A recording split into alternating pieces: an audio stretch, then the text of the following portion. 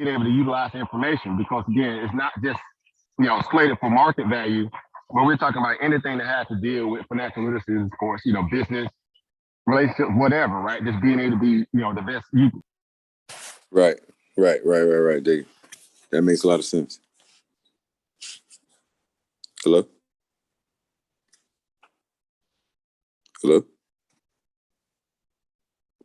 Oh, I think his mic went out again.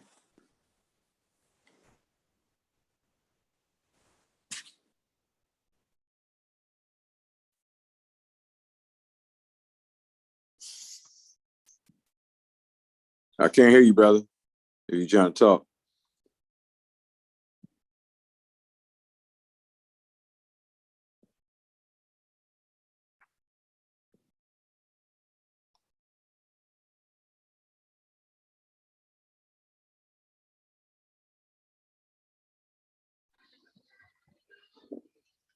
All right, make sure I have it here. All right, can you hear me now? Yeah, I can hear you. Okay, good. All right, just want to make sure we're good on the YouTube side of things. So yeah, man. So yeah, we out here, like I said, DC today, man, and again, they got the reparation rally going. Definitely want to be a supporter of that. Can you see everything from my phone? Yep, I can see it. Yep. Yeah, man. So I know you're a proponent of, all things cultural yourself, right? Being a foodie yourself. Yes, sir. On the conscious side of things. So I know this kind of fit within your repertoire, just seeing people kind of get together, right? Especially on this level. But yeah, man, as you can see here, man, you got, it's pretty decent turnout for what it is. I mean, more people gonna feel thin, as it goes. There's all the dignitaries over there. You got Marcel over there, Barbara Smalls over there. There's a few more of them over there. But it's, supposed to start at 11, but they'll get going here in a minute, but they're over there chilling. Yeah, Barbara Smalls them over there. Yeah, so as you can see, man, pretty good little crowd. Barbara, Professor Smalls? Yeah, Professor Smalls, yep. He's gonna be here, Barbara Kaba Kuwait, Kaba, Brother Kaba. Yeah, but I just heard him on Clubhouse the other day. Yep. So I'm gonna come to the front so you guys get a little picture of it too. Yeah. So, okay. Well, regardless, it's always great to see our people. Yep. There's some camera guys over there. Yeah, so it's gonna be a lot of people, man. Well, it looked nice and sunny out there today. It is. It's beautiful in DC, man. It's backyard. Somebody just moved to the crowd to see all the beautiful black people, man. Yes, so we're going live on YouTube as well, so that way people that want to be a part of it, if they could make it. I do a little bit of, journalism, right? Of course, I have my views, and right. I'm definitely equal opportunity when it comes to Black empowerment. That's no secret. Anybody that knows me, beyond just speaking, financial literacy, we also got to have that cultural element as well, right? That's a nice sign there, right? Right. So as you see, man, we got people from all walks of life a little bit here, man. So it's great. Of course, this is a universal issue. It's not necessarily just slated just for, only us having to turn out, because we also need supporters, right? Right. You know what I'm saying? We need allies, no matter what that look like, right? One would say, but it's true, right? So you got the brothers with the RBG flag, Okay. Yeah, so it's loaded, man. Yeah, and it's at Freedom Plaza. Here in DC. Are you familiar with Freedom Plaza?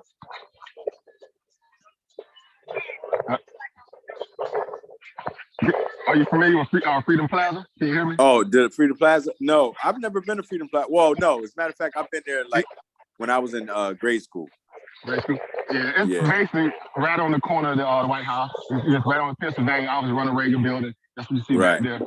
That's the runaway building back there. Then, of course, you got the National Theater over here. As you see right there. So they play a lot of black stuff in there. And actually, they got New Jack City, live stage play going on right now. But, okay. Yeah, so this, DC went from chocolate city to, Neapolitan city. Neapolitan. Yeah, it's been gentrified, speakers there. But yeah, man, it's beautiful out here, man. Just seeing all these people out here, man. It look like it. Yeah, and it's, it's more people gonna come eventually in that regard. Like I said, I don't care. My mentality is like, if a few people show up, man, we winning. That's right. You got people to get up, spend a little money, even in some recessionary time, to come support something that's very vital, right? Because again, you're talking about restitution. No matter what stripes you're on, what position you take is necessary. You see what I'm saying? True indeed. True indeed. Yes, sir. Yeah. So we got the brothers out, the Hebrew Israelite brothers out here, so definitely go shine a light on them, because I know. Watch out for the Power Rangers now.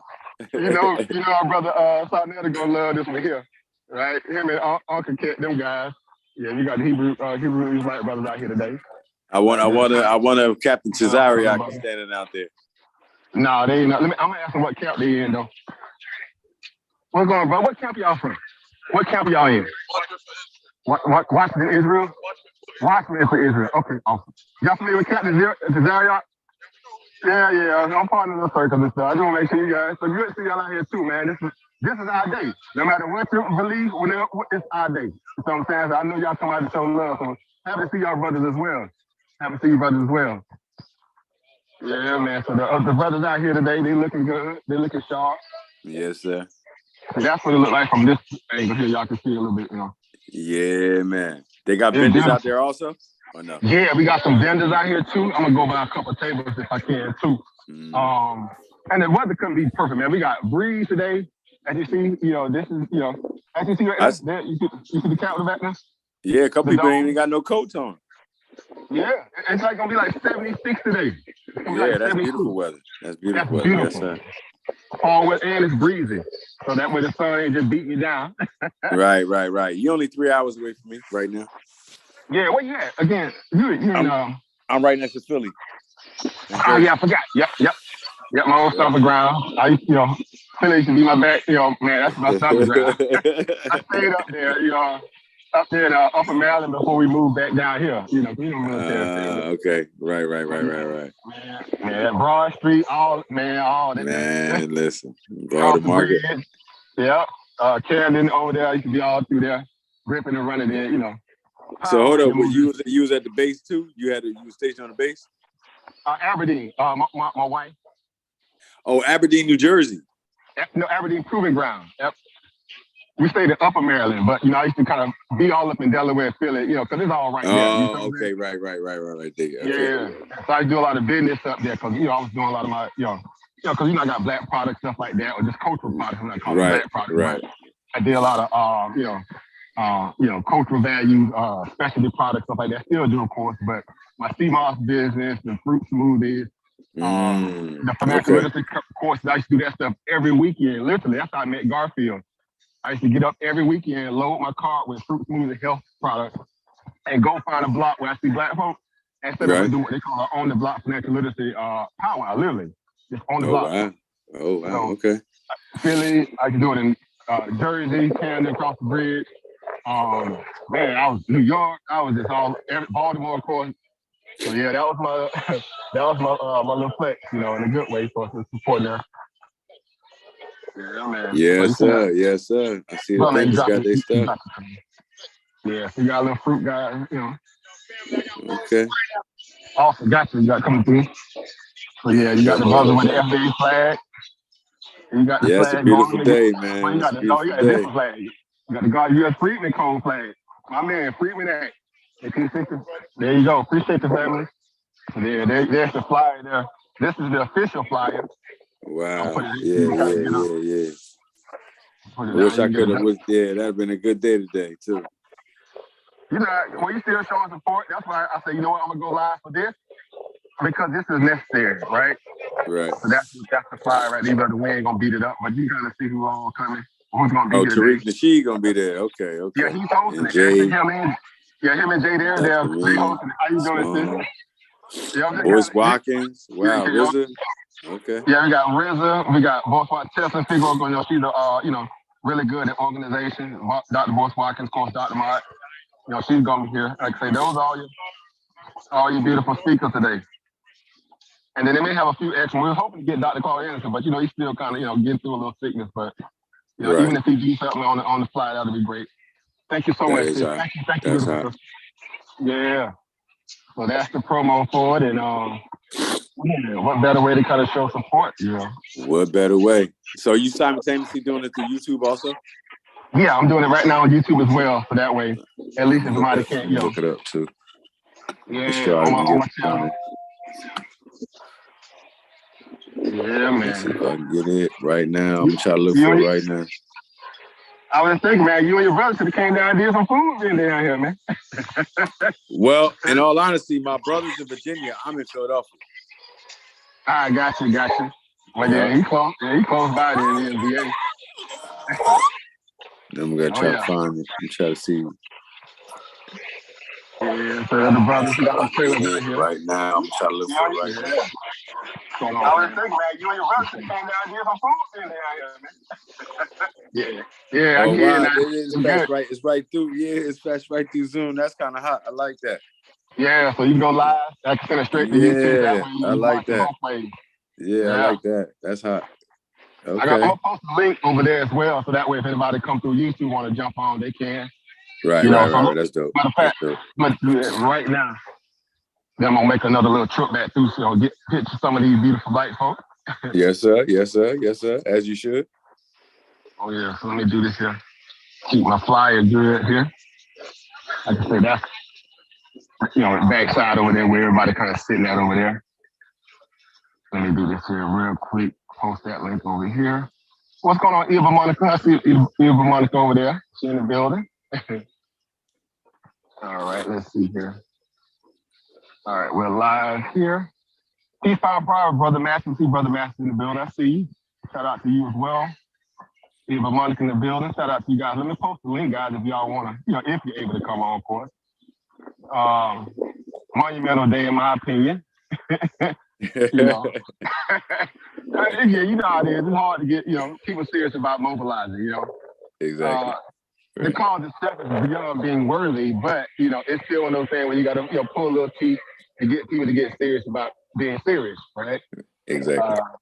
It's the same thing when we talk about when it comes to the investment world, right? People, they want it, but they got to get serious. You got to want it.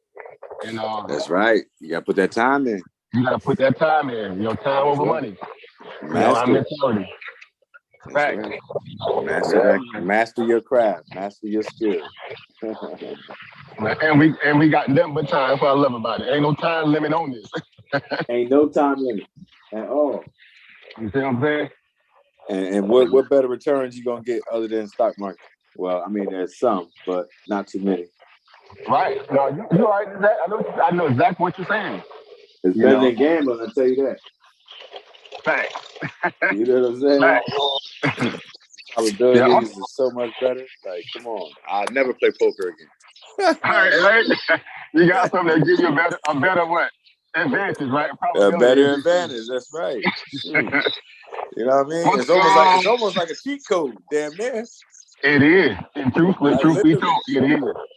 You know, and people who are smart, they realize that's where they come hang out at. They understand equity markets, asset ownership as a whole. That's the true power of being able to be naturally free.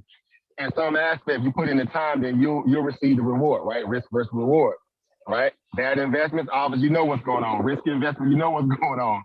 That's right? Exactly right. You're right. Yeah, you're right. That's it. Even your odds by gaining more values of probability. Right? So that's what it's about, man. So yeah, I see you, Sister Tamika in the building. Shout out to you, Eva Tamika, on YouTube. Peace, power, profit to you, Eva. Over Jermaine, we see you in the building. Peace. Yeah, they're on YouTube coming in a little bit.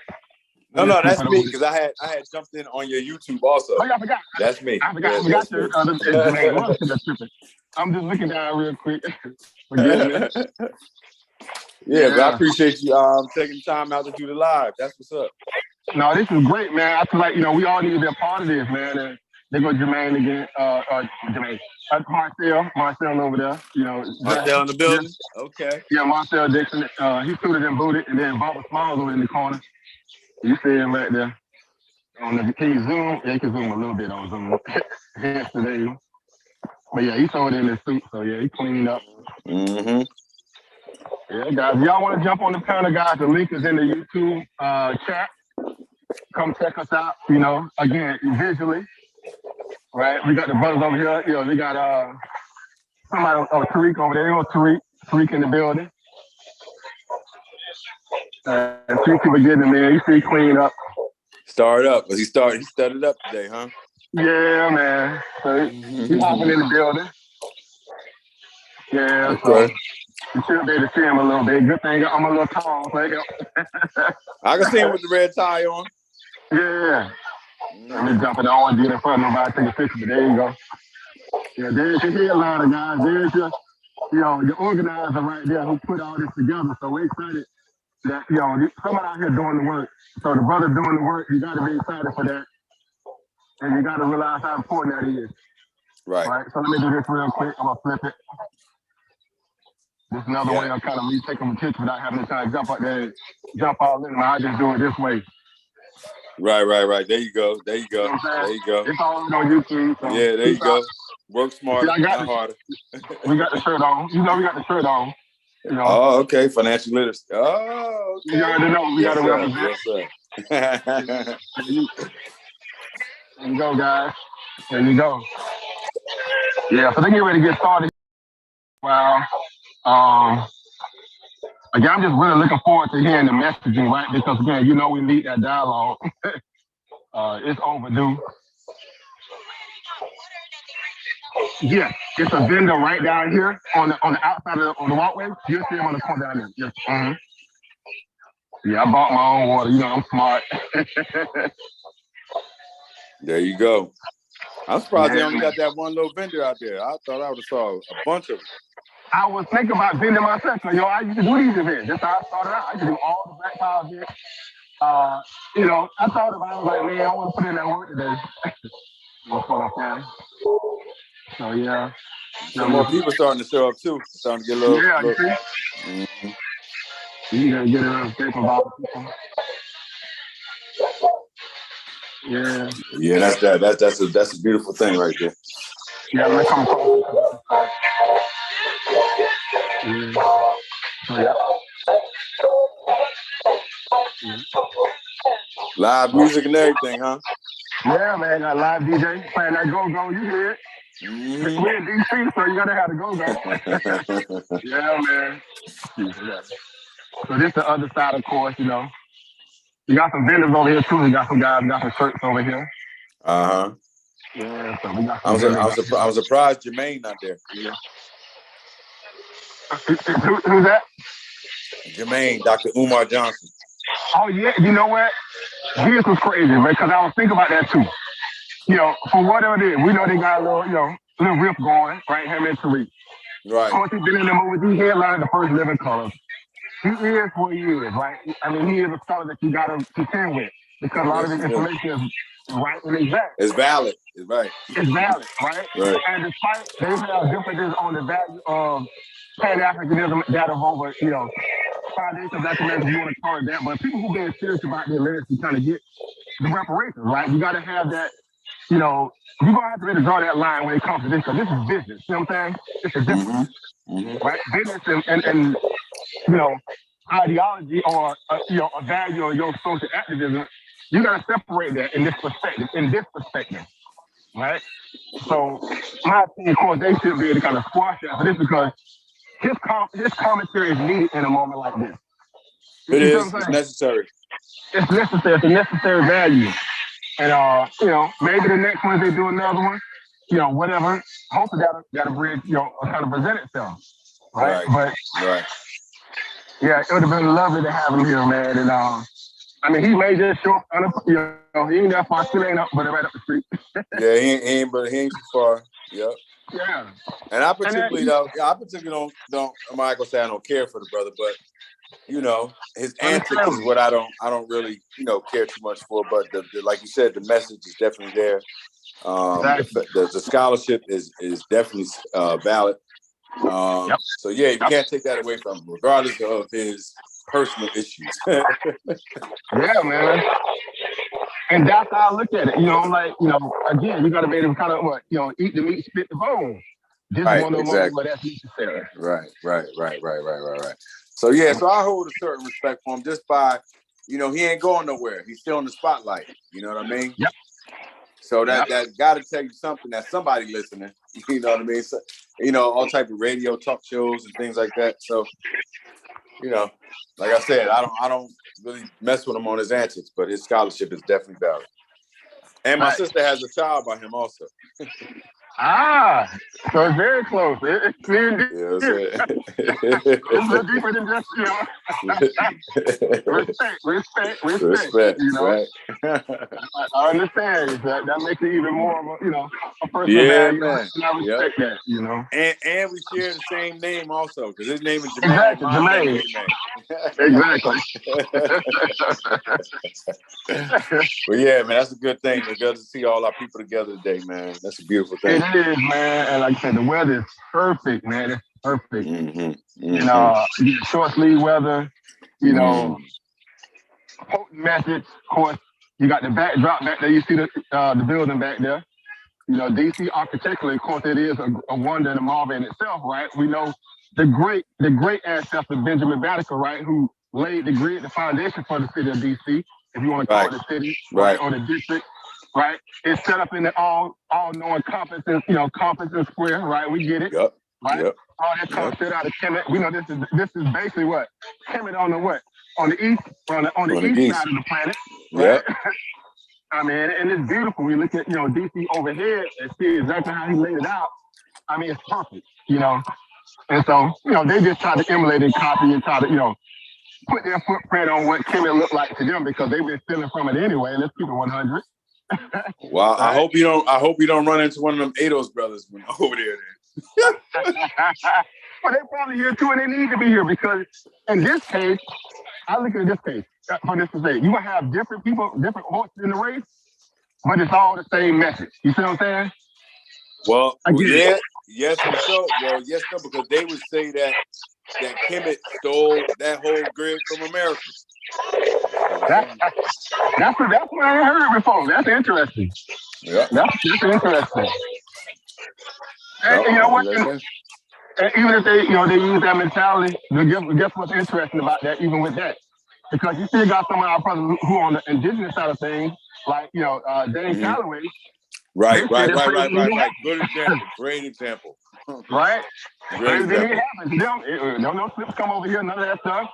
But guess what? They still have a dog in the fight. Why? Because reparation is lit its base. If you was here, then you need to be here too, because this movement is for you. You see what I'm saying? That's a fact. It's about you getting a check that's owed to a debt that's not paid, and the rest is just, everything else is water on the bridge until that check gets cut, because business is business. Business is business. You right about that. Water under the bridge. Yeah, man. So it's gonna be interesting. The amount of people that's gonna, really go into this after this day is over with. There's gonna be a lot of commentary, a lot of videos, a lot of, up and down turns of their values and views about today. It's great. The conversation is starting. That's what matters more than anything. You know what I'm saying? Right. Exactly. The whole YouTube ain't tripping on this. Well, it's needed anyway. I mean, especially with the current backdrop of what's going on these days. You know what I'm saying? Like, it's definitely needed. See all the beautiful black people out there today, man. I gotta show you. They guys painting a mural in real time. Well, he's painting, at least his backboard speaking about it. He's painting the board right here in real time. See? Oh, wow. Now that's super hot. That's super hot. Yeah, I like that. Now I like that.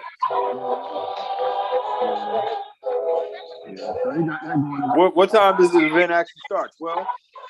It's supposed to start at 11, but black people time. Somebody didn't show up on time today, huh? Man, they still get it. They're not used to DC traffic too, so how that goes. Oh, yeah.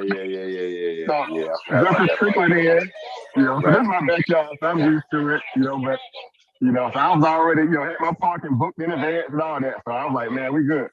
2 weeks over there getting it in, speaking a little bit, because, they brought in press as well. They got some international press and some local press there, so you're going to have, also, Ron Grant, the comedian, Red Grant, excuse me. Yeah. Ain't he a politician now? He's running for mayor for DC. Right. That's what I heard. Yeah. That's what I heard. So he's going to be here. He changed his whole style up. He don't even sound the same no more. Right. He got dignified on us. He got dignified. Yeah, he got dignified on us out here today. So yeah, man. And that's good because again, when we say we don't want entertainers to be voices for us if they ain't speaking a very resolute message, well, guess what? The brother got serious about what? his message. You know what I'm saying? His message, right? Right. Used his platform, grew his base, and now he has a voice. And now it has value to it. Why? Because you know, people starting to realize the importance of that. Brother Carver just came in the building. You see him right there. Brother Carver in the house. Okay. Brother Carver. I got his courses for homeschooling too. So, you know, I've been a big supporter of him for a long time. Okay. Love that brother, man. Really hardworking brother. He's real deep. Like I said, I just heard him on Clubhouse the other night, building with Red Pill and Blue Pill. Yeah. They go to Elder, you know, the Barber Carver right there in the back. I'm asking this so many times, because like I said, I used to do all the little black vents.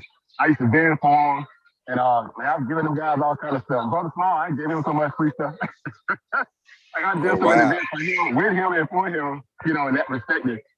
From up to Trenton, New Jersey, all the way down to Baltimore, New York. I didn't, you know, man.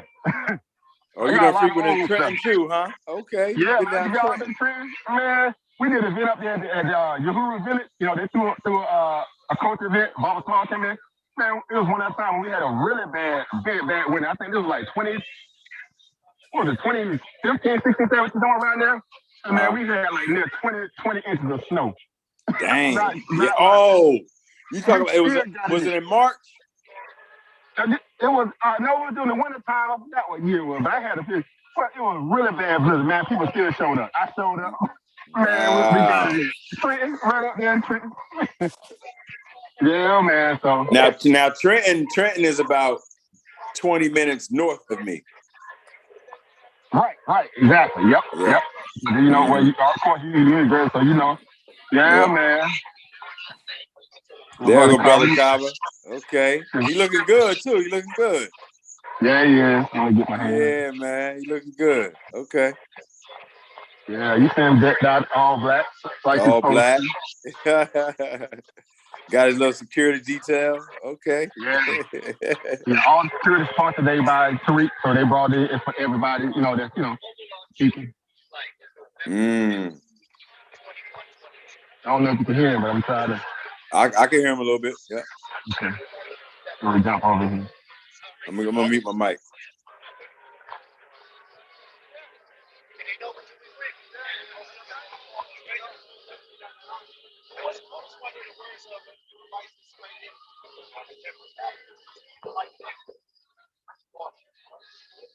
There you go.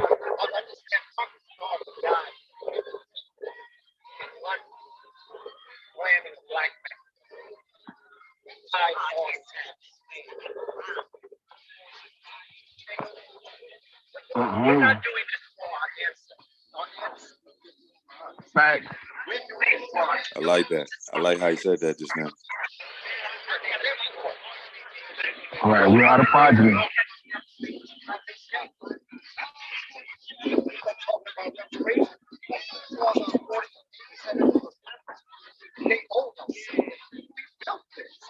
Thanks.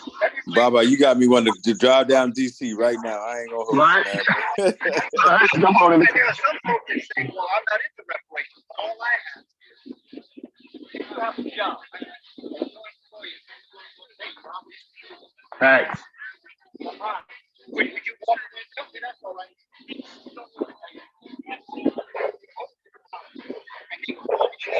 Thanks. But the longer it takes, the more they're gonna have to pay. Right. We're gonna check on issues.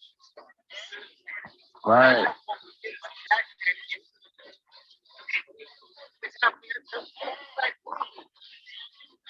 It's happening as we speak. Right. We just gotta have that mentality. Like the worst class of people. Yeah. Hold on, let me get on. You got a lot of these people, they out here, they fight for the South, and at the same time, they get gold buckets, you know what I'm saying? On some patriots. You know what I'm saying? I feel like a lot of times, like, often forgot.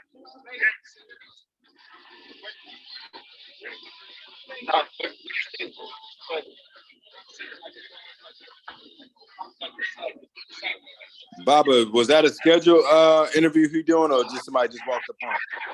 They're doing a lot of impromptu. Okay.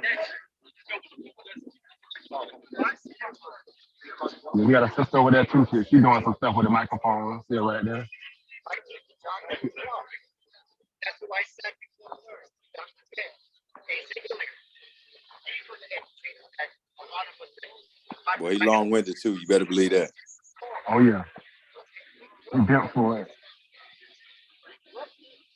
Okay, he's been by a couple of years, but that's my brother. Yeah. A lot of what I say comes out of sitting at the feet of the others that came before. Mm-hmm.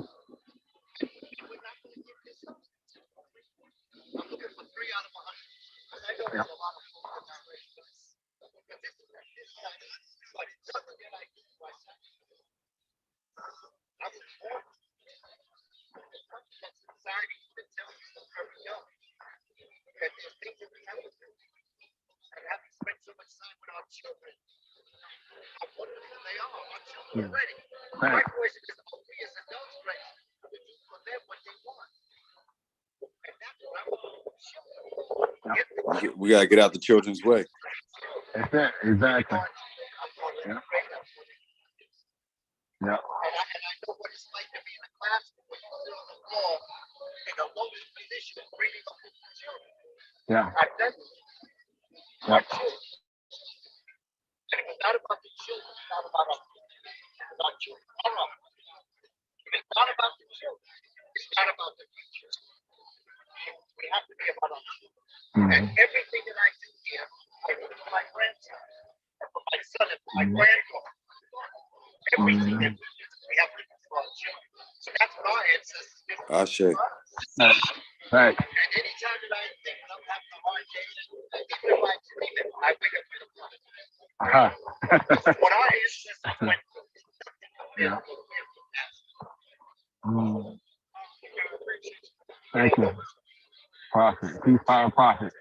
Peace, fire, prophet, over. Peace, fire, prophet, over. It's always good, brother. Peace, fire, prophet, over. Thank you. Thank you, brother. Have your homeschooling course too for Fantastic. Yep. My website, go to my website. Yep. I'm a coming there. I've got a number of things. Yep. Hey, Yep. brother. Thank you. Thank you. Thank you, brother Carver. Mm-hmm.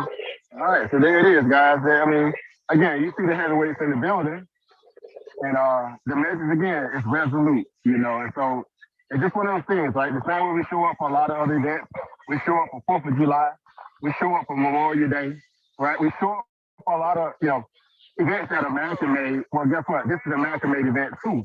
Why? Because it's solidifying what our place and making sure people don't, you know, sweep us under the bridge, right? Sweep us under the rug, so to speak. That, you know, our values that are slated in the value of the work that our ancestors put in place, they have to be respected. Not just from a place of understanding that it happened, but also from a place of restitution, right? So reparations, you know, in my opinion, is just that. It's that restitution. It's that, you know, understanding that, okay, yeah, there is a debt that's owed, and there's a people that need to be respected, right? And so today, that respect is coming alive by all these beautiful Black faces that are out here today. They're here to support that, so they don't necessarily be forgotten. You know, their children can get a fair share, or fair shake, if you will, and being able to kind of get their needs met, right? By way of the ancestors who plowed and tilled this soil to build the beautiful city of DC, right? So it's solid, man. We out here. You gotta see it, man. We out here. You see it. So it's beautiful, beautiful. Right? Some people got she's starting to get real crowded now. She's starting to get real crowded. Starting to pick up. Mm-hmm. You know the radiation gonna be on fleek today. That radiation coming off these beautiful Black bodies gonna be thick. Yes, it is. All right. I mean, you can feel the energy out here. I'm not, you know, I know I'm gonna come from like, you ain't feeling no energy, boy. That's too though. No, you can feel the energy out here. You can feel the energy out here, though. Seriously, man. You can feel it. Come on, thank you. I just want to say, yeah, man. So it's beautiful, man. Yeah, it's always a great day around to be around our people, man. I mean, you can't ask for nothing better, man. I'm just nothing better. Look at that. Like you said, man. They got the Hughes brothers in the very back, holding it down in the back. They got the back door sealed. Oh yeah. The perimeter lined up.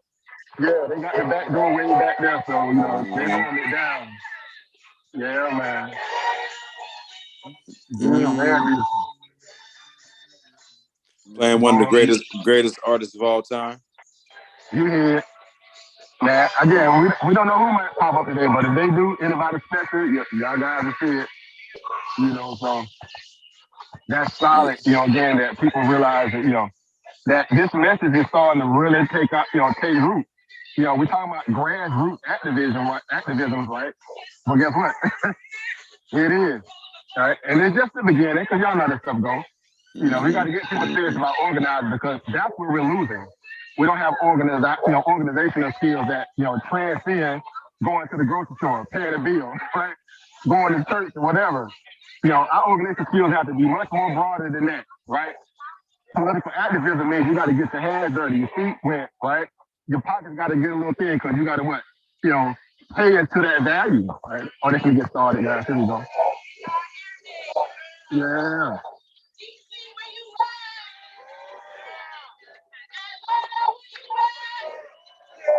Oh, Jade, Dr. Jade.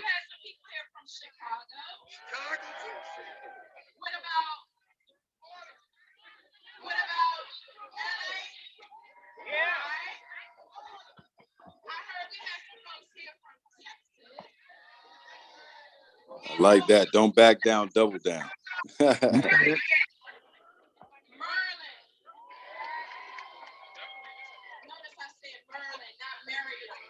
All right. In the building. Welcome. Peace, love, and reparations. First of all, let's give our black selves a black hand for All right. Detroit is in the house. Where's Detroit? I just love my people, right? Jersey. Jersey in the building. All right. Yeah, I knew she had to represent at some point. FDA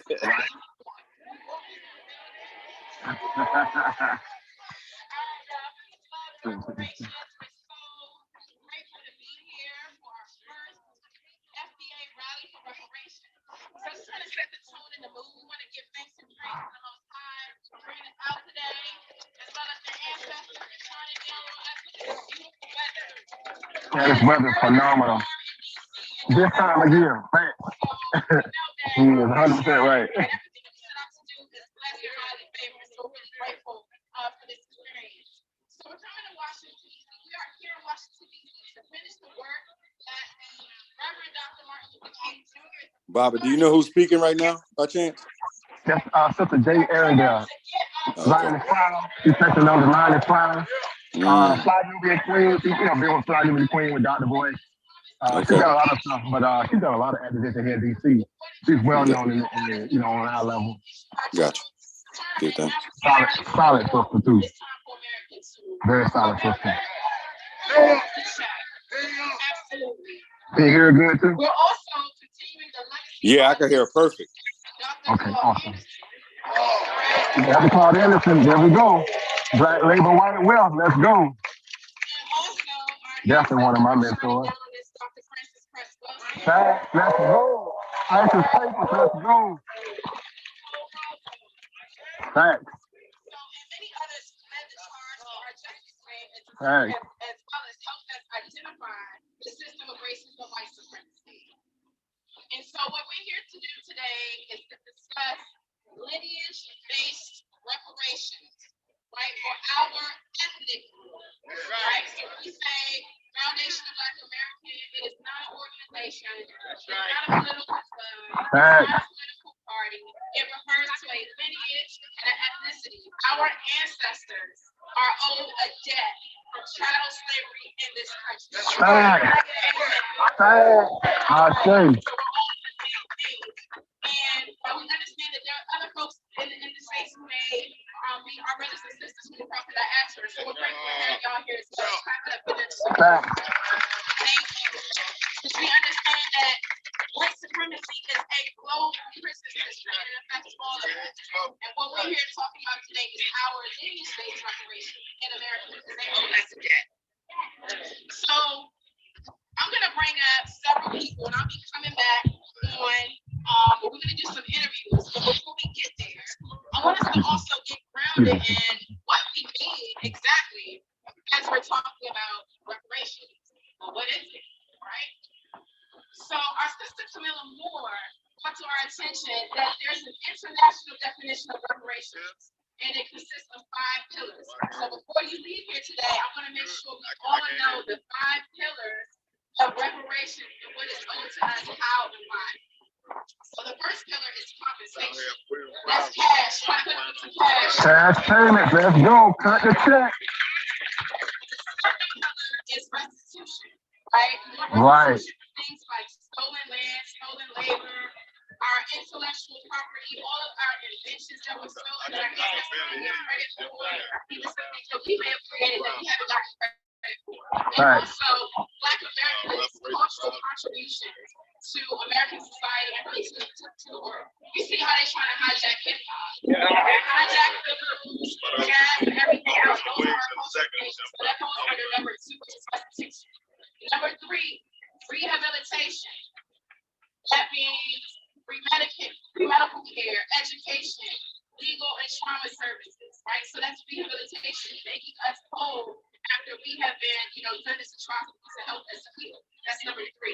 Number 4 is satisfaction.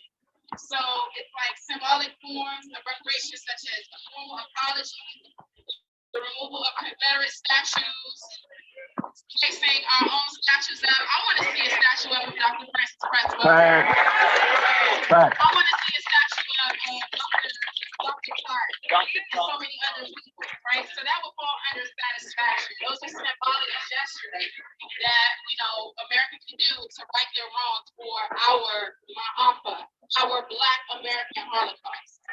All right, and number 5 is a guarantee of non-repetition. What's going on over Chris? So you're part of the building. Policies such as like an anti-Black hate crime bill to hold people accountable, to make sure that these racists don't continue to hurt us. We need to make sure that we're able to hold on to our civil rights and our God-given rights in this country so that slavery doesn't repeat itself. So that falls under number 5, guarantee of repetition. So I'm just going to read them off really quickly. The 5 pillars of reparations according to international law. 1, compensation. Repeat after me, compensation. 2, restitution. 3, rehabilitation. 4, satisfaction. And 5, guarantee of non-repetition. Guarantee of non-repetition. Clap it up for yourself. Let's go. All right, so we are going to bring up the first person that we're going to interview real quick on the stage. You're going to get to know them. If you don't know them, we're going to bring up Dr. Randy Short. What's going on, family, low-key? I see you in the building, brother low-key in the building. Shout out to you as well. Thanks for tuning in. Shout out to the fam on YouTube. All right, Dr. Randy Short coming to speak. Fire branded, brother. Speaks his mind. PhD rated. Let's go. Let's go. Let's go. This is Dr. Randy Short, a DC native of the public schools and a victim when we don't have states' rights for us. We're being replaced, right? But we ain't going nowhere. Marion Barry lives in all of us. Let's go. Chocolate City will not be erased. This is a day that God made. A day that we would stand because we're going to get our money, we're going to get our freedom in our lifetime, not Sunday, but now. Let's go. Somebody say now. Now. Now. And that's a little word I'm going to keep it clean for the family. It's called NFM. You think about what the F is, but one is mother and the other is money. Can you say NFM? NFM. All our NFM. Let's Y'all should feel proud of yourselves. Give yourselves a hand. go.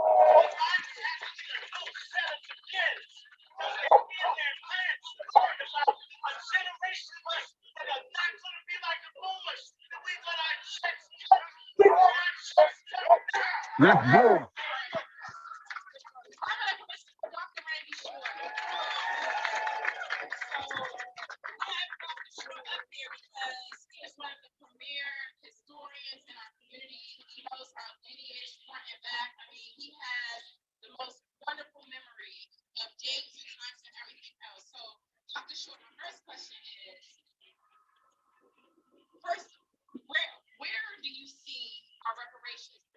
Oh, this interview style. This is hot. Yeah. There's no force under heaven that can stop even 2 or 3 of us from getting what we want if we want it. That's right.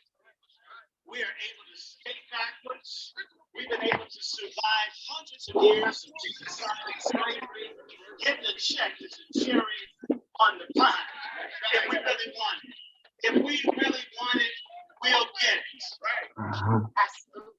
Thank you, Dr. Short. Can you just give the family a few historical facts about the reparations movement?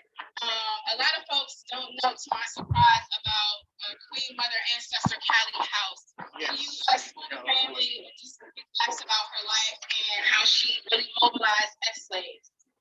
Callie House was what I call a WASI. Can y'all say WASI? WASI. WASI stands for a warrior sister, a real solid Black woman, a queen, a goddess, a pork of life. She's not a pork chop feminist. She's a warrior. She's a mother. She's a lover. She's a sister. She was born in Tennessee in the 1860s. She's one of the founders of one of the things that was called the ex-slave mutual relief and bounty, and I got it, and pension. That's what they wanted. And that started about, what, 1897? Okay. No, before that. Anyway, don't worry about it. I want you to be clear that Callie House with Isaiah Jefferson got over 300,000 Black people nationally to want reparations. This is even before Marcus Garvey's movement started. Wow. Understand that they had at least 300,000 people, and all of them 10 people, out of 10 or 12 million Black folks, 3 million of us wanted reparations. And understand, that was like 125 years ago. 123 years ago, the U.S. government decided that we would not have reparations, and they never stopped. The Callie House was framed, lied on, maligned, jailed in 1960. She died in the 1920s and the 60s. Sound that Papal Bull. But Right. her spirit never died because we're here today. Let's go. All right, clap it up for Callie House, our ancestors.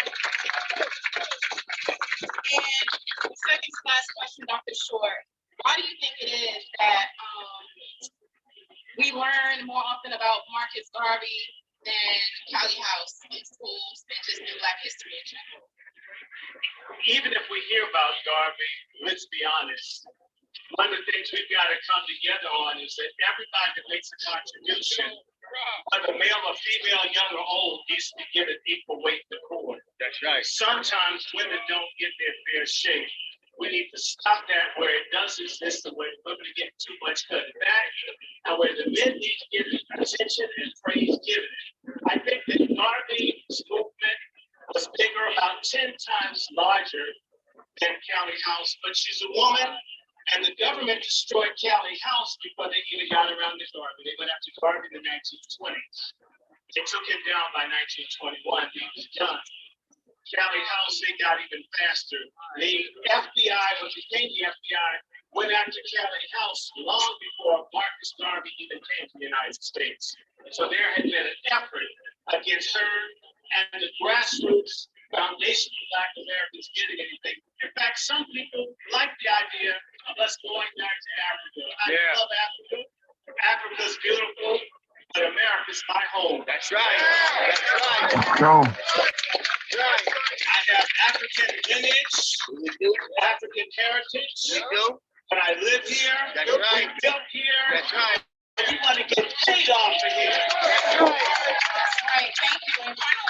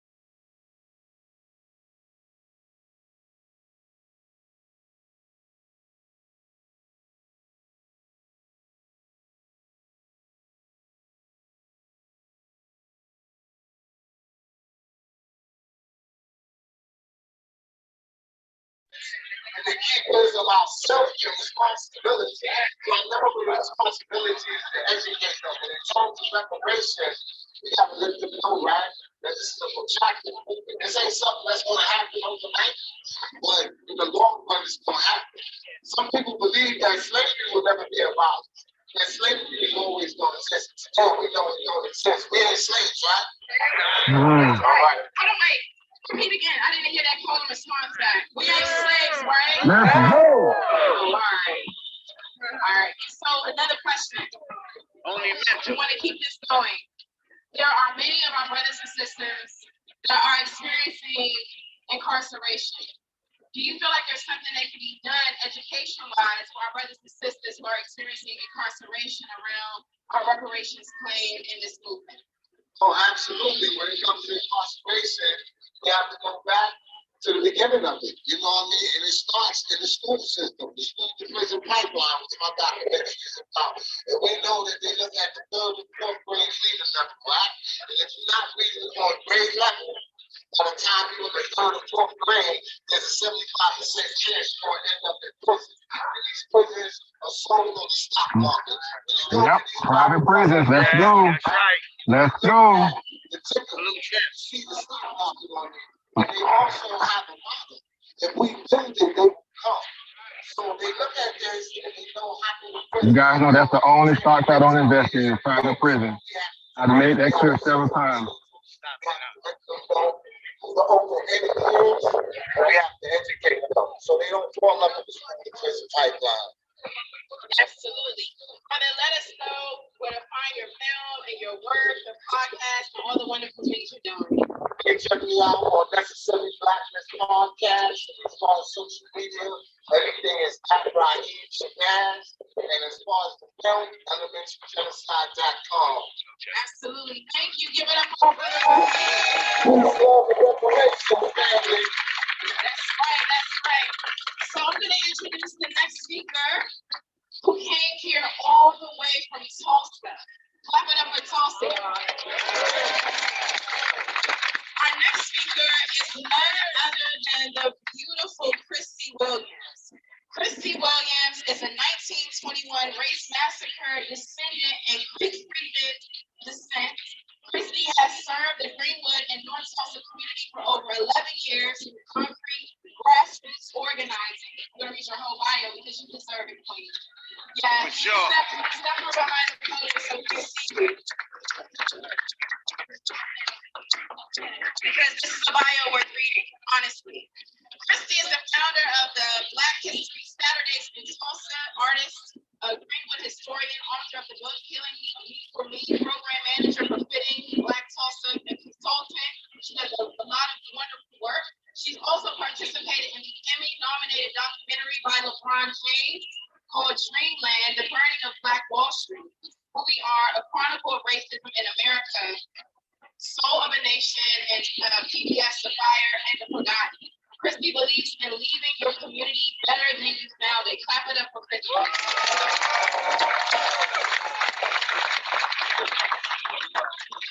I just want to say this is beautiful. When I walked up, I was just like, wow, this is beautiful. Black is beautiful, isn't it? So we want to know about your work and your experience. So you are of the lineage, right? Your ancestors descended from American slavery. You're also Native American, Black identified. So I'm not Native American. So what people need to understand when I say pre-freedom, that means that the Creek Nation in Indian Territory, now Oklahoma, enslaved my ancestors, my people. My great-great-grandfather came on the trail of tears as a slave. Likewise. Like I'm with every slave. And so when we talk about reparations in Oklahoma, we're not only talking about national reparations, we're talking about reparations from the 1921 Tulsa Race Massacre. And we're talking about reparations from these tribes who owe us too.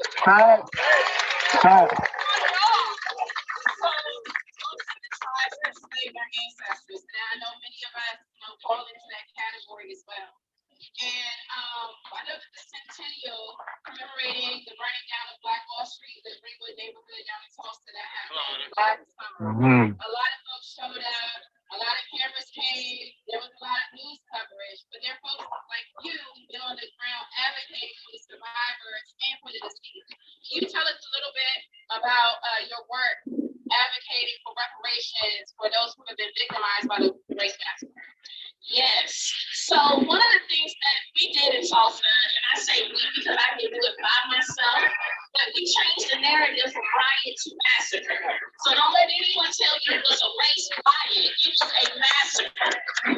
I used the term riot, so that way it implied that it was from both sides. And we know that didn't happen. So we have to tell the truth. So just changing that narrative was important. And I also serve on the 1921 Mass Graves Oversight Committee, where we are following our ancestors in these mass graves.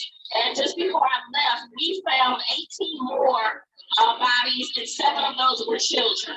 So we are still on the path of that. It's really hard because we're still fighting the city. And the city of Tulsa wants to look good while it's doing nothing. And so, you know, and then it goes back to that question, how can we ask the same people who played a huge role in the 1921 Tulsa race massacre to investigate itself? Right. So while we're on this oversight committee, we understand what we're fighting. And so please be on the lookout for information about that. Give us the support, your prayers, your love, as we continue to fight for our ancestors, especially as we're pulling them out of these mass graves. Because I literally pulled them out myself. Me and our city councilor, Vanessa Harper, the only Black city councilor in Tulsa, we literally pulled these bodies up out ourselves with the archaeologists there. We're not just letting white hands touch my ancestors. Let's go. When I was down there last summer, I actually went to the cemetery and I got to see the bulldozers. There were some white folks there that time, so I'm really grateful that y'all are down there doing that work because we don't want any white man doing our ancestors. You know that. Right. You heard them, don't get the You touch them. are a tremendous organizer. And, you know, for folks who came from different parts of the country today, being mobilized around reparations, what advice do you have for them as an organizer to get involved in their community around this topic? I say take everything from here today, network with people, go back home, and organize. Get your issues together, your goals, what you want to do, what you want to accomplish in your community, and do it. And then you can call on a lot of people here that's willing to help you to get those things done. And so these moments are beautiful. Like, this is so beautiful. I was looking out here and I see the RBG flag. I love it. The FBA is just beautiful. It's beautiful out here. So just use this moment to build something when you go back home. Don't let this just be a moment. Don't let it be a moment. Tariq worked so hard for this. You guys don't let it be a moment. Don't let it be a moment. And the final question I have is around, it's also about organizing.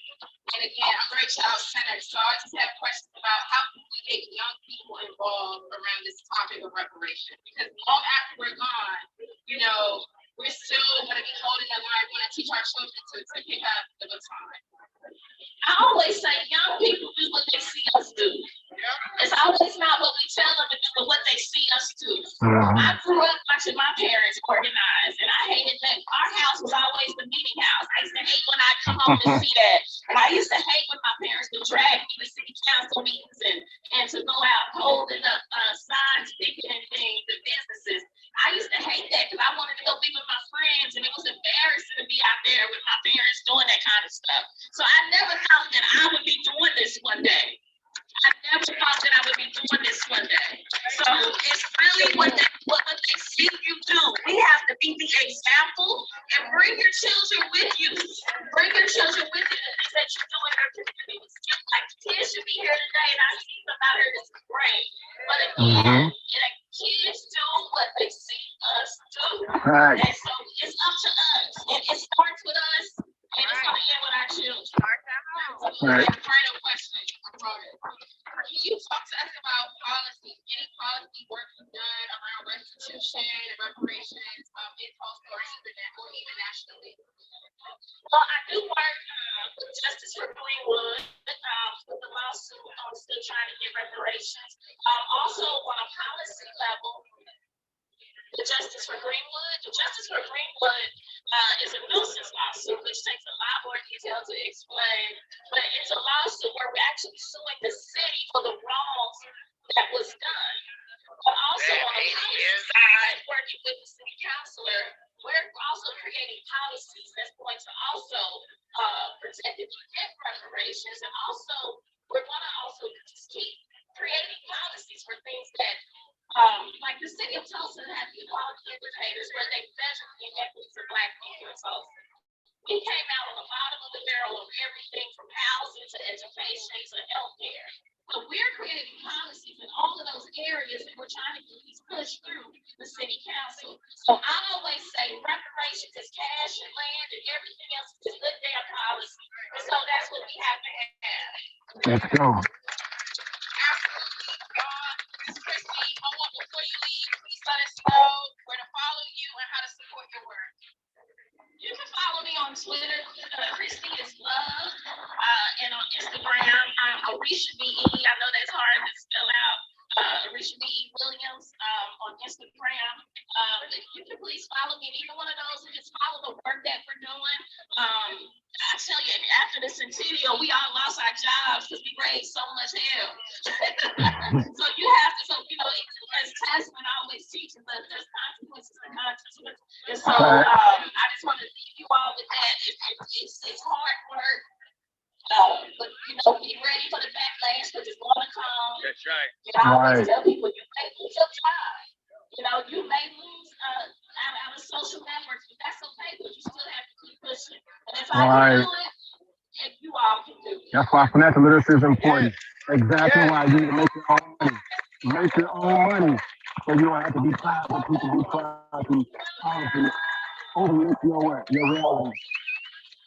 Or sanctions you like they're doing Kanye West and many others. Kyrie Irving. Get invested, guys. She's holding the line, holding these folks accountable down in Tulsa, right? It's taking a lot of time and effort and sacrifice, and we are so grateful. We want our checks. Let's go. Right, we want our checks. Cut the check. So the next person we're going to bring up is an artist. We're going to bring up my brother. If you follow me on social media for quite some time, you may have seen a picture of somebody dressed up in a particular manner. Hopefully he can make it. I have to take give us a second. Clap it up for this man. Show him some love. Y'all know what y'all about to see. Clap it up, clap it up. Clap it up. This is our brother, Sharif Shafi. Oh, wow. It's fine. I just put my arm down for time to catch it. Forgive me. Where you want to stand at? Don't hit the phone. Put the mic stand on. So our brother Sharif has exhibit. Can you guys see that clearly? He has shown up in DC. I've seen it. I've been there in front of the This is the collar they used to put on our ancestors. This is the collar. Choke collar, metal collar with chains, barbs on the end. They used to put this around ancestors' neck. Stop playing if you think that people don't owe us our money. Stop playing. That is old. That's right. Let's go. Let's go. Our brother Sharif is coming up to DMV, and I'm going to put the mic up to let him introduce himself and to tell you all about his work and why he does his work. Thank you, my sister.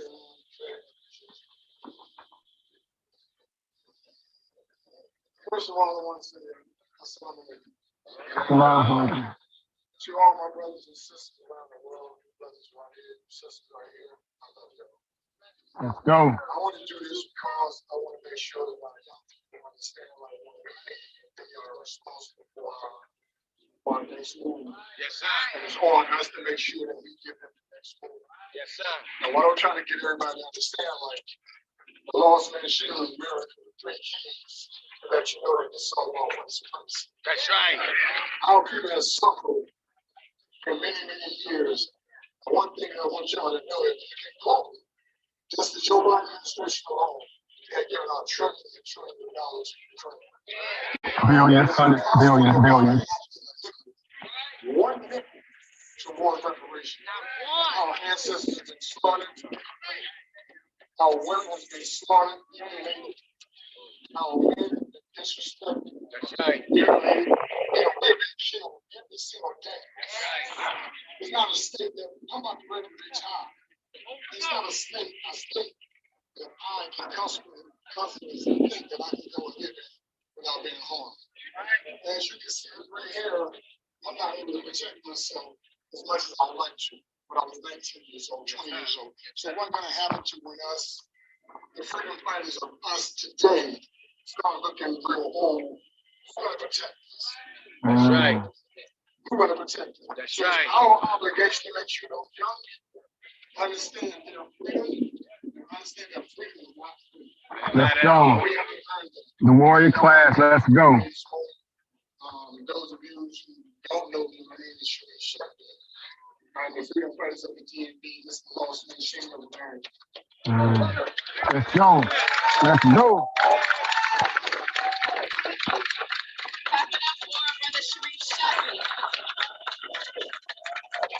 Thank you, brother. Thank you. Powerful art. Powerful art. Our brother also has done, he goes to different historical sites around the country, literal slave auction blocks and things like that, you know, wanting to preserve history. Can you speak a little bit about some of the places that were tied to slavery that the white supremacists are trying to erase or pretend like never existed, and how you advocated to sort of keep them visible so that we will never forget? Yes, one of the places I've been budget board, Virginia. There's a slave block here that's been sitting there since pre-Civil War. So before the Civil War. And a slave block was sitting in the middle of downtown Fredericksburg. They want to move to a museum. I went there, this outfit on, and said no. I went to Chicago, the first place that we received some form of reparations. And I was there with Cobra. I'm out in California where the governor has said that reparations are must, that we must have it. I've been basically in every state. I know I'm in the process now going to South Carolina to open up a youth museum there January 23rd. Let's go. Our history has to be told. Now, I believe that very statute that has been towards white supremacy, don't move the statute. Leave the statute there and put another statute aside so that we can talk about our history along with their history. You must not know that right there in Annapolis and also West Point, right? West Point, they has a 11 by 5 white Ku Klux Klan statue in the middle of West Point. And that's unbelievable. It's the culture. So thank you for having me, and I appreciate you. Thank you so much. For those of you guys don't know, of course, I've been on West Point grounds. Yes, it's pretty amazing. That property in itself, just backdrop into the Hudson River. It's loaded with a lot of monuments on that campus, if you want to call it campus. Yeah, I'll post some pictures of it too, so you can see. First of all, he's a music historian. I don't care if it's the blues, if it's about jazz, if it's about hip hop. Juwan B got the facts. He's a music historian and he's a podcast host. The podcast is called Hotepish and Incense and Ashtrays. Give it up for our brother Juwan B. Let's go. Let's go, brother. What's going on, family?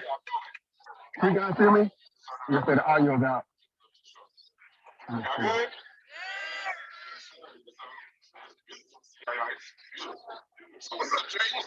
DC has nice weather too, not just in LA.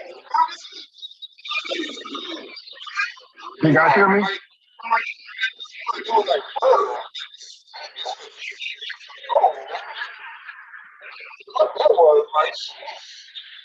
What's going on, family Corvus?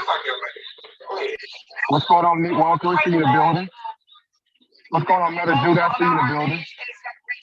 Brother James, I see you. What's going on, family? Can you guys hear me on YouTube?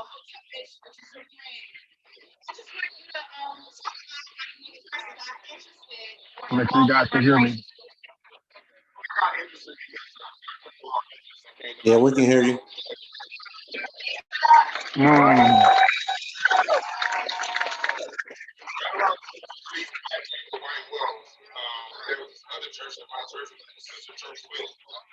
What's going on, family Durant? I saw you, yeah, Brother Matthew. I see you guys. Okay, awesome. Thank you, family.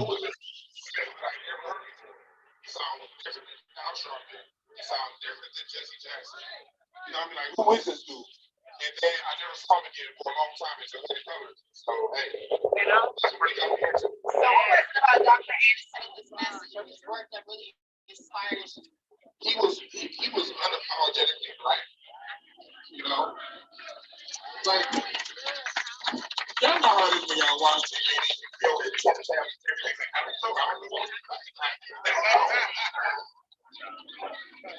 Dr. Paul Manson came and sat down with his chin up and spoke for black people.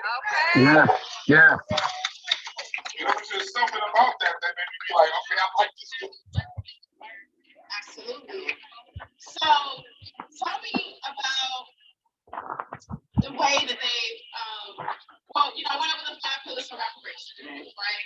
And one of them is restitution. A lot of our stolen intellectual property and our cultural contributions have been hijacked by the dominant society. Can you speak about the debt that is owed there in particular? Let's think about this. Black people invented every form of music that's out there. Right. Country, western, hip hop, jazz, blues, whatever it is we think. If everything is square, we made it. So if we have our money, if we have our restitution, if on a shoestring budget we can create one Motown Records, what can we do with our money? We would never need these other people who are canceling Nike contracts and all this stuff. If we had the money. What's going on, Overrich B? I see you in the building. Overrich B in the building. Shout out to him.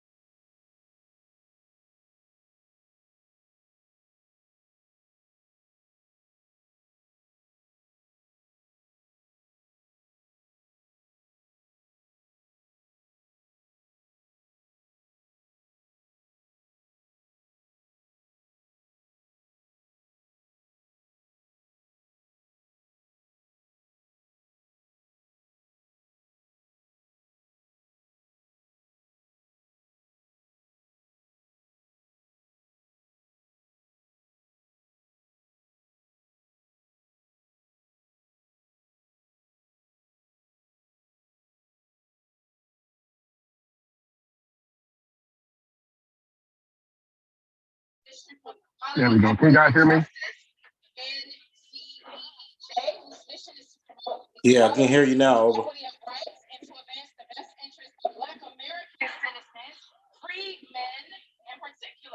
In the areas of reparations and workforce development, everybody give it up for our queen.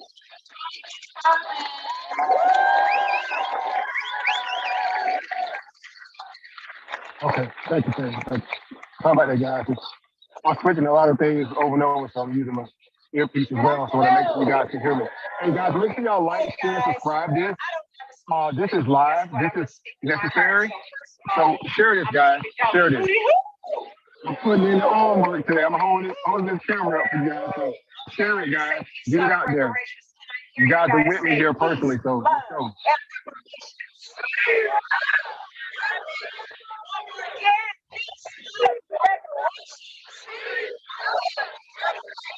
Okay, so let me tell you I don't even know what to say. This is freaking beautiful. Yes, it is. Yes, it is. Can you guys imagine if we had had greater lead time? This is love. This is family. This is who we are. This is our culture. Now we're taking you to church. Turn to the person to your left and say peace, love, and reparations. Peace, love, and reparations. Let's go. Person to your right. Peace, love, and reparations. Well, I went to the right. Peace, love, and reparations, Cheryl. Let's go. It's about us. It's about our culture. See how naturally we can feel any type of way. This is what we do. We are here in the nation's capital. That we know. Right?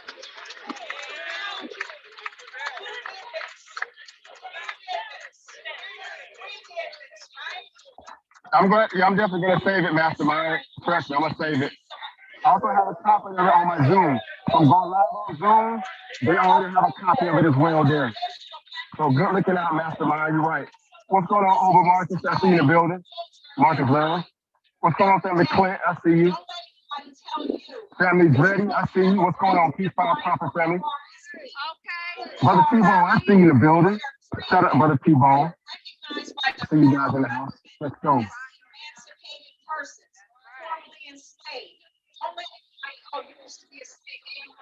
Like, share, subscribe, guys. And we're resilient. And we're improvisational. Beautiful day here in DC. Athletic. Beautiful day. Artistic. Yes. Creative. Yes. Yes. Yes. Let's go. Foundational Black American. Let's go. So what I want you guys to take away from this today, this is like a recalibration of who we are. This movement is beautiful. And I don't think it's been since 1965, since the Civil Rights Movement. This is a humanitarian movement. Right. This is the first time that we put ourselves first. Grassroots, let's go. They have us so convinced. We gotta bring these people with us. All people. LGBTQ. Right. Speak on it. Speak on it. Right? Don't fall for that anymore. Right. Do not fall for that. You stand strong. You don't have to drag anybody on our coattails. We're great people, and as they say, much is given, much is expected.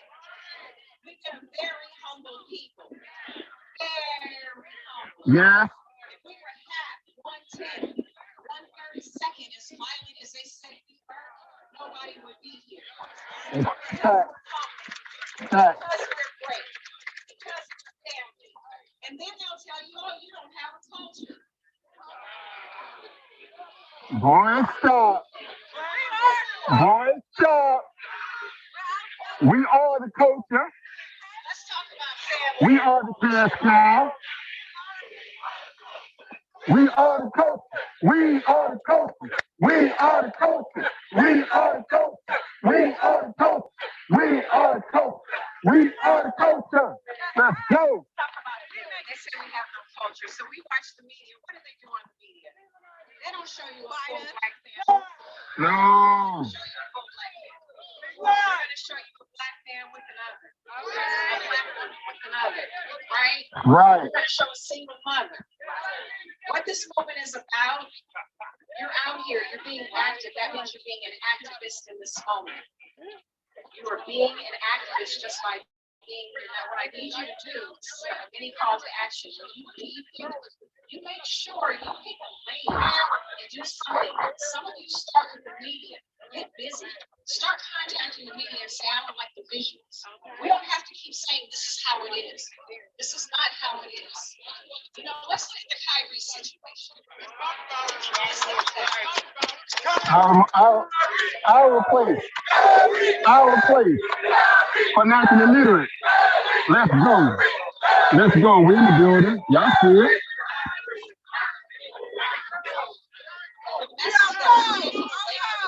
Let's go, guys. Y'all see it? We in.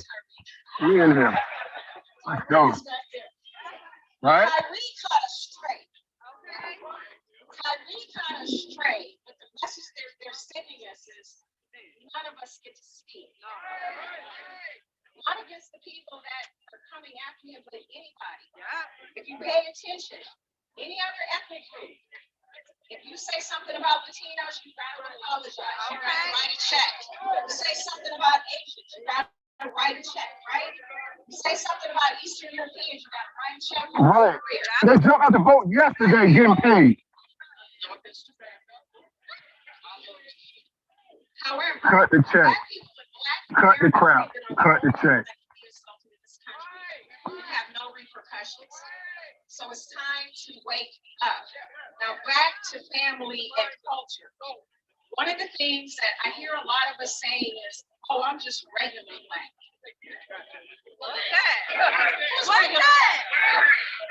All the regular black step forward. I want to see you. Right. Everybody out here accepting them. You're not regular black, you're original black, the term black is not to be argued. Right. No offense to immigrants. If you're allying with us, we welcome you. We consider you brothers and sisters. Let's go, Eva Monica. I see you in the building. What's going on with you guys? Dennis, I see you. Over Rich B. We see you guys in the house. Let's go. We in here. We got them beautiful black faces. Right around the corner from the Capitol itself. I'm sure Joe Biden hears this. I'm sure Senate hears this. Congress hears this. Right? They know what it is. Right across from the Ronald Reagan building right there. Y'all see Ronald Reagan building. You see the dome back there in my backyard today. Right. Right. Right. We are the only people that isn't allowed to have a past, a present, and a future. Ain't that something? We're the only people that are told, get over it. Ain't that something? We'll just do better. And what that really means is kiss up to the whites. And we're seeing a lot of immigrants come here and take that same disposition. Exactly. Right. Because we need our reparations, our generational wealth is stolen. Well, they try, but they can't and they won't. What happened to our ancestors? Align with us. Why would we forget our history? We see white supremacists saying, oh, we see white supremacists saying, hey, you know what? We're just, the Confederate flag, we're just honoring our history. Why is it that everybody else gets to honor our history? Except us. Think about that, guys. Think about that. B1, let's go. We have a right to have a history. We have a right to speak on all of the atrocities and injustices heaped upon us. And that's why we're demanding reparations. If we don't get reparations, reparations, we're doomed. How are we the first in the nation to be built? We were here before the founding of this country. How are we the bottom rung of the ladder? That is intentional. It is systematic. Benign neglect. So when people tell you reparations is a handout, or you're just lazy, you want to be a victim. First of all, y'all a victim. How come everybody else gets to be a victim? Okay. Ain't that something? Ain't that something? Even in other countries, they're getting paid. Victims. The Jews are still getting reparations from the United States. Every year. Every year in the fiscal budget, they're cutting the check. Every year on the fiscal budget, they're cutting the check to Israel and getting weapons. Because we're pushing this reparations conversation. So Joe Biden said, you know what? I'm not interested in reparations. And then one day he switched up. Oh, yeah, for reparations funds, the Native Americans getting. Right. First of all, the Native Americans, I'm not even going to go into what that's Native Americans. Right. It's so watered down. They have casinos. Some of them bid hundreds of thousands of dollars when they turn 21. They have nothing to do with us. We have a different justice claim. This is not a handout. This is a debt. Right. It's a debt. Right. For 250 years and sometimes more. Let's go, Sister Collins. Let's go, Sister Collins. Speak on it. Like West Africans. Speak on it, Sister Collins. White Europeans. To being kidnapped, to being sexually trafficked, to being separated from our families. We're going to get real dirty about this. What's going on, family? National out. I see you. It's just some hard work. We're going to talk about this today. National out. I see you. Our parents, our forefathers, our ancestors. Give it time, guys. I'm on my cell phone. Y'all know how I go. Bear with us a little bit. Bear with us. Like, share, subscribe to the video, guys. Let's go. Get it out. This is live. That's why we're old. It's a government-sanctioned atrocity and injustice. We worked sometimes till the meat fell off our bones. Literally. And then they kill them because they're of no use. Can you guys hear clearly now? Is the audio any better? Let me know if the audio is any better on YouTube. Let me know if the audio is any better. Guys, let me know if the audio is better on YouTube. I just switched over. Noise cancellation a little bit. Let me know if you can hear me clear.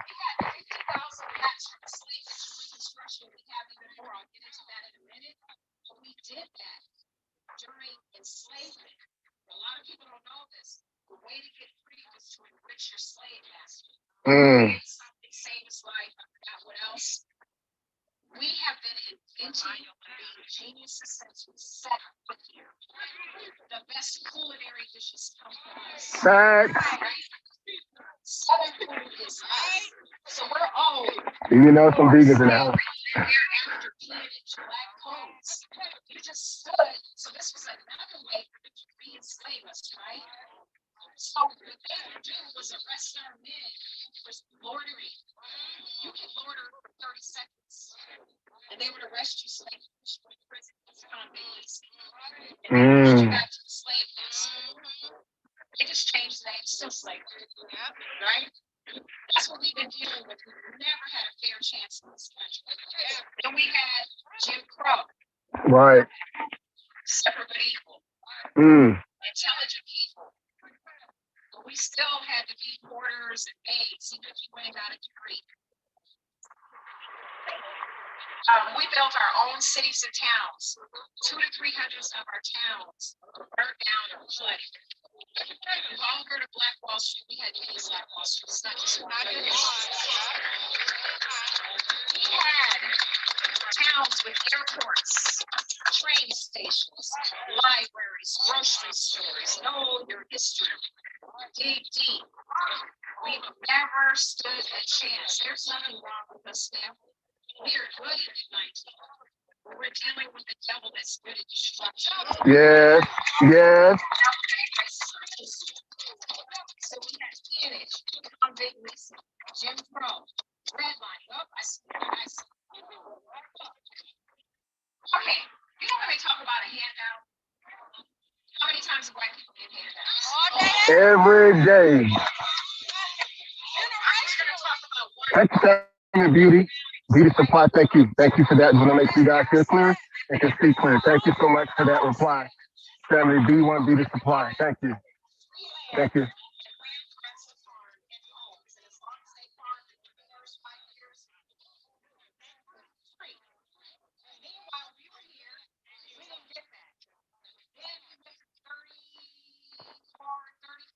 Years. Denial of GI Yes. Security. Veteran in the building myself. We've been here paying taxes. White people got that, but you gotta put yourself up. Ain't that something? Ain't that something? The same people that abuse you want to make you into the abuser. Isn't that something? Ain't that something? That's why. Know your history. Now let's think about mass incarceration. We all know about how officers today derive overseers. Right back to prison. Right? Denied education. Right? Medical apartheid, gentrification. Driving freeways, building freeways to our community. And now we're seeing a repeat of the Homestead Act, where white immigrants came in, got free land, and now we're seeing Joe Biden flooding this country. Jim Crow Joe. I don't know if that's the place in our society. The government is supposed to protect its citizens. We are citizens. The founders, the true founders. Our prosperity. What Mayor Eric Adams is doing. Mmm. How do you get an Xbox, Mmm. a place to live, New York. transportation, Y'all gotta fix New York. cash cards? New York is a sellout city right now. Fix New York. This is your mayor up there just handing out checks to everybody to help black people. Got in office off the back to black people.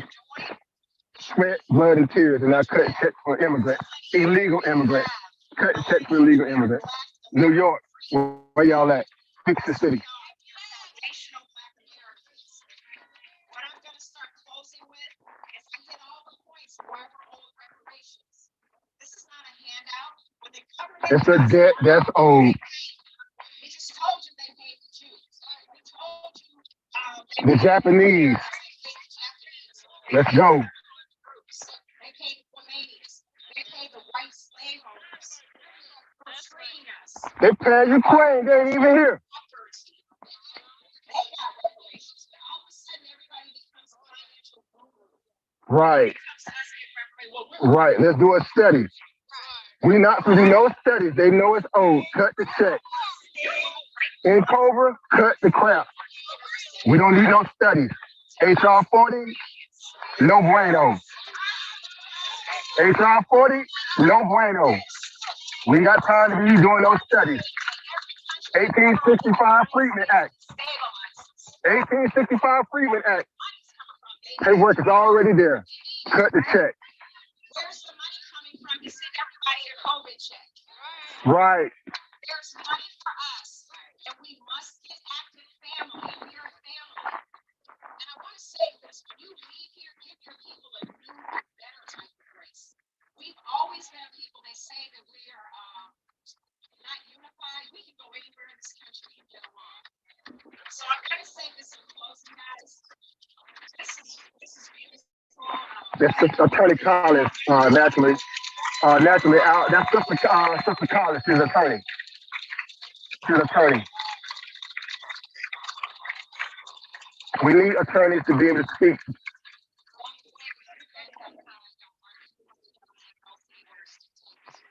What's going on, family? Everything. Peace, love, and reparations. Let's go. Like, share, subscribe to the video, guys. Connie Collins, guys. He's an attorney. Sister Connie Collins.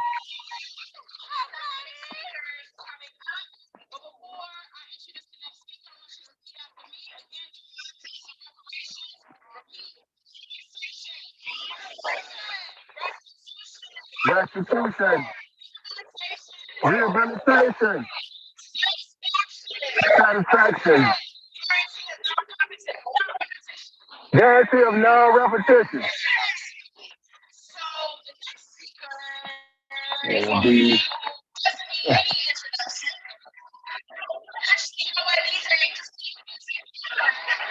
Let's go.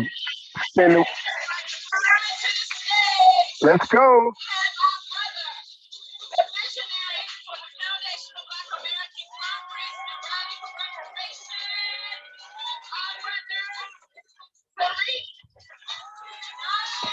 Let's go.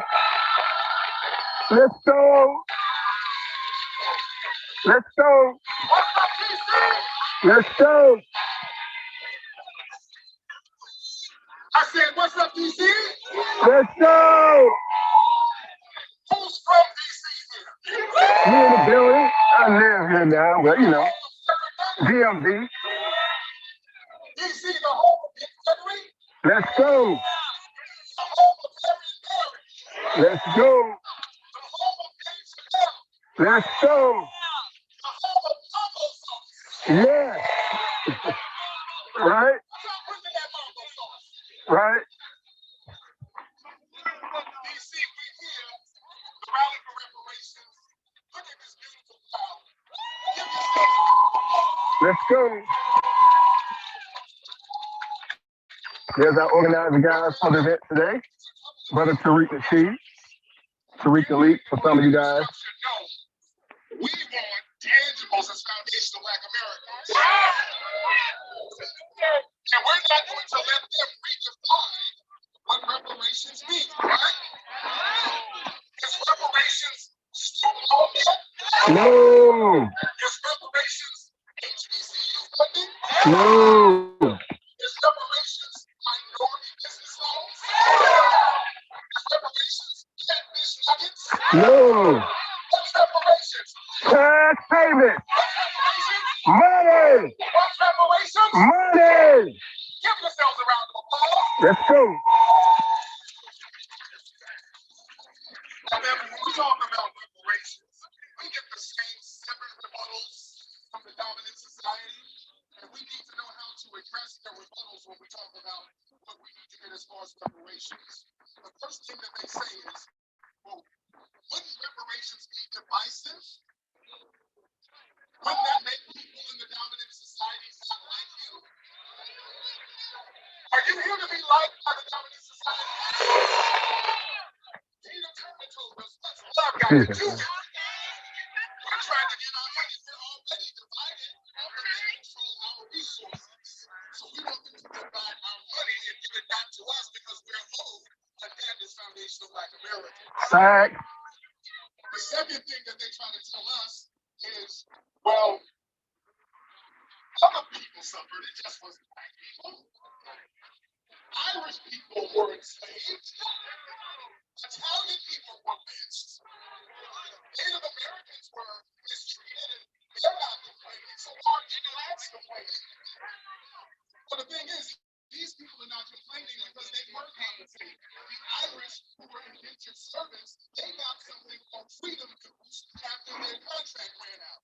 They got money, land, and weapons. They were compensated, then they were brought into white society to join all the benefits and all the ends of being white. Right. When the Italians were lynched down in New Orleans, there was a situation where there was a mass lynching of Italians. Their families were compensated, and the country of Italy was compensated, and the Italians were allowed into white society to reap benefits. The Native Americans, we know the Redress, they were compensated. They got broke off all types of money, and many of them enslaved us as well. So they need to be cutting a check too. Okay. That's right. The third rebuttal that they have for us is, well, if you want to get reparations, FBAs, why don't you go to the Africans who sold you? Have y'all heard that one? So I say to that, number one, the African who sold us, so he got a one-off. Number two, those countries don't exist no more. Those countries over there were colonized and they were absorbed into the white European power structure, so all of their resources were drained. So they need to get the resources from the white power structure in Europe that dominated them, while we're getting money from the white power structure. What's going on, Seven Fred Hammock? I see you in the building.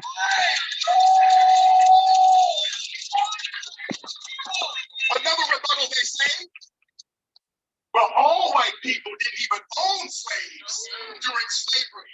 So how are white people Hold on, Obazane Montego. slaves?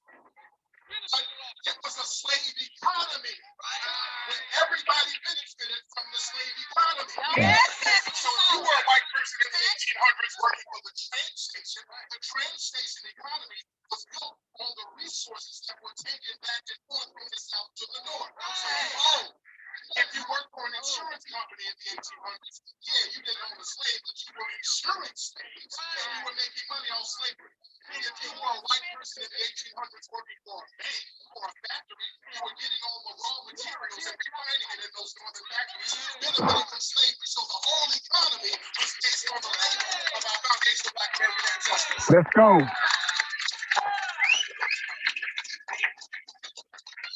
The next rebuttal is, so my family came over after the Civil War. So I wasn't even here during slavery. So how do I own it?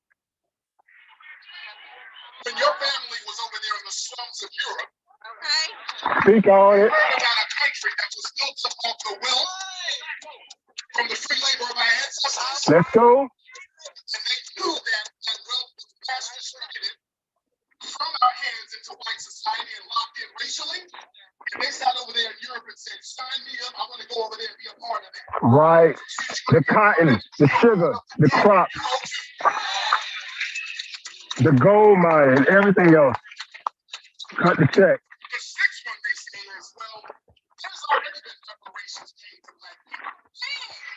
Welfare and affirmative action. Get out of here. Number one, welfare was created for white women in the 1930s. Right. Number two, most welfare recipients in America are white people in middle America. The welfare capital is Mosley County, Kentucky, where 99% of the people are white and on welfare. That's Right. And West Virginia. And West Virginia. Right. So is affirmative action reparations? Oh. Exactly. And the last thing they say, family, they say, well, listen, why should I, as a good white person, be on the hook for something that I didn't do? Why should my tax dollars pay for something that I didn't do? I didn't own a slave. Boy. Did any of you remove red Native Americans from their land? Your tax dollars go to pay for them too. Fact. Did any of you put people in concentration camps in Germany? No. Your tax dollars go to pay off some of the victims of the Holocaust. Did any of you put Japanese Americans in internment camps in World War II?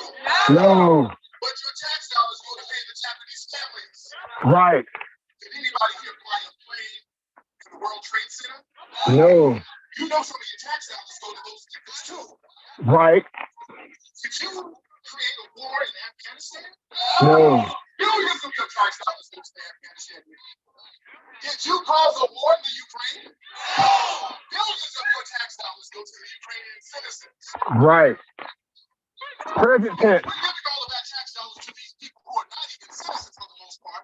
We're going to make sure the real compensation and the real check is going to be cut for the people who deserve it, who built this country from the ground up. Let's go.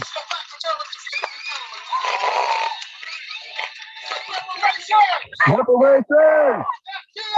SBA. Give yourselves a round of applause. Let's go. Now, family, coming to the stage. Our next guest, this is a brother you all know and love.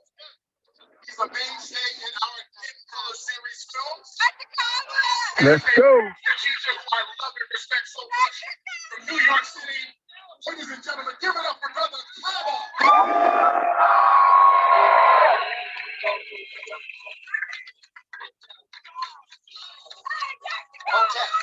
Hotel. Hey. Reparation. Reparations.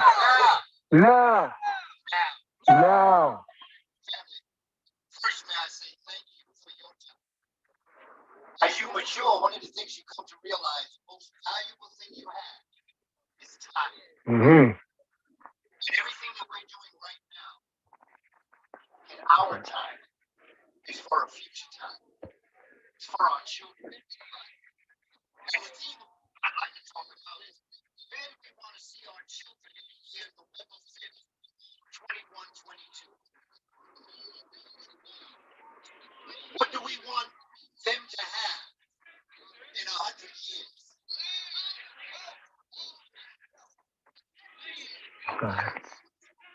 Everything.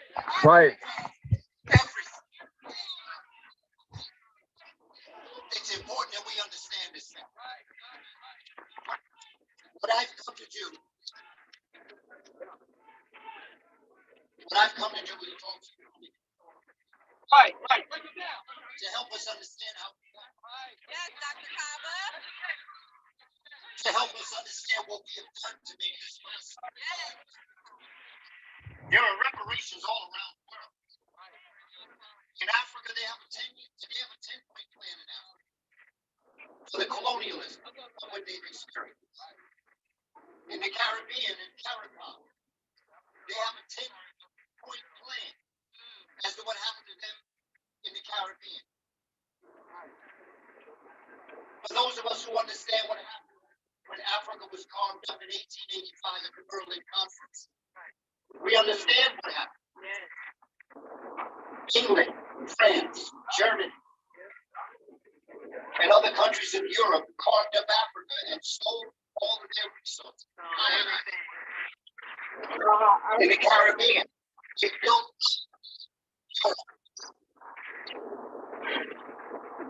and here in the United States of America, African students from Africa built up this country. And as he built the pyramids, built the White House. Mm-hmm. I'm talking history. It's important for us to understand that they're not giving us anything. We are just claiming what has been ours from the beginning. From the beginning, let's go. Not to mention the fact that the original indigenous people were black. Let's go for some people. Today, with due respect, they are the fifth migration of humans that came to this part of the world. That's right, Dr. Kaba. We were the first. The short-statured, dry, and Muti people came here. And they people this land. They are derogatorily called Pygmies. But they are the original family. The leprechauns of Ireland. They introduced the entire concept of Ma'at, justice and peace. 42 laws. They came here. And then came a second wave, who is called the Globus Fossum. They were black. And then the third, the Algonquin. They were also black. Then came the Inuit, derogatorily called Eskimo. And then came who we call the Asian invaders. And they came in such large numbers, escaping Genghis Khan. Right, through the Bering Strait. The genes of this country. So what was once black became red. Right. This is history, family. There's evidence. See, I'm not really into truth because truth can change. Because yesterday could have been a very cold day, and that's the truth. And it's a fact. But today, the sunshine, we in t-shirts. Let's go. That's the truth. In November. In DC. Because it's the science, the knowledge, the wisdom of who we are as a people that will help us understand. When we're dealing with these issues, there are certain issues that are not to be argued. I'm not arguing whether or not we deserve reparations. We deserve reparations. Mm-hmm. We're going to get it by any means necessary. Let's go. Let's go. And while we're talking about any means necessary, let's talk about security. Mm-hmm. You can have the world in your hands, but if you cannot secure it, if you cannot protect it, you don't have it. You're just holding it until someone stronger than you come along and take it. Mm-hmm. You got to protect what you have. You have to secure what you have. So even if they give you reparations, you got to be able to protect it. Mm-hmm. You got to be able to secure it. Let's go. Let's go. Let's go. Let's go. Looking at this from a global perspective, they stole Africans and brought them here. Now, liberation. Mm-hmm. When they brought us here, they enslaved us and made us work against our will. Right. Involuntary. We built this country.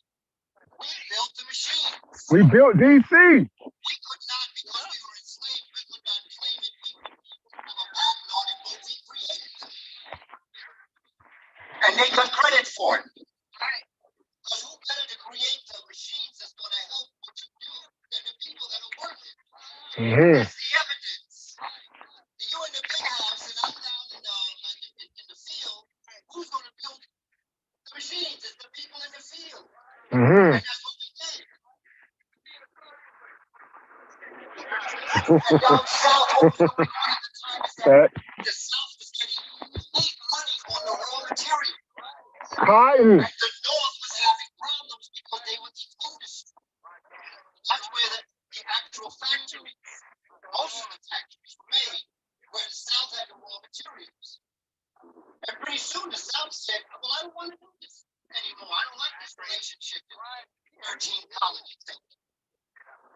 And so they created what's called the Mason-Dixon line. Mm. The Bible Belt. Dixon line, what they did was say, well, that's the North and we're the South. And the North began to put pressure on them because what happened, family, is called capitalism. Yep. Capitalism is fueled by competition. And if you hire a human for $300, or you would pay somebody 30 years, $300. The shirt says it all. Let's go. Let's go. Let's go, guys. Let's go. Let's go. Like, share, subscribe, guys. Let's go.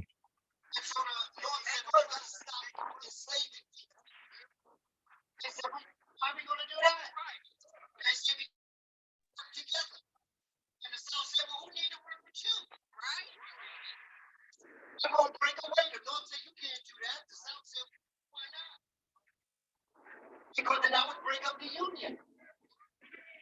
Abraham Lincoln said it. He said, if I could keep Africans enslaved and preserve the Union, I would. Fact. That's evidence. He said it. And so the South said, but we're going to keep enslaving people. But you see, what happened is that they had to stop the enslavement of the transatlantic enslavement. Now, I know they tell you that they felt sorry, that they wanted to, but it happened. That's not why they did it. Right. They did it because they gave so many guns to African people in Africa who were on their side, unfortunately. Mm. Because some people are on their side right now. Fact. Fact. Speak on it. Speak on it. We have to face the truth now. And what began to happen is that Africans began to fight the Europeans, and they could not enslave the way they used to. So they had to stop the enslavement process because they were losing money. And so what they decided to do was to now, they would breed the Africans in the United States, and that's how they were able to build up their enslavement Africans that were here by breeding them. Breeding farms. There's evidence in their books on it. It's very detailed information. And then the South said, but we're not going to do that. We're not going to free our Africans. The Lord said you have to. So in the year 1810, this out, family. In the year 1854, a man by the name of George L.W. Bickley. Don't believe a word I say. Google this. George L.W. Bickley in Cincinnati, Ohio, decided Look at the tour. that he was going to create an organization. And the people that were part of the organization were called the Knights of the Golden Circle. And what they decided to do was from the Mason-Dixon line, they were going to go down into Mexico. They were going to go to Nicaragua. They were going to go to Cuba. They were going to make Havana, Cuba, the capital of the Golden Circle, where they were going to enslave Africans, keep enslavement going, and cut themselves off from the North. North said, you can't do that. And the South said, yes, we can. And not only that, I'm tired of talking to you. We're going to do it. And that is why the Civil War happened. Let's go. Speak on it. They weren't freeing African people. They were preserving capitalism and the Union.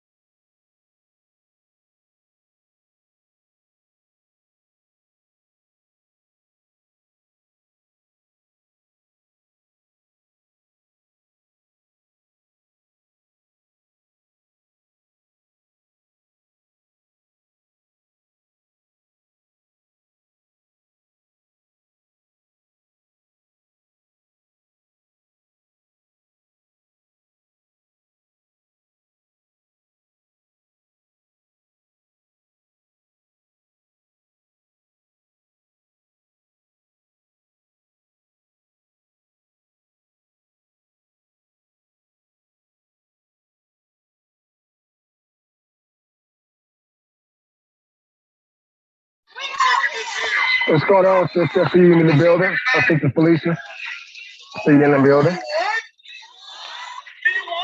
We won. Sorry about that, guys. I'm just trying to hear me for a second. Make sure you guys can hear me again. What does he mean by that exactly? Well, first of all, clarity and unequivocal declaration that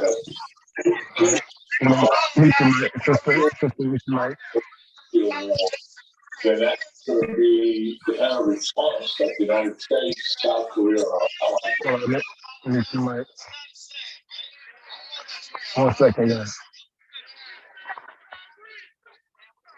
You shouldn't be apologizing to people who should be apologizing to you. Not at all. Now, I was thinking about this. I had some interesting conversations when we had the all-night national convention on Friday night. I got a call from a brother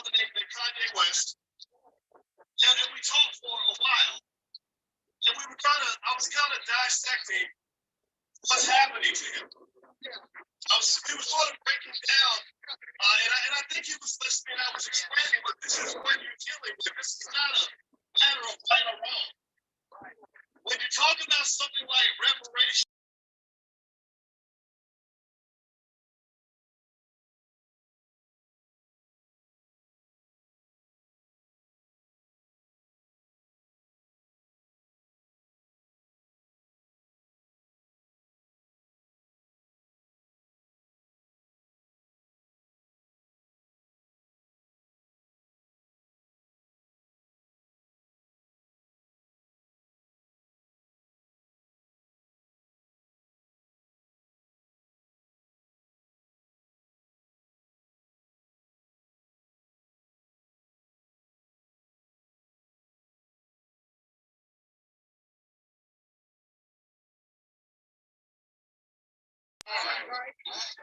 if you play the game of power, right and wrong goes out the window. That's right.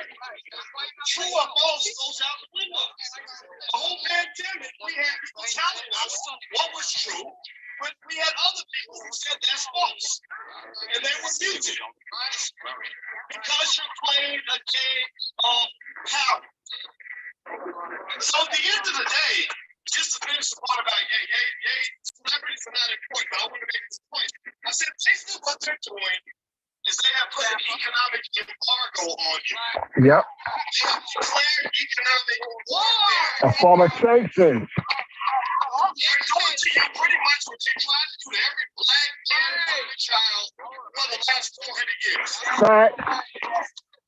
So the same Economic castration. whoever the celebrity is can't do what they want to do because of the economic consequences. A lot of us feel the same thing. Because we get up and we go to work every day, working for people who don't like us very much. And we don't like It's just a common thing.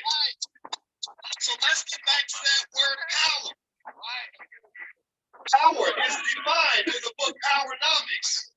Let's go. Ability to pursue your agenda despite the opposition of others. Fact. Come through, Dr. Claudette said. The ability to do what you want if white people will allow it. Power is not the ability to do what you want if everybody helps you. Power doesn't mean that you have allies that are going to get you there. No. Power is the ability to pursue your agenda despite the opposition of others. So we are going to run into other groups that are going to attempt to use their power to mute the truth and keep you from getting what you want. Right. So I talked to Tariq backstage. I said, tell me about the resistance that you're getting for this rally. Because I know they're going to resist you. I know they're going to fight you. He said, yeah, there's been a lot of pushback. I said, absolutely. That's because you're doing something effective. Because you're winning. That's right. That's right. Right. You haven't made it until they start hating. The only black people who use resistance are the ones who have submitted to the system. We as men don't get resistance. The punks don't get resistance. Most of your celebrities are punks. Speak on it. Speak on it. Speak on it. $1 million slave. Right. The grassroots, baby. The grassroots, baby. Let's go.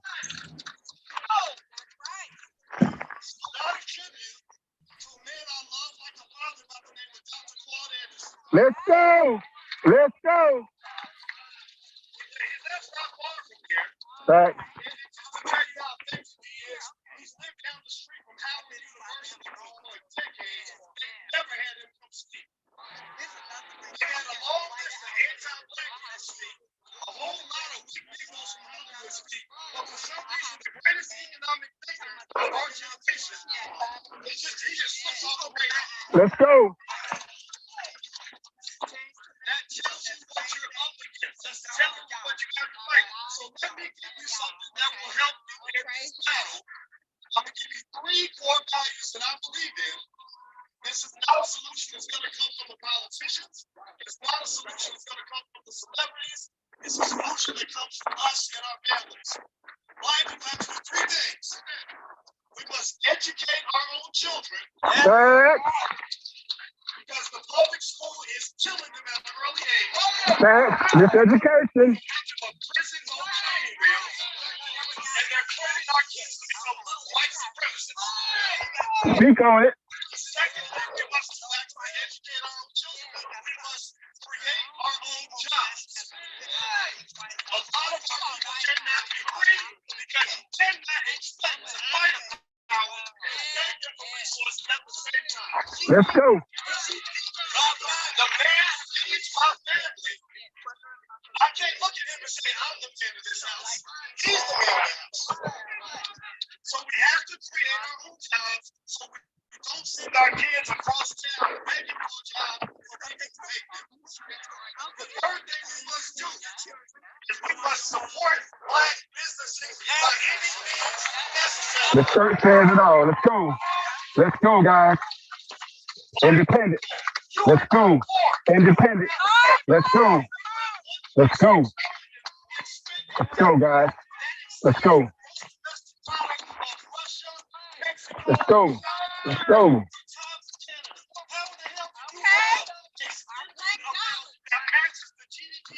Of many nations. Of many nations. Dollars and cents.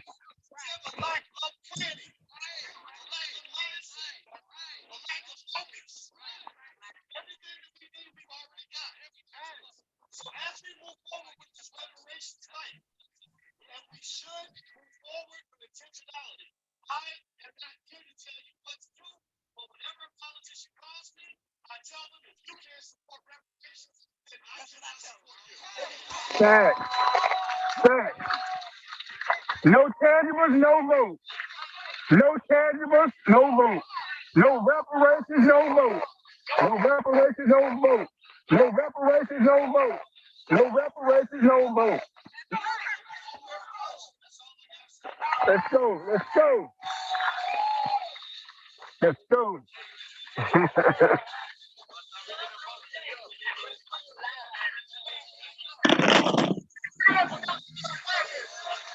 Let's go.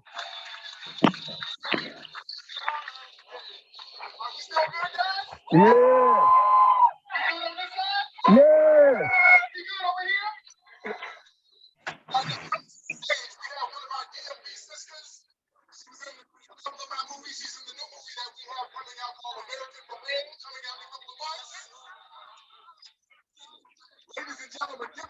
Dr. Mark. Baltimore in the building. Baltimore. Where you at, Uncle Cat? Where you at, Amaran Squad? Let down. Let's go.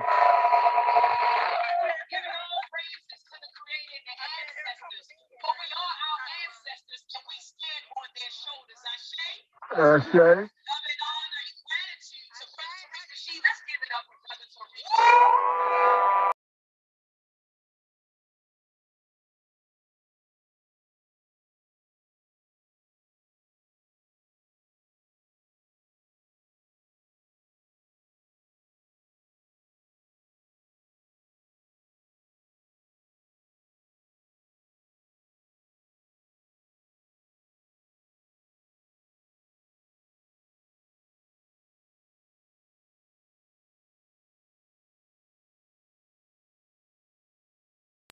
And that we will protect and advocate for. Fact.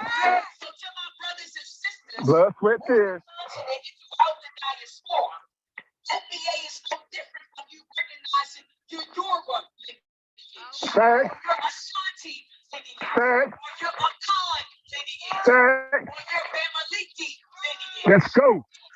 And so if you truly are our brothers and sisters, then you will support us and align yourselves with us instead of aligning yourself with the dominant society when you come over here. Fact. And Washington, D.C. is Little Africa. In his book From Here to Equality,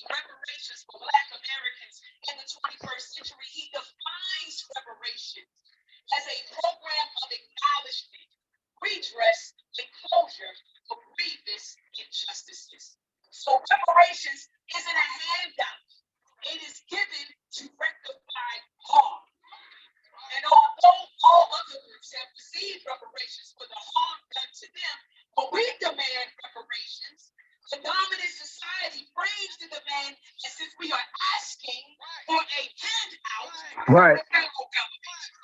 Well, so-called whites have been given, I'm sorry, fam, so-called whites have been given handouts since the human category was invented after the Bacon Rebellion in 1676. Mm-hmm.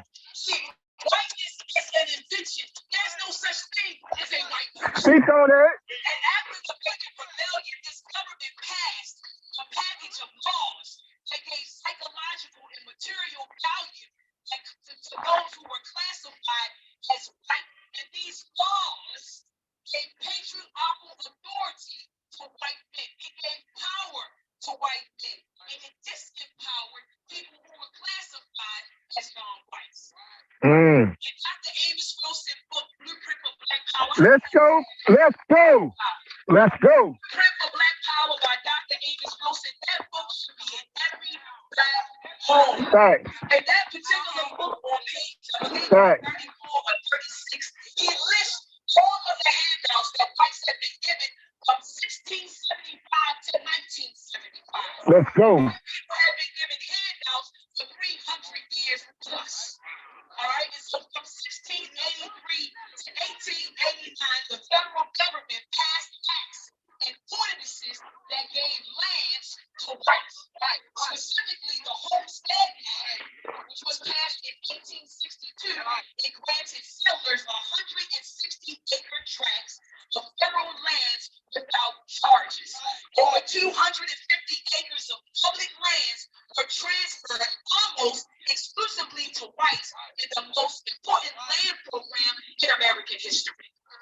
In the book, The Hidden Cost of Being African American by Thomas Shapiro, we learned that over 1 billion whites today still live off of the wealth that they incurred from the Homestead Act alone. From 1920 to 1975, our federal government, they passed the Mineral Leasing Act, which authorized the federal government to lease public land for the exploration of gas, oil, and other minerals. In 1926, they passed the Federal Air Commerce Act, where they gave licenses to qualified aviators. So you wonder why we don't have black-owned airlines. The government made sure we didn't have black-owned airlines. All right, and the Federal Communication Commission, they issued the first licenses for television broadcast stations, and no grants were paid to Negroes. This is Dr. Amos Wilson's language. He says Negroes until token awards in the late 1960s and 1980s. So family, you wonder why we don't have black-owned television networks, because your government designed it to be that way. And so Dr. Amos Wilson's list does not include the New Deal policies that were passed under the Roosevelt administration, right? I'm talking about the FHA loans and the VA loans, which created a white middle class. Right? And so while they were creating a white middle class, we were confined to ghettos. We were redlined and confined to ghettos. Ghettos in government creation. So this government has been complicit in putting us at the bottom of the Darwinist hierarchy. So it is the government that needs to fix this problem. Cut the check. Man, we were enslaved. I mean, there's so many. Cut the check. I mean, we could talk about enslavement, how we grew past crops, sugar, rice, cotton, tobacco. It was sent to the poorest states of America. We fought in all of the wars. What's going on, Over Marquise? I see you in the building. Shout out Over Marquise in the building. Shout out FX. I see you, fam. Shout out, fam. Like, share, subscribe, guys. Let's go. Get the video out. Appreciate you guys tuning in, too. Y'all are here with us today. You guys are here with us today.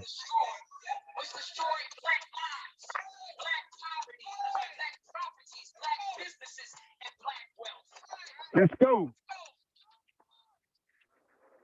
All right, and so some people may say, well, Dr. Mahal, well, what about today? Well, let's bring it up to today.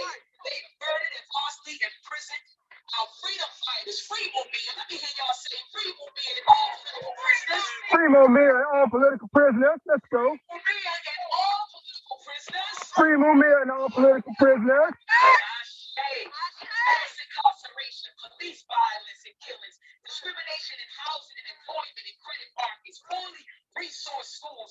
All of these things, these laws, policies, and practices created a racial hierarchy that has placed so-called whites at the top and FBA at the bottom. We have been locked out of the American dream. And they tell us it's so easy to get. You know what America does? Ain't that so? Just come to America and anybody can achieve. Right. Why they lock foundational black Americans out? We are the people who built America. Let's go. Family, don't move. We're going to no longer beg for a seat at their table. We're going to build our own goddamn table. Let's go. Let's go. Cut the check. Cut the check. Cut the check. In the words of Dr. Martin Luther King, we have come in to get our check. And this time, it better not come back insufficient funds. Right. It better not come back insufficient funds. And FBA, never mind the naysayers, FBA. Never mind the detractors. You just keep your eyes on the prize. You hear me? And we will be victorious. Ask me, how do I know? Say it loud. How do you know, Dr. Martin? Because our ancestors said so. You remember when Dr. King said he went to the mountaintop and he saw that promised land? Our ancestors said so. So when I hear you say, we will win. We will win. We will win. Just keep the faith, family, keep the fight. Black power. Let's go. All the rock squad up.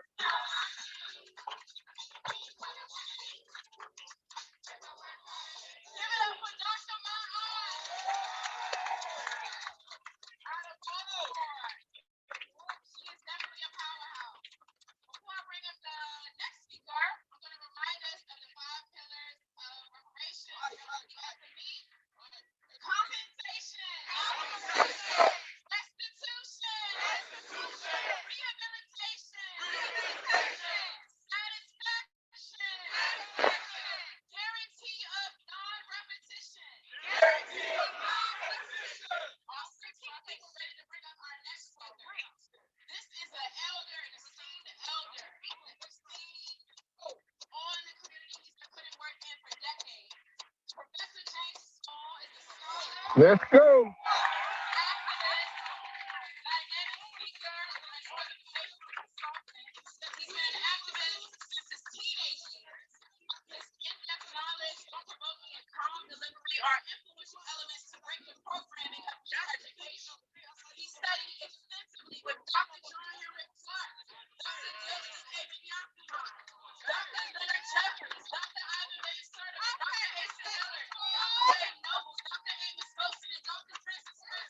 Let's go, Barbara Smalls.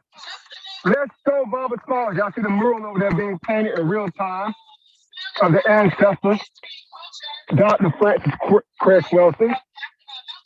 So get the zoom on it. All right.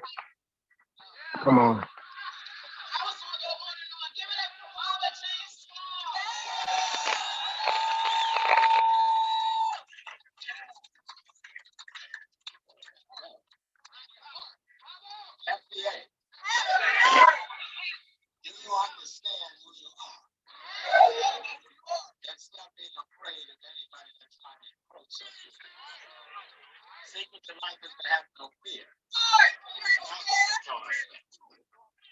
Reparation is the question. We're going to get it because we're going to take it. But it's your method. And so it's a legal question in the world.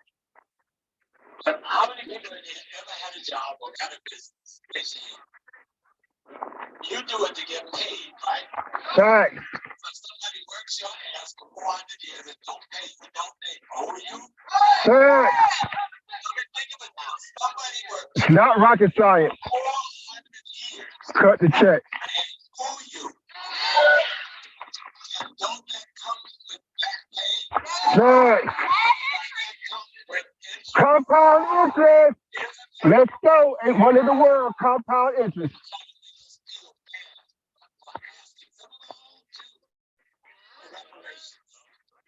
This isn't a question of asking anybody for anything. The debt. You forced me to render a service you didn't pay. In the process, you murdered nearly 50 million of my time. You owe me. I'm not asking you for anything. Dr. Asa Higgins said, I want to get this one straight, because I know a lot of us have been speaking on identity. If you don't get identity straight, you don't have a case. That's right. So foundation, I'm an African American. That's not a contradiction. But I'm also a foundation of Black American. Let's go. Contradiction. Let's go. You understand? If someone is from Ghana and he migrates here, he's not a foundational Black American. But I want you to hold up, because I heard some stuff I didn't like. That's still your family. He just got another case. Right. Somewhere else. I've had cases. Right. I've been in that precinct. I've been in that jail cell. And I know how you get a case. People have different cases. Right. America committed a crime against people all over the world. And they got cases, but they don't have our case. Right. Right. A particular case. But I want you to be clear. I'm not giving up Africa. Now, some of y'all want to give up the richest piece of real estate on earth. Do it. But I'm not doing it. I'm not going to advise you to do it. That's yours. But that's not what we're talking about. That's right. We're talking about a nation here called the United States of America that we built. We didn't just build it with labor. We built it with our intellect. That's right. With our science. DC. We built it with our technology. We built it with our spirituality. We still do it. And we want it. Let me tell you a little secret. People play games on your mind and make you weak. And we can take a certain posture. Right. You pivot. Don't pivot. You break down the ethnic groups in America. The largest ethnic group, according to their tallies, is the Germans.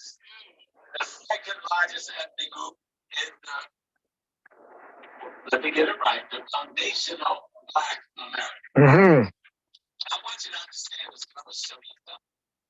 The foundation of Black America, according to the stats done by these criminal enterprise, Mm-hmm. is second only to the German population size in America. But the big lie is we're the only people whose immigrant population, other than making mistakes, so now we'll deal with that before I'm finished, is not counted as their population. Italians is counted as Italians, no matter when they got here. Mm-hmm. Greeks are counted as Greeks, no matter when they got here. Chinese is counted as Chinese, no matter when they got here. But they don't do that to the foundation of Black America. Right. Everybody black. If they do that, the African Latino, who is not even treated kindly by the white Latino, is still counted as white folks and isolated from us.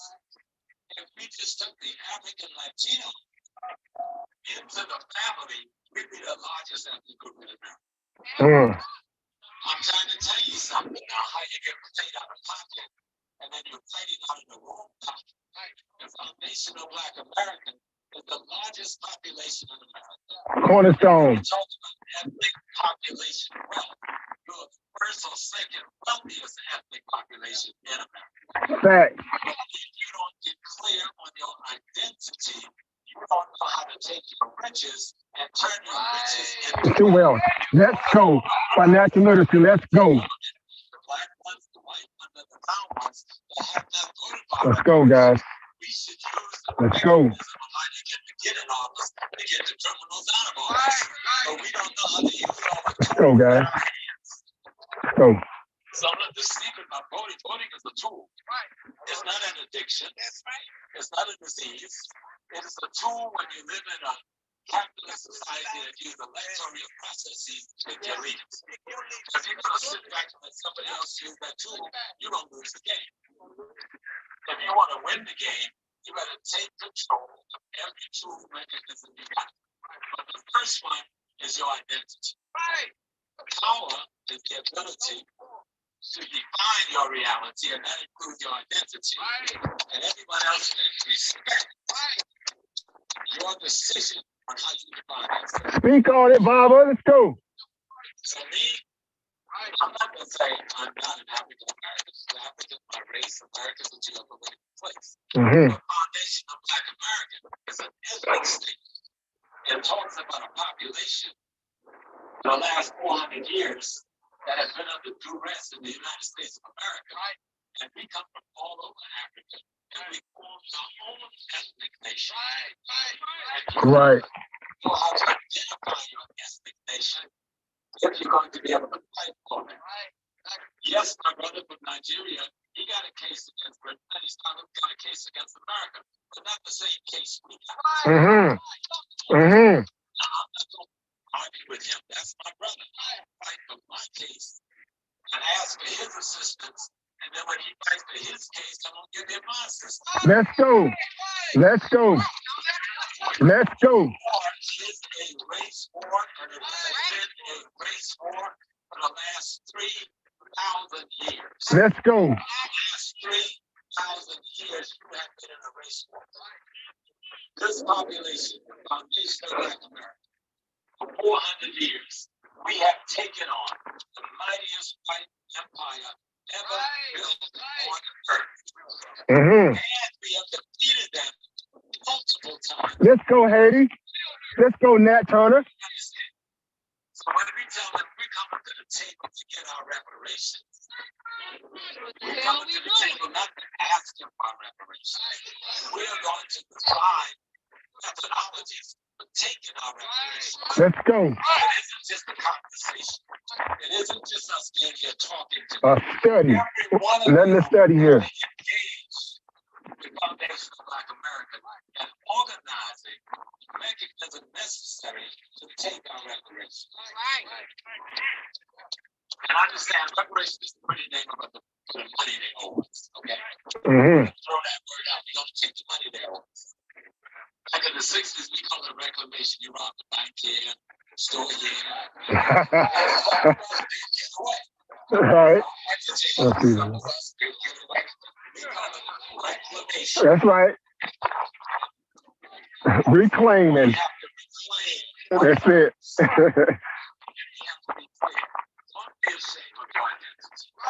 You're a foundation of Black America, and you're also African. African out of place. As I insist on historical, spiritual center. When we came before Columbus, we came from Africa. When we came with the Mali Empire, we came from Africa. When we came with the States, we came from Africa. When all of us married together. I'm Native American, Chicora tribe, and African.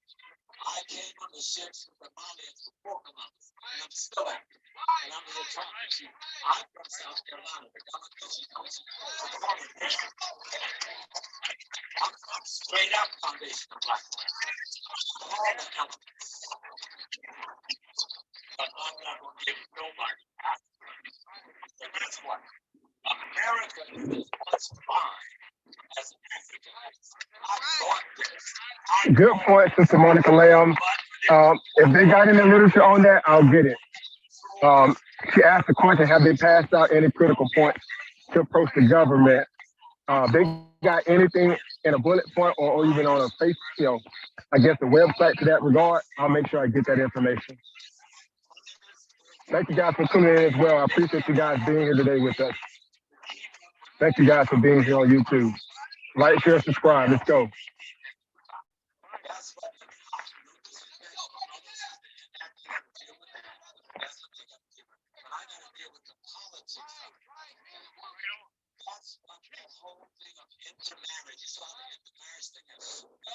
Mm-hmm.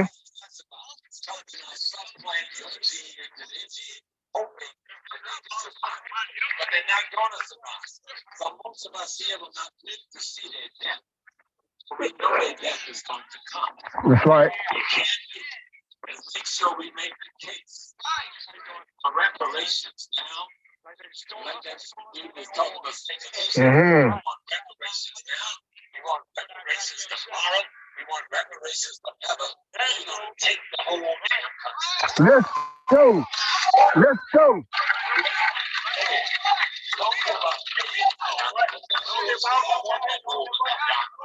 that to nobody. I want the black council as a whole. That's fine. I'm not giving that up. But I want this too. I want this because I built it. I want this because I raised it up. I want this because if you look at all the major inventions in this country, we did it. They took it.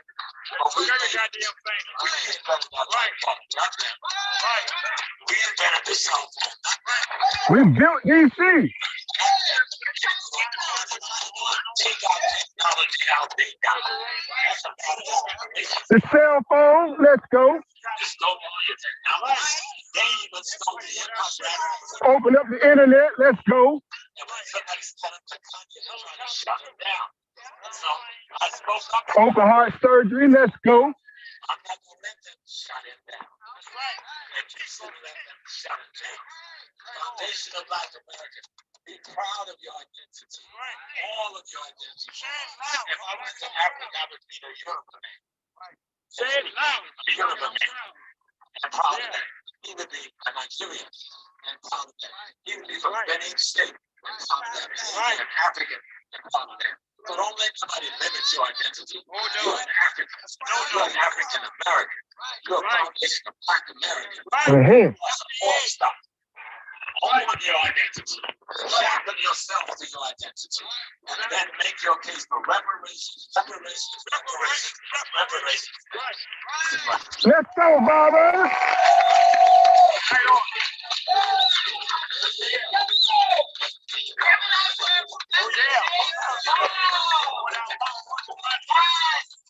The elder has been putting in work. Next up, oh shucks. Let's go. Marcel, who we got? Let's go. Let's go, brother.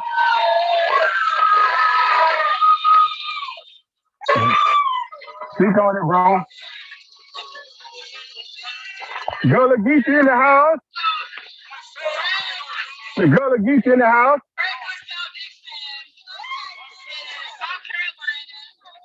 Let's go, Sister Monica. The Gullah Geese is in the house.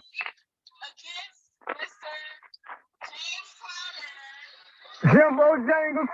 Jimbo Jangles Clyburn. Jimbo Jangles Clyburn. House Flames.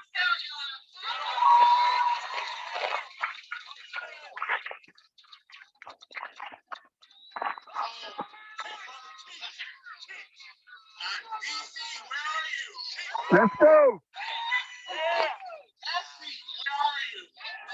Yeah. Let's go.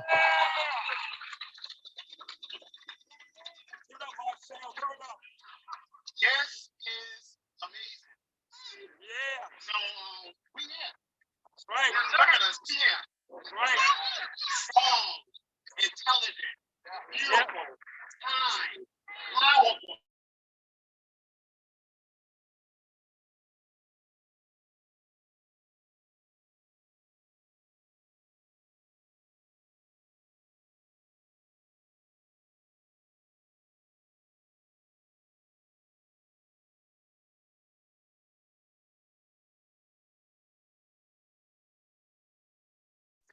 And dwindling. Yeah. Okay? 19% of Black families have a negative net worth. Right, we're really wrong.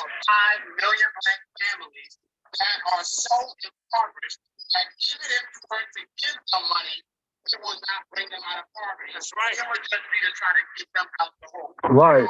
Out the red. Have less than $10,000 a year in disposable income. Right. Okay. Right now, as we speak. Less than 1,000 in their savings account. And right now, 50% of Black families. We were slated as a community to head to zero wealth. Yeah. COVID has come along and accelerated it. So, right. When you look at this data, biggest wealth transfer ever. There are our allies.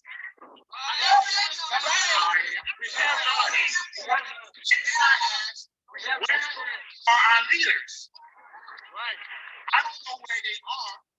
know where they should be, and they should be right there. Right.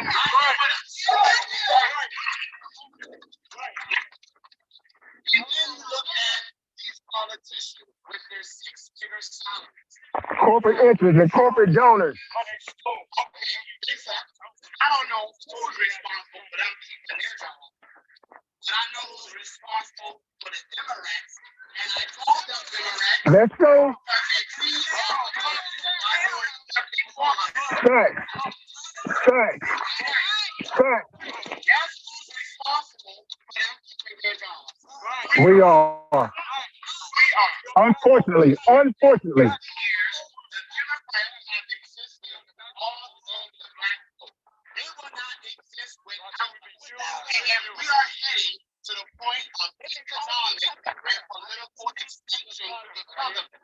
Fact.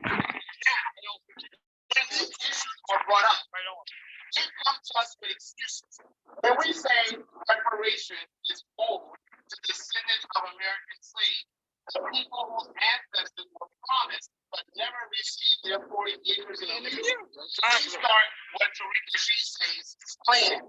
Mm-hmm. We start to say, well, you know, we can't do any policies for you based on race. That's one excuse they like to say. Don't fall for it. Trick that. It's not done based on race. Reparation is done based on Lineage. political status. That's right. Let me give you some examples. The Catawba Native Americans in South Carolina, a tribe that was formerly enslavers, they just received 20 acres of land. 911 families, people who are family members descended of those killed during the 9/11 attack, they get resources from the government. Illegal immigrants right now as we speak. Look at the tourists over there. Look at them. It's a pride to see all these beautiful black faces. Look at them.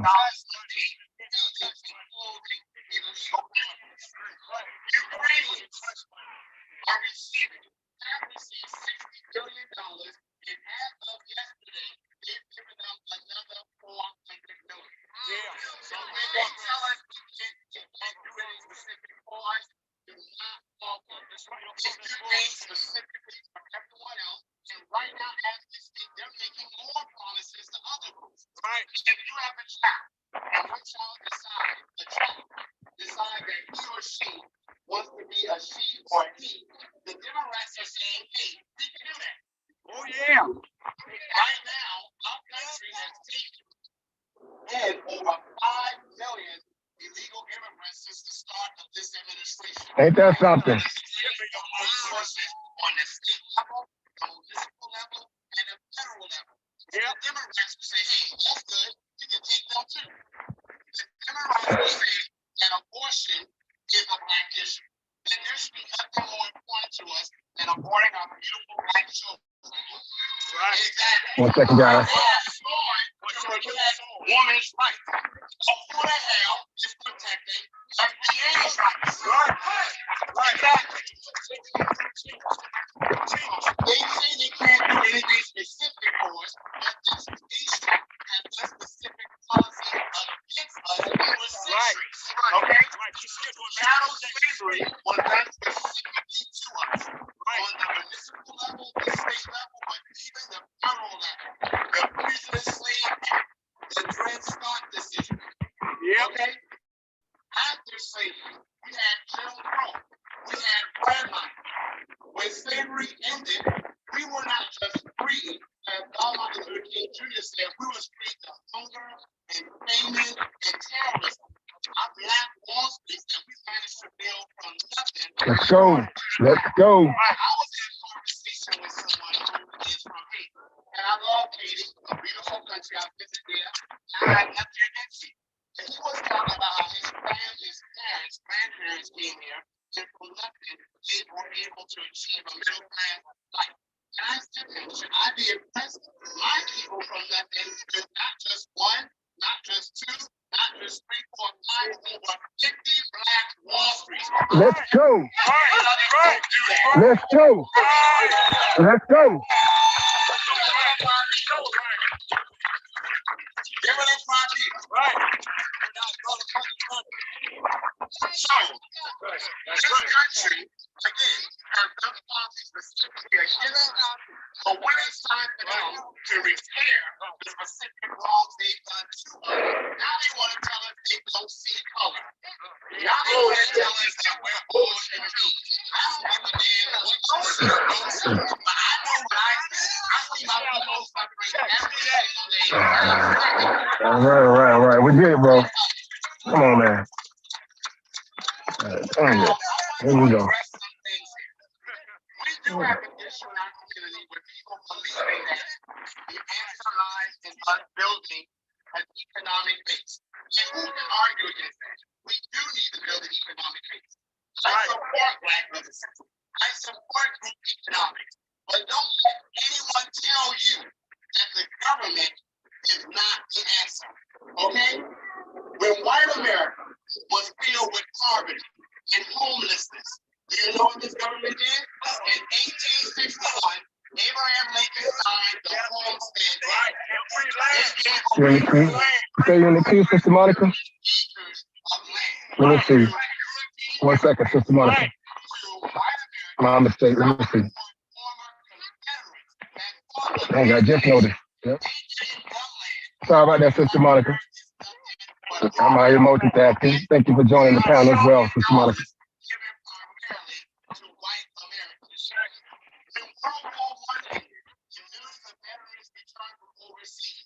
There were plenty of white veterans that were impoverished on the streets. When World War II started, the president at that time, Roosevelt, said we cannot have a repeat of that. So do you know what they did? The GI Bill. That gave $2 trillion to roughly 16 million white Americans. Oh yeah. Unearned income. Allowing them to go to school. Allowing them to get a pension. They did the Social Security Act. They did the Labor Union Act. There is no group in this country that has ever gotten the wealth they had because they basically pulled themselves up by their bootstraps. Right, I'm so sick of that lie.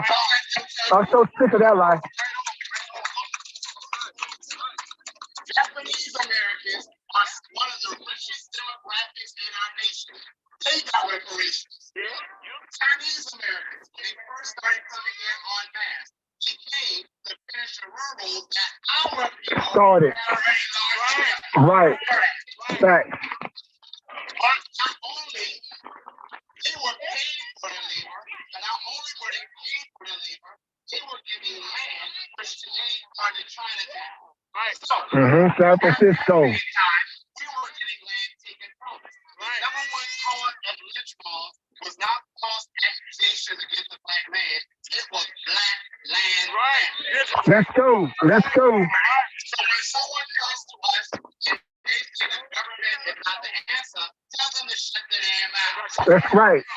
The government is the answer. Right. Because the descendants of American slaves, Freeman, which is our congressional term, the foundation of Black America, which is a social term, when it comes to us, not the government better be the answer. Right. They sure as hell can be the problem. Let's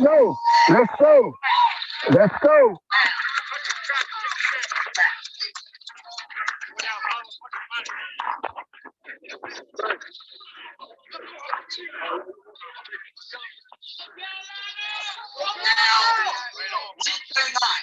And we will not accept any excuses from any politician.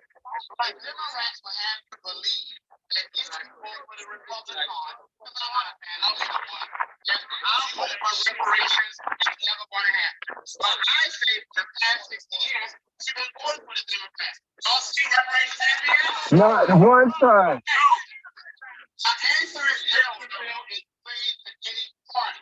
The answer is not the bill beholden to any party. The answer is the bill beholden to policy. Right, no chargeable, no vote. Policy always, party never. Say it with me. Policy always, policy never. Now, when we go to the Democrats and we say, hey, our people are suffering, our people are hurting, they don't like to say, well, what about the Republicans? You ask the Republicans. That was really interesting to me. You tell us the Republicans are bad. We believe you. You tell us that the Republicans won't do anything for us.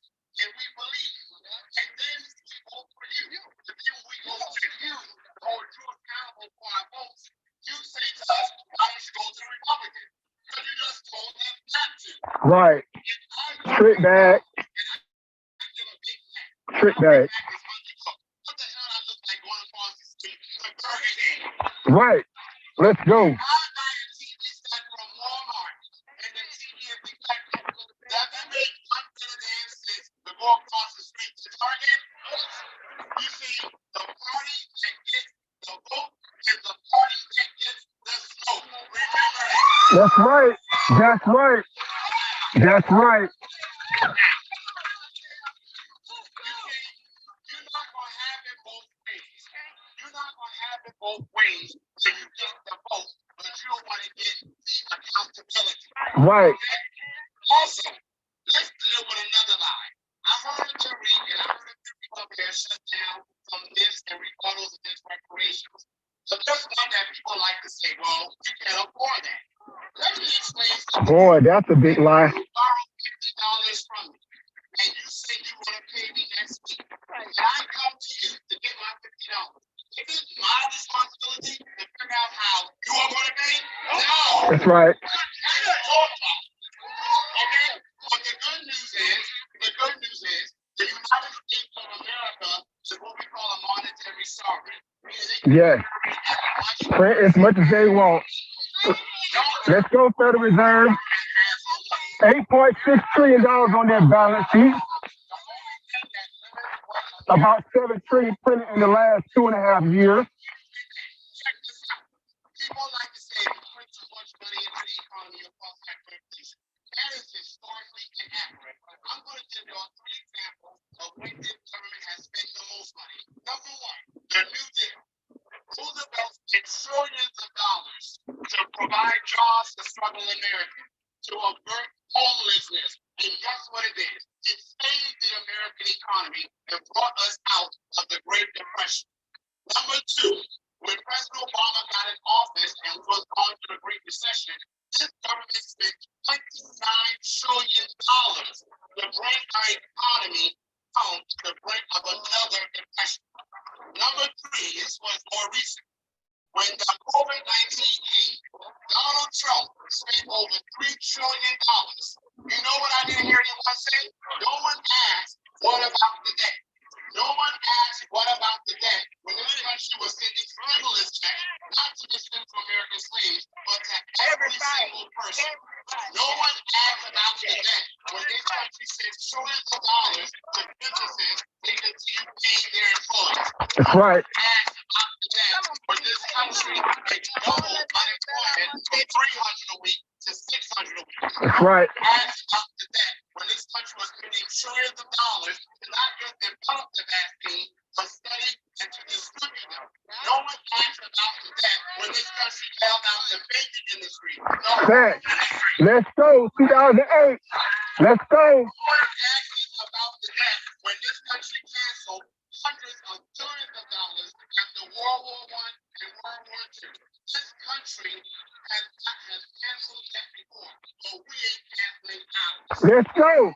Let's go. Before I wrap up, let me say to you, I understand your tangibles, no vote. I get that. I agree with that. But that's not enough. In order to get the tangibles, we have to run for office and be a candidate. That's right. That's offering the tangibles. Let's go. In order to get the candidate with tangibles in office, we have to support the candidate that's offering tangibles. And let me tell you, I have a message for someone. Okay, please let me get the message out to this particular person. Roland Martin. Let's go. Rolling the moon, everybody. Speak on him. Speak on that house, Negro. Speak on him. Roland Martin, McCarty, Sellers, Torrey, all of them. They like to speak condescendingly to us when we say we deserve lineage-based reparations and policies. They like to say, I don't know how the government works. I say to them, we don't need to know how the government works in order to see that it ain't working for us. That's right. That's right. The second person, Tommy Tuberville. That's Alabama. Criminals want reparations. Excuse me? Criminals, the only criminal is a government that owes money and don't pay. That's right. That's the point. Let's go. Hillary Ford, commentator for the British family. When Don Lemon sat there like power, asked about reparations, she said to him that we need to start with Africa. Hold on, Africa. If you want us to start with Africa, and those of us on African ancestry, you would have left us in Africa. That's right.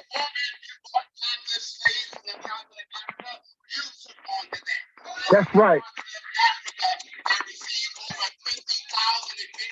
Between 1870 and 1940, that is the continent of Africa that was slavery ended, received over $42 trillion from black labor. That is the continent of Africa that exploited our women, raped our people, fed our alligators, imported our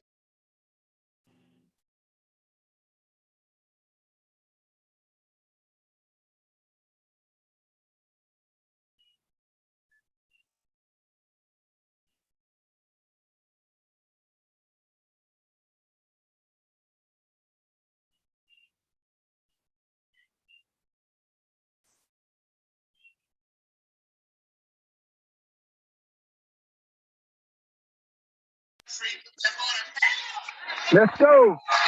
Let's go. Let's go. Vote Marcel Dixon, South Carolina. Vote when he's on the ballot. Greg Marcel Dixon. When you see his name on the ballot, vote if you're in South Carolina. Get him on the ballot. All right, next up we have our own candidate, DC's own. Greg Grant in the building. He leads that reckoning today. Let's go, Brother Red. Power to the people. Power to the people. Let's go. I first want to answer a few things because I got some people on Twitter that say I do not support reparations, and that's a lie. I do support reparations, and I say it with my own voice. I don't need nobody on Twitter to say it for me. Well, say it with your chest. That's it. Say it with your chest. Yeah, I'm running for mayor of Washington, D.C. I'm an independent candidate running for mayor of Washington, D.C. When I left the Democrats, they was talking about some red good. You can't do nothing as an independent. I told them, we can do it. How you gonna get in? We can do it. Right. And now we facing Muriel Bowser head up, and now she's scared as heck.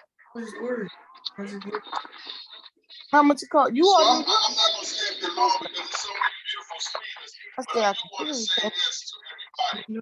We have the power to be powerful. Look around this. This is us. That's why. We got the power to be powerful. Let's continue to be powerful. Let's don't be scared of anyone. That's up your cash out. Let's don't let anybody turn us back. That's the card. Let's keep smiling. Let's keep laughing. Let our spirits It's all shine in this connected. whole country. Why you cancel and get your new? And let's don't let anybody stop us. Right. That's right. I love everybody. That's Put why in your I phone, come our here people. today. Let's tell people who I am. I'm Rodney Red Grant. I was born in Washington, D.C., in Southeast Washington, D.C. Where you daddy?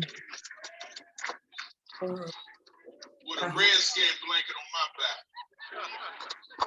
Hold on. So I say to y'all again, I do support reparations. I love all y'all. Appreciate you. Appreciate you.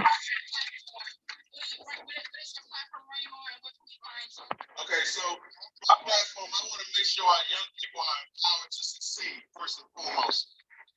I want to make sure that our seniors are incorporated back into society. I want to make sure our displaced and returning citizens are shown the love, care, and respect that they deserve. And I want to make sure our city is safe and affordable to live in again. And I want to break down the barriers that have been separating us as people. Oh, boss. That's who I am. That's Rodney Red Grant. So Thank y'all so much. Any other questions? Where can we find you? Oh, you can find me on GrassrootsDC.com. Because I wanted to get my truck clean. GrassrootsDC.com. We got 3 days to kick Mario Bowles out of that house right now. That's right. That's right. Y'all see it right there. There it is over there. You see it. Oh, that's too late. Never mind. Uh-huh. No, you good. You good. You ain't got to go, man. Appreciate you, sis. Yeah. Compensation. Restitution. Rehabilitation. Well, man. Satisfaction. Huh? Guarantee of non-repetition. Little Caesar. You gotta pick it out. Sorry, sister. Sir. U.S. veteran. She's also a veteran. Air Force veteran, if I'm not mistaken, or Marine. Sister Monica, she was a gunner. A gunner in the military. She's coming up to discuss ways in which we can organize politically in order to get these tangibles out here. So without further ado, we're going to bring up our sister Figaro. That was Brother Red Grant that was speaking earlier, Sister Monica. The comedian Red Grant, entertainer Red Grant that hangs out with Cat Williams. Right, this sister right here, Stephanie, she was in the military. She was a veteran. She was a gunner. She's fiery. She's very fiery. What's going on, Black Folks Run in the building? Shout out, Brother Black Folks Strong Reloaded in the house, B1. Shout out to the TBA family in the building. Professor Black Truth, Jason Black, the whole den, right? The perfect problem solvers in the building. We know it. Right? Cut the check. Let's go, guys. Black Rose front of the building. Shout out to you, fam. Pepperoni. Deep dish. Or thin crust. Speak on it, sis. I mean, no. The big crust. That's right. Let's go. Yeah. Let's go in the building. Pizza like this. With breasted? Yes.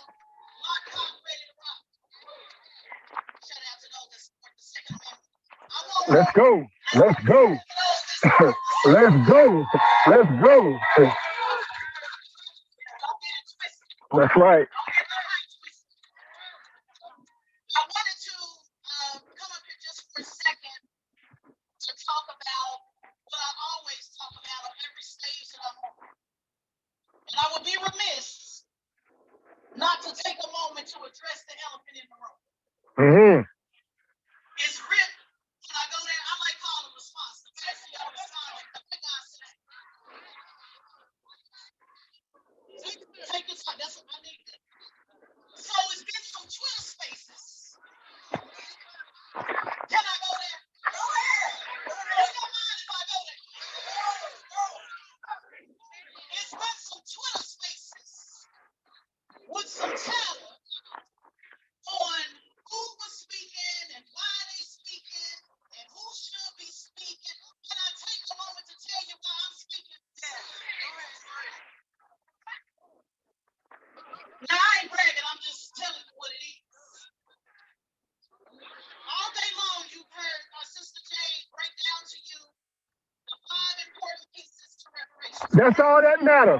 That's all that matters. Go back on Twitter and say that nobody talking about reparations. Are y'all gonna remind them that not only have the speakers addressed it, but Jade addressed it every time she got on this microphone. Every time. I need y'all to do that and make sure when they come up with these lines, we need to make sure that you were told repeatedly the 5 things that you need to do in order to move reparations. The second thing I want to point out is you heard about the who should get reparations. So what is reparations? The who shouldn't get reparations. The how you get reparations, or the why you should get reparations. I came to talk about the who. Somebody say the how. Yeah. Why is Sister Tess, I know y'all like to say sister and brother, so I'm speaking like, why is Sister Tess talking about the house? But Sister Tess got a decade plus of receipts on actual successful accomplishments on getting things done in politics. Let's go. Organize. Let's go. Organize. The law for the reparation is not a receipt for this. Meaning I have receipts on exactly how to move policy, receipts on exactly what it means in order to get these folks paid to pay attention. It's not just about Twitter spaces, it's those who are willing to do this in real places. Give yourself some love for going beyond the Twitter space and being in a real place. That's right. Boots on the ground, baby. Boots on the ground.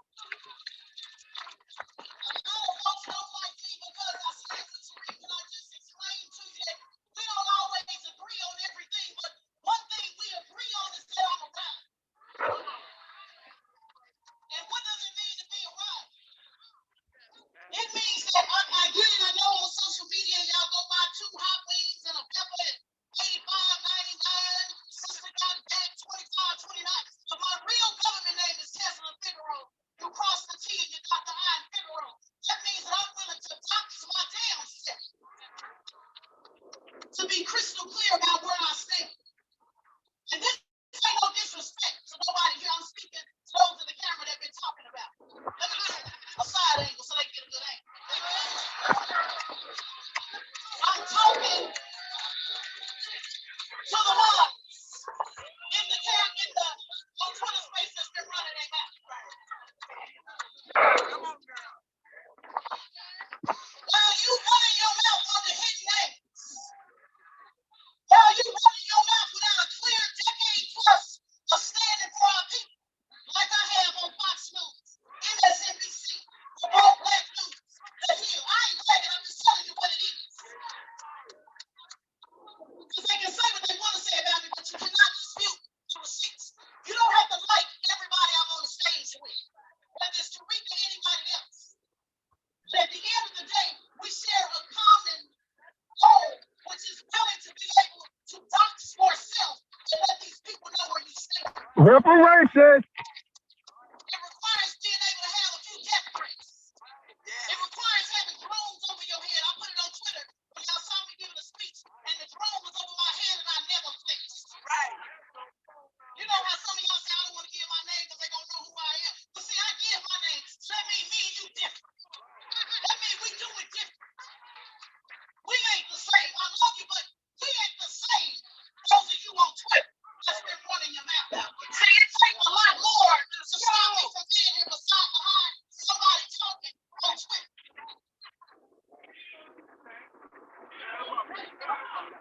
Push the line is what I came to talk to you guys about, which is politics until something happens.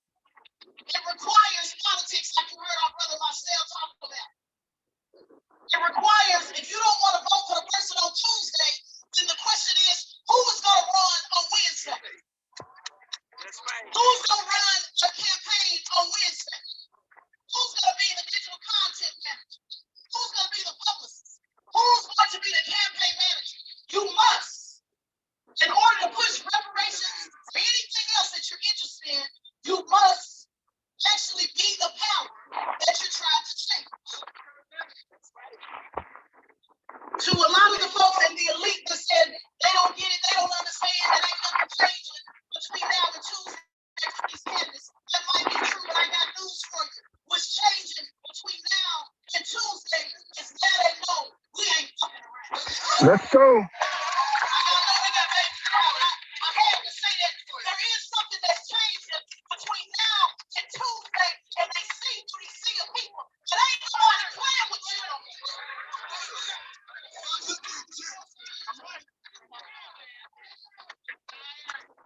On June in the Breakfast, I did the Breakfast Club in June, I said, I'm not getting on another stage, including a lot of my friends that y'all don't like, and that's cool. I'm telling, I'm solo dolo, I stand by myself. But I said in June, I'm not getting on another stage unless it's a stage to call out Joe Biden and this administration. Jim Crow Joe Biden. Other friends in the movement, because I got love for them. Everybody do something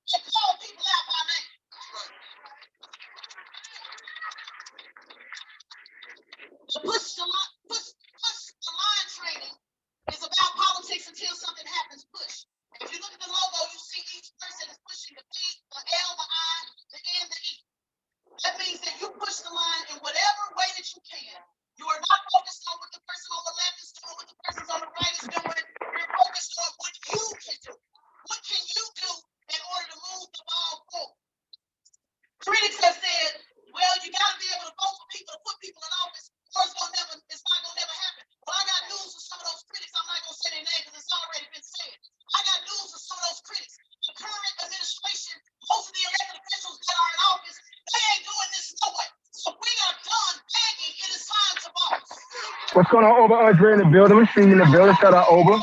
What's going on, brother? Real niggas. We see you in the house. That's Sister Tasman Figaro. Brother Andre, that's Sister Tasman Figaro.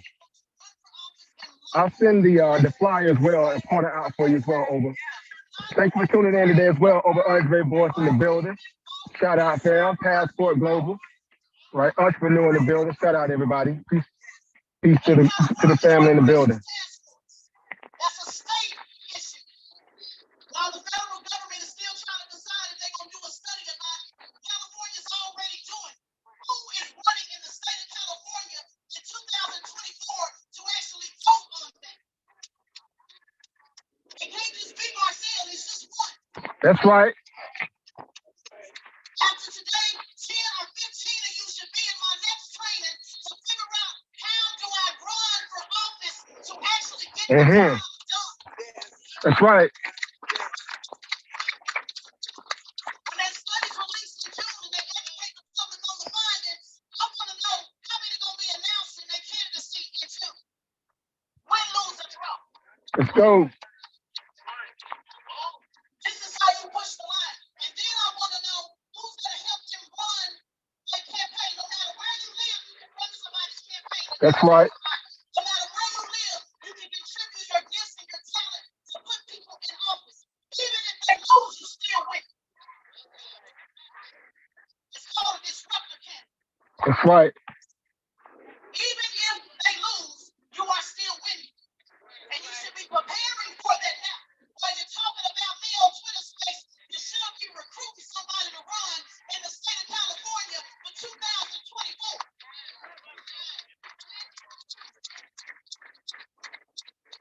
Some of you are talking about how you're the only one that can talk about the scholar. Some of you need to be talking about boots on the ground and who's going to run in California.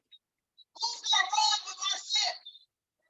Who's going to be the state rep to get behind Marcel? Who's going to be the city council? Who's going to be the dog catcher to actually wake these people up and put fear in them? This is called awareness, a rally. It's very important to have that a part of the strategy. So let nobody tell you nothing different. They need to see your face and not your avatar. They need to see your face and not your avatar. And then the next step is they need to see you on. We in here. You want to really scare them. We in here. Let's go. We in here. I need some of y'all to write your name on the ballot before election day so people can actually vote for you for real. Let's go. If you're interested in the training, I want you to take your phone out. I'm going to give you the number to text in a second. In September, Jade told you about it. Shout out to Christy, one of the trainers that I brought. It's a nonpartisan training. We don't talk about issues. We don't talk about agendas. We don't talk about Democrat or Republican. We simply give you the tools. Step 1, step 2, step 3, this is how you run. This is what you need to do. There's 5 components to it. Campaign roles and responsibilities. Campaign compliance, meaning actually having your paperwork done. Campaign planning, campaign management, and community coalition building. Some of our haters need to know how to build a coalition instead of just being an agent of chaos. If you're serious about reparations. We had 300 people show up in Atlanta at 7 a.m. Thank you, Jesus. 7 a.m. They said wasn't nobody gonna show up. They said it's raining outside. Can I tell you they was there at 7 a.m. From 12 hours of training being about the business of black business. I did another online one in October. I'm gonna offer those same 5 classes online. I'm coming to some of your cities, but if you can't get it face to face, then get online so that you can get the tools to actually organize. You need 527s. That's a super PAC. I've been encouraging somebody to start a super PAC. This is the kind of stuff that some of the people that's criticizing y'all don't want y'all to know. They'd rather just continue to say, y'all don't know what y'all talking about. Y'all don't know what y'all talking about. I'm here to spill the tea. Spill it. 527. Who's going to start at 527? A super PAC. That's what Bernie Sanders did. That was why he was able to shake up politics. You ain't got to like Bernie Sanders. I've checked him myself. But I'm telling you, it's a recipe too. It's what the Tea Party did. You gotta have a 527. If That's right. That's right. Donate your money to a 527. Somebody should be starting one outside of this, where you can support your candidates, not just financially, but also support them with advertising. If you're going to spend 20 hours a day on Twitter space, then somebody need to have a 527 so that those numbers count. Mm-hmm. You have to be able to tell these local leaders, hey, we've been able to touch 50,000 people. We've been able to engage. We took a poll. 60% of people believe in reparations. We can create our own poll, but you need a 527 in order to back that up. And then you mix it with your awareness. You mix it with your rallies. You mix it with your YouTube. You mix it with your new black media. All those things are important, but if you are not trying to organize on the local and the state level, nothing changes. Yes, you want to criticize current leadership. You want to tell them, be about us or else. But at the same time, you have to be able to put somebody in office, a brand new person that has not been found. Mm-hmm. To tell you, you got a bad background, you can't do it. I got Regina Hill elected in Orlando, Florida. She was arrested 21 times. Somebody say 21. 21. See, those are receipts. They can't talk about the receipts on Twitter space. Regina Hill, I was her campaign manager, her communications director, did it from out of town. She was arrested 21 times for a felony, and she won her very first time running for office against 7 other candidates.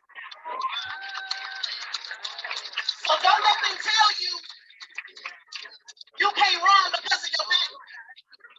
If you're interested in the training, then I'm gonna say this and then I'm gonna close. You text push the line, PUSH, the line, THELINE, push the line to 66866. I don't want nothing from you. Let me deal with that right quick. I don't want your cash app. You can keep it. Push the line to 66866. You're testing about that business, Brother Black Voltron. You're right. You're 100% right. Let me go ahead and Thank you, Brother Black Voltron, for tuning in as well. Thank you, fam. B1 fam in the building. I went to Congressional Black Book Camp in 2010. If y'all don't mind, I just gotta run the receipts, but I know they watch. I went to Congressional Black Boot Camp in 2010. I got the game, I took the knowledge, I'm giving it back to you. I went to Yale Campaign School for Women. I got the game, and I'm bringing it back to you. I went to the White House Project. I got the game, and I'm bringing it back to you. I went to Ruthless, you name it, Emily's List. All of the top trainings in the country, and there has yet to be one that speaks to people like me and you. I've worked on campaigns on the local, the state, and the national. I've called out elected officials, including this movement for anti-Black racism with my name on it. It's important that these receipts are out because a lot of y'all been listening to people that don't know me. And you can listen to that foolishness or you can look up the receipts on their own. While they texting and typing, I was suing Bernard and won. Let me say it one more time, and won in case y'all didn't get that. And I did it by myself. It said Chesney Figaro versus the revolution. So who gonna put their name and go against a whole movement? So this is why I talk the shit I do with my chest all the way out. And it's not to minimize nobody. I'm really speaking to those that's been trying to minimize me. I don't give a damn about you. Because I get real death threats on real FBI lists. So you got to know a Twitter space it will never discourage me from speaking to my people. But I did want to put that out there for those of you that are interested in the truth. And I'm with you, love. Queen looking good up here today. Can I just pause? Can I pause and say that? I just had to say that, just. I just had to say that. They call me Sister Double Cheeked Up. That's right. Black Twitter space is definitely the real grassroots now. The ones that are on this, about the business. That's what I'm my FBA brothers. I'll find out where the after party is. Drinks on me. I'm picking it up. I ain't waiting on the check. I'm picking it up now. Amen. Amen. So y'all ain't used to that. Y'all ain't used to that. Anyway, I'm getting distracted. Y'all follow me. Y'all know how. Anyway. When I say people like you and I want to explain is and why this is so important today. You may have, and I don't want to offend anybody's religion. Your religion is what your religion is, but I got to speak from my heart on what moves me and how I get up every day and how I do this fight with both parents in the ground without having any muscle behind me, without ever having a booker, a manager, an agent. Nobody in my family was in politics. Shout out to Christy who told the story. She's one of our trainers, by the way, who told the story about her parents that put her in the game. Didn't nobody put me in the game. I was on Sue-Woo business, on Crip business. But what I learned, y'all wasn't expecting that, was you? What I learned was the same way we organize in the streets, we can organize in politics. What I learned was how to stand 10 toes down when everybody against me.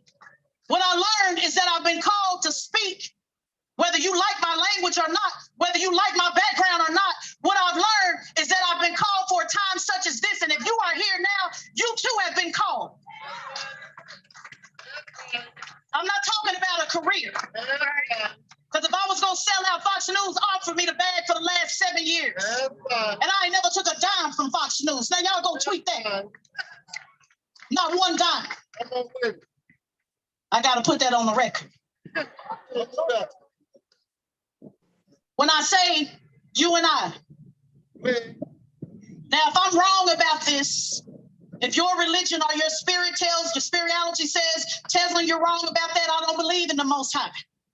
Well, guess what? If I'm wrong, then we don't have nothing to worry about. If what I'm about to say is wrong, then that means when it's all said and done, we'll disappear and we'll just go into the atmosphere. But what if I'm right?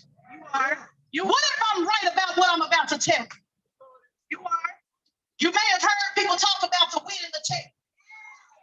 Separating the wheat and the tares. Anybody heard about it? Anybody grandma ever told them about it? Did they ever say it'd be times like this? Do you know what times like this is? Do you realize you are going through what the elders told us about? Yes. 100%. The New International Version gives it to you this way, and this is how I like to quote it. Come on. A lot of people say Willie D said, "Oh, Tesla, you one of the goats, you one of the greatest of our time." You always see people hashtagging GOAT, GOAT, GOAT, GOAT, greatest of our time. Can I talk to you a moment about the sheep? The Bible says that it will separate the wheat from the tare. But the International Version says that when it's all said and done, there's going to be a moment when you're going to have to be accountable for what you did. Not challenging me on Twitter space, but accountable for what you have done. That's right. And the same way I see this crowd, they say that it's going to divide up down the middle. And it will be a separation from the sheep and the goat. I know y'all want to be the goat. I know y'all want to be the greatest of all time, but I need to talk to you about what it is to be a sheep. And a sheep don't mean go along to get along. That's right. A sheep don't mean fold when they come against you like a lot of our brothers and sisters are having to deal with in the media. That's right. A sheep don't mean I'm just going to do whatever they say. A sheep is about the shepherd's business. Right. And the question will be asked, have you been about the shepherd's business? Right. Do you know what the shepherd's business is? That's about the least of these. When I was in prison, did you come see me? When I was hungry, did you feed me? When I was lost, did you find me? When I was homeless, did you give me a place to lay my head? That's the shepherd's business. Some of you are agents of chaos. You're doing the work of the enemy. But I came to speak in your life for those who are about doing the shepherd's business and the work of God, God's true people. And if you are about the shepherd's business, then you will find yourself doing the work even when don't nobody stand by you.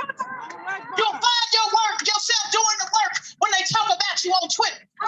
You'll find yourself doing the work when the HR manager call you in the job and say, "Was that you?" on social media. Yeah. I know y'all don't want to put your real name out there because I know you got something to lose, but you're talking to a bride that lost it all. So I moved different because I don't have no problem being an Uber driver. I don't have no problem going to sell shoes at dealers for $12. I'm a hustler for sure. And I don't run no nonprofit either. I'm a boss.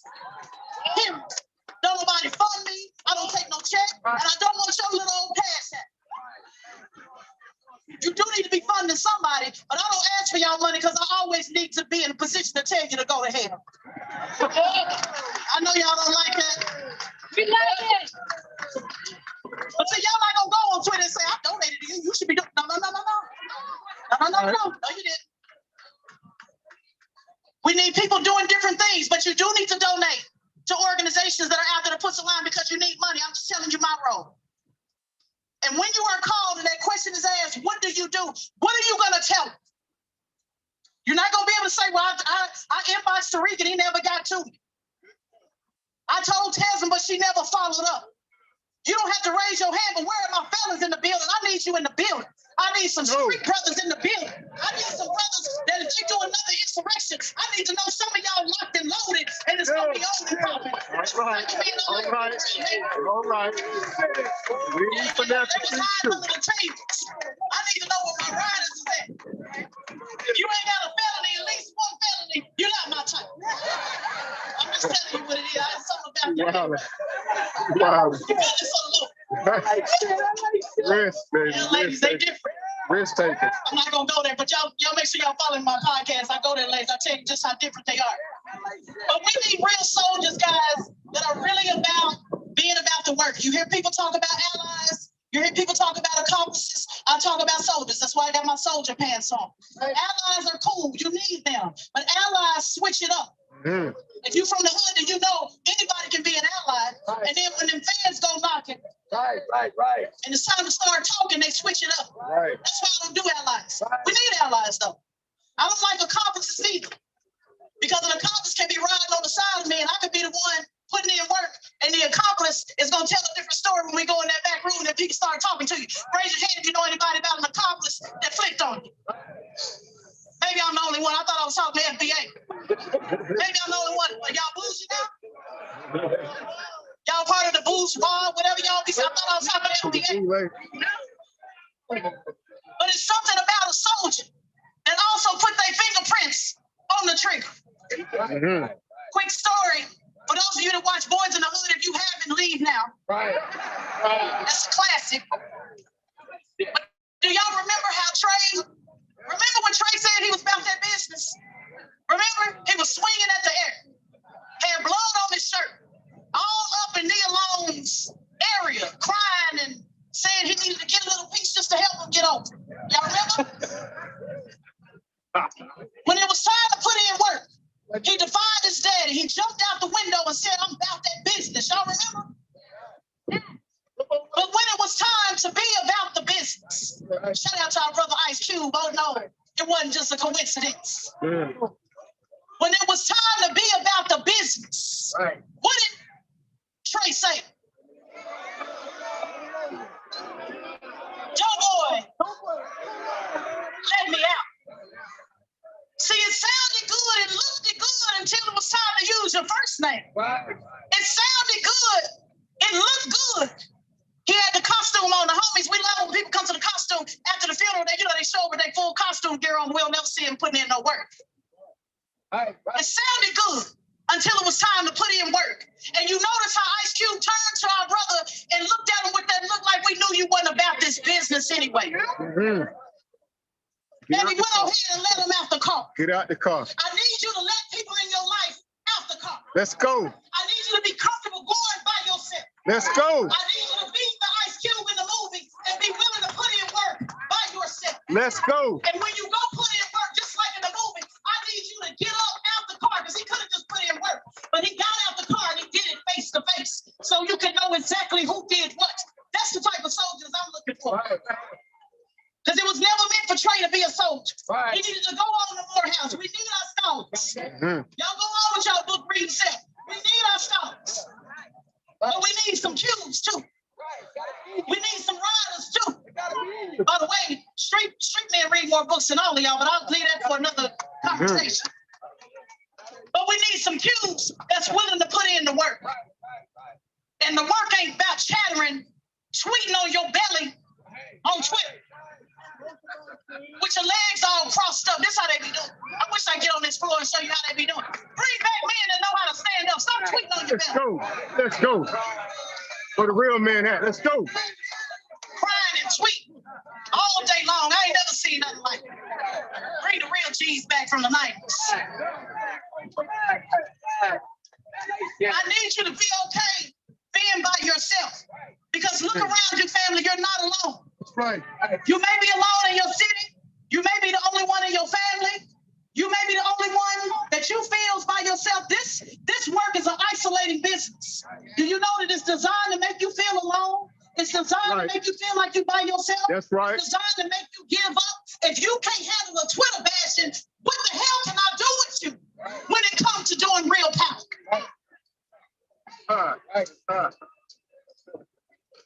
My grandmother was a bus driver, and she would tell me, the bus ain't stopping for you. She wanted me to be ready at a certain time. Even my grandma wasn't gonna circle the block to come get me, because what she was teaching me was the discipline to be ready. I'm not Harriet Tubman. I'm not coming back to get none of it. Let me say it again in case y'all didn't get it. I'm not Harriet Tubman. I'm not coming back to get you, because if you don't know you don't want to be free in 2022, you ain't gonna never know. That's fact. That's fact. That is fact. Y'all sit around and quoting Harriet Tubman. I wish I could have freed if only to do with that. What they say? If only more of them knew I could have. The devil is a lie. It's 2022. If you don't know you want to be free, then keep your ass where you at. That's right. That's right. We honking the horns around here. We knocking one time. I'm the rapture. It's gonna blow one time. You didn't hear Grandma say it's gonna blow twice, did you? She said you're gonna hear that horn one time. Right. So you need to be moving with that sense of urgency. And if they don't want to go with you, you go by yourself. Right. Be the new generation of Joshua. That's not your age, but it's the mindset of the new generation of Joshua. Right. Moses talked to those who were slaves for 40 years, begging slaves, after they already seen the miracle of what it meant to be free. You better have some Joshua mindset that say, I'm going on over without you. Shout out to Martin Luther King that said, I may not get there with you, but guess what? I'm going up. That's right, brother. I wish I would do this work and think I ain't Sister going. Monica, that's right. I'm going. You're going to get left. I ain't waiting on you. You go to the club or nothing else. I'm holding up, girl. You ready or not? Right. That's the mindset that you guys have to have. A sense of urgency of moving forward no matter what. That's right. In policy and in politics. Yeah. Now you want to be Moses and miss the promised land because you begging people? Right. Then you're going to miss this train. Right. And today we came together. That's right. To let people know the train is moving. Yeah. You either with us or against us, but the train is moving. You either on the train or you under the train, because we're going to run you over. You either with us or you against us. Mm-hmm. Shout out to my sister Jade. Shout out to Tariq. I want to be clear. I know he always says he's not a leader, but I do want to be clear and say that he is a visionary. Right. Give a round of applause for Tariq. He's a visionary. He saw y'all in this crowd when others couldn't see it, including me, because I was nervous, y'all. I ain't gonna lie. I didn't know if y'all was gonna show up. But he kept his cool and he said they come. Welcome to the new black media. He kept his cool and said, all I gotta do is put out the siren and they come. All I gotta do is whisper and let them know and they come. So shout out to him for having the vision that many of your elected officials would never do. That's right. And I respect him for that. I don't agree with everything he do and how he do it. But I respect consistency. I respect rhymes. I respect those that's willing to call out the powers that be on a daily basis and get the death threats that come with it. My name is Tevin Figueroa, www.tevinfigueroa.com. Let's go, sis. Let's go, sis. Keep it on. Give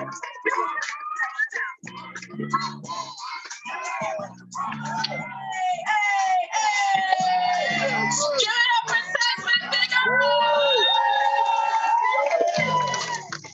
Awesome. DJ, keep running another song. We're gonna bring up our speakers. We wanna thank everyone and give them a round of applause, including yourselves. Clap it up for yourselves, y'all. On this beautiful Saturday in Chocolate City. Shout out, giving thanks to Raheem Shabazz. Brother Raheem. Brother couldn't make it. Dr. Martin. Clap it up, clap it up. Connie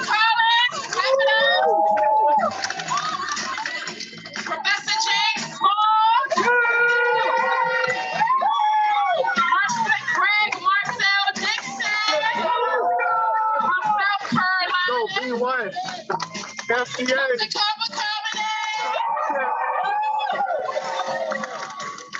brother Dewan D. Let's go. We also had Dr. Boyce Parkin. Let's go. Our brother Sharif Sheffy just in the back who came up with the display. And our sister Christy Williams. And Tesla Figaro once again. Let's go. Last and certainly not least, our brother Tariq Nasheed.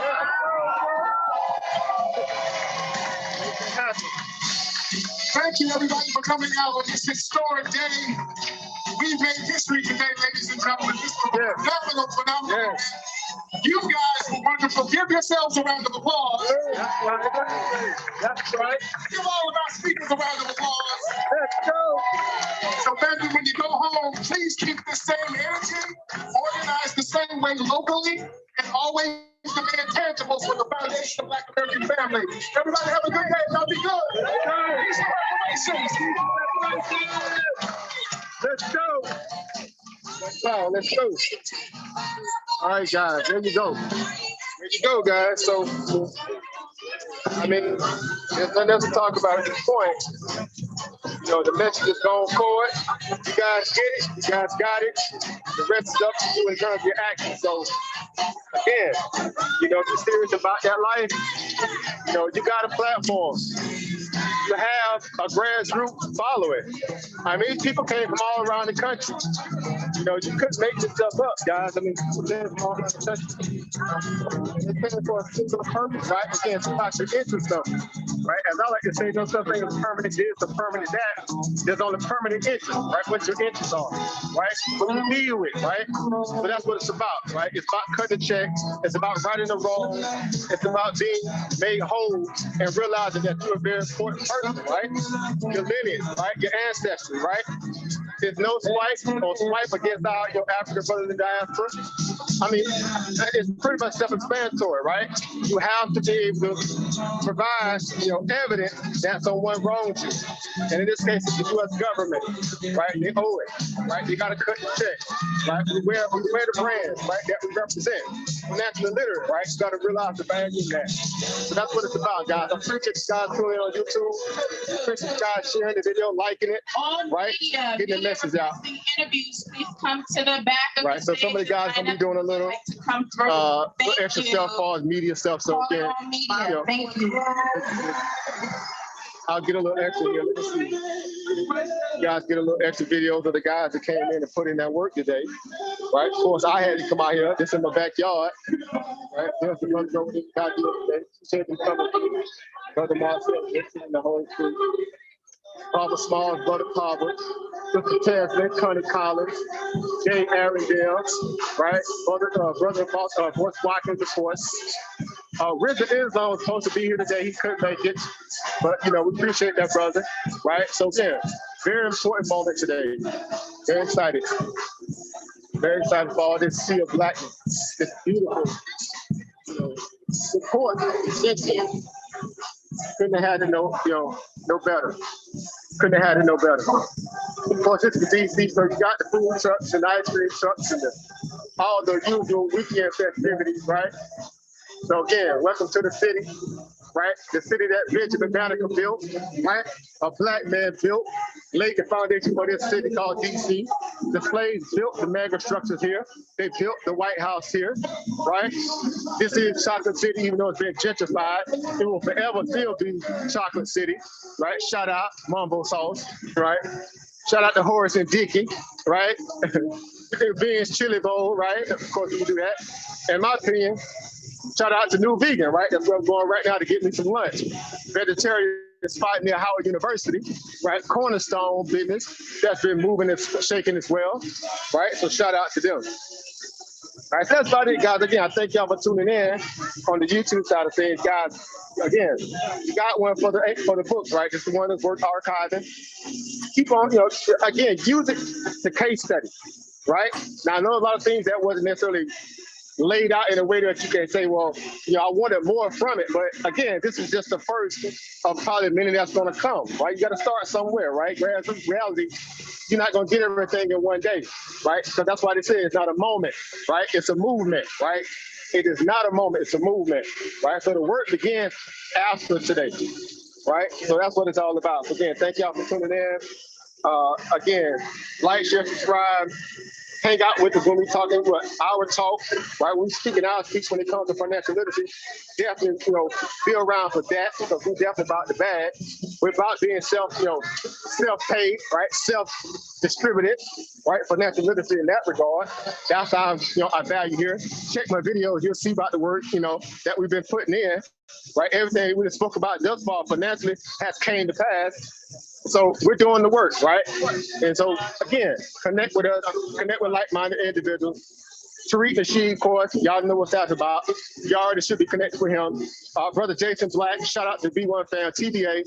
Shout out to Brother Black, Professor Black Truth, right? All, again, the warriors out there putting in the work that a lot of people sometimes feel irritated by because they speak a hard truth, right? So the goal is to what? Eat the meat, spit the bone. Your feelings need to be roughed up a little bit, right? Because you got to get out of this passive aggressive mentality, right? That's what this is about, waking up the people, right? So let's go. All right, so I'll leave it at that, guys. Again, thank y'all for tuning in on YouTube. So again, we got some people on the panel. You guys, if you're able to talk, if you want to kind of speak to what you witnessed here today, you're welcome to open up the mic and get it in, right? So again, wonderful, wonderful event today. I'm very, very proud of our people. Sister Dr. Martin in the building.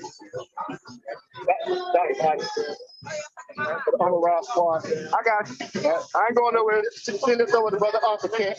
Right, we got some fam in the building. Sister came in, getting there from Baltimore.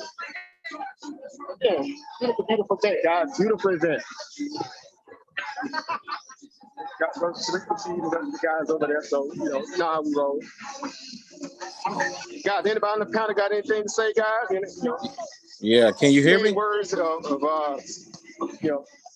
that you might want to kind of speak to. Can you hear me, Oba? I don't know if you guys can hear me. Let me see. Forgot my earpieces there. Let me take the earpiece out. That's probably why I can hear y'all. Chris. My earpiece went dead. I've been out screaming for about 5 hours. 1 second, guys. He can't hear us, though.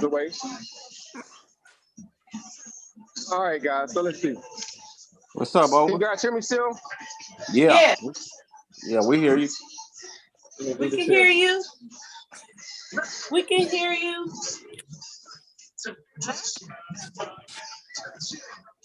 We can hear you. All right. Very beautiful day here in the city of DC. Yeah. Can you hear us, Oba? Can't hear us yet. Not yet. No. Can't hear him on his side. This guy popped up, right? The guy that been agitating Tariq. There you go. Where Brother Sarnell at? I got to get him on here. Sorry there? I'm gonna get him on camera. I'm gonna get him on camera. Oh, that's you showed up, bro. What's going on now? We see the building. Again, it's all love. I support reparations. It's love.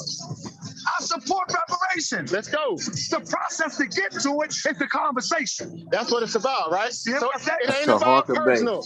It's about what? The purse. The conversation to get to it is the conversation. Right. It's about the purse. Purse first. Purse first, feelings last. Get to it. That's right. Purse first, feelings last. We did this in the 60s. Let's right. From this and get to it. Let's go.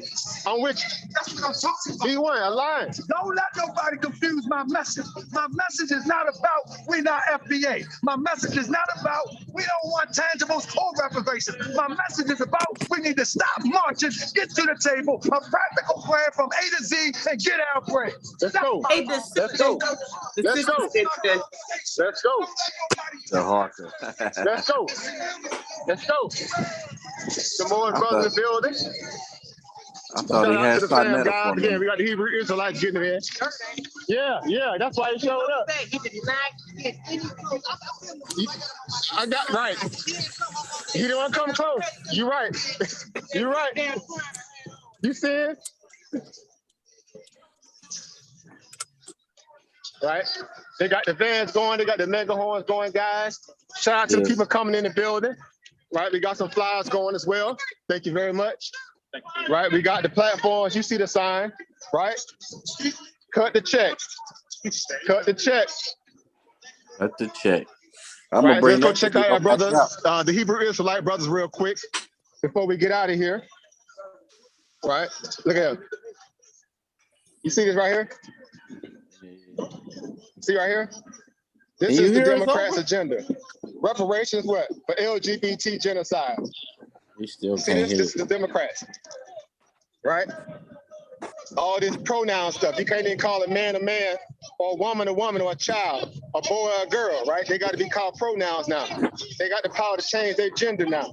Make that make sense, right? This is the sickness of this country, of this city, of this district, of DC, right?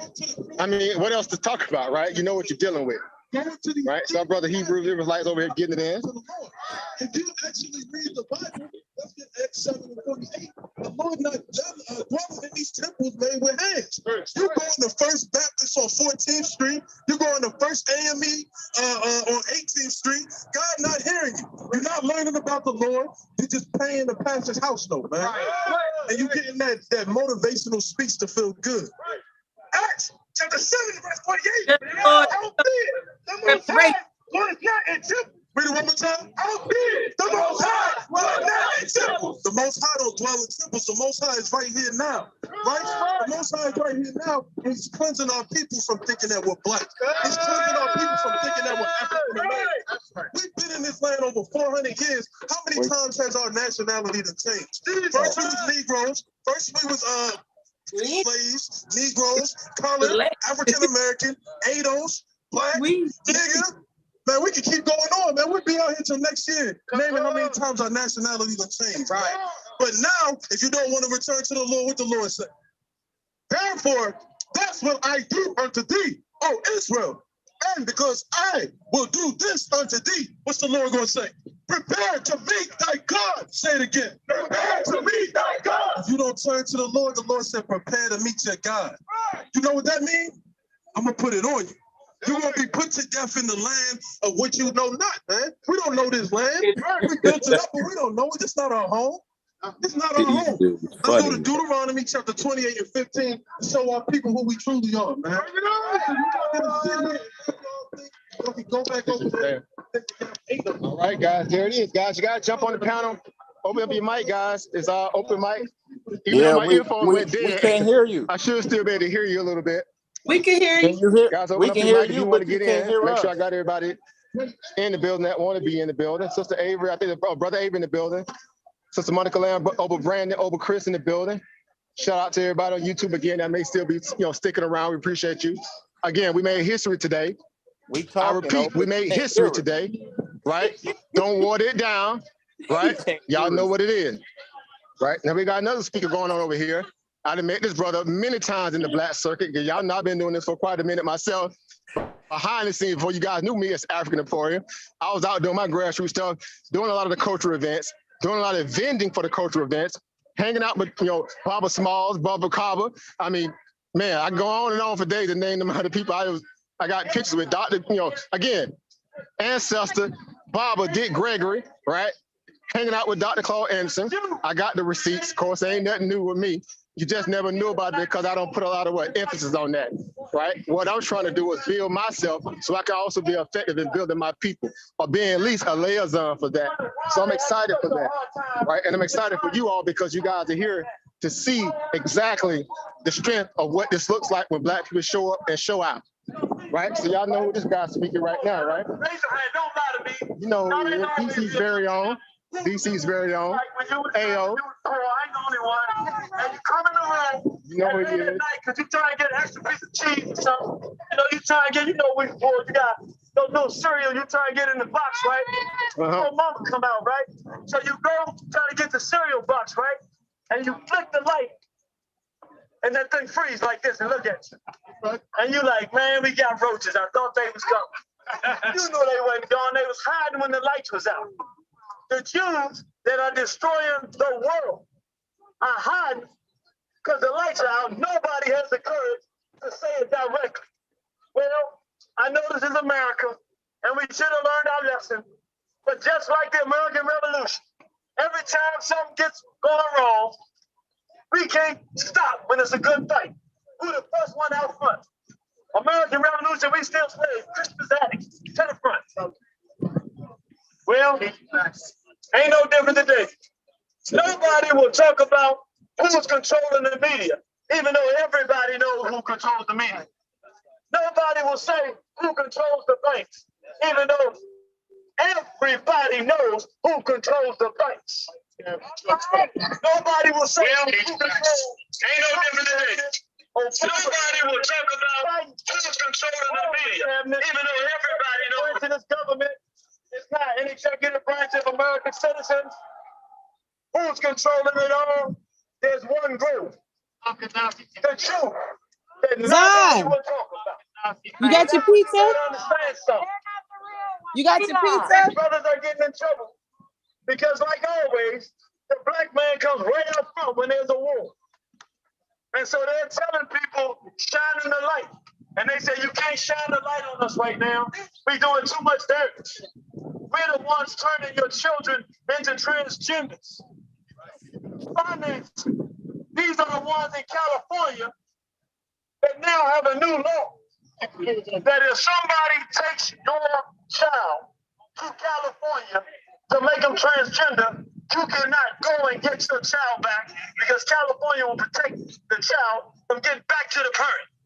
Right. So some queer can take your child to California, and then you can't go into California and get your child back.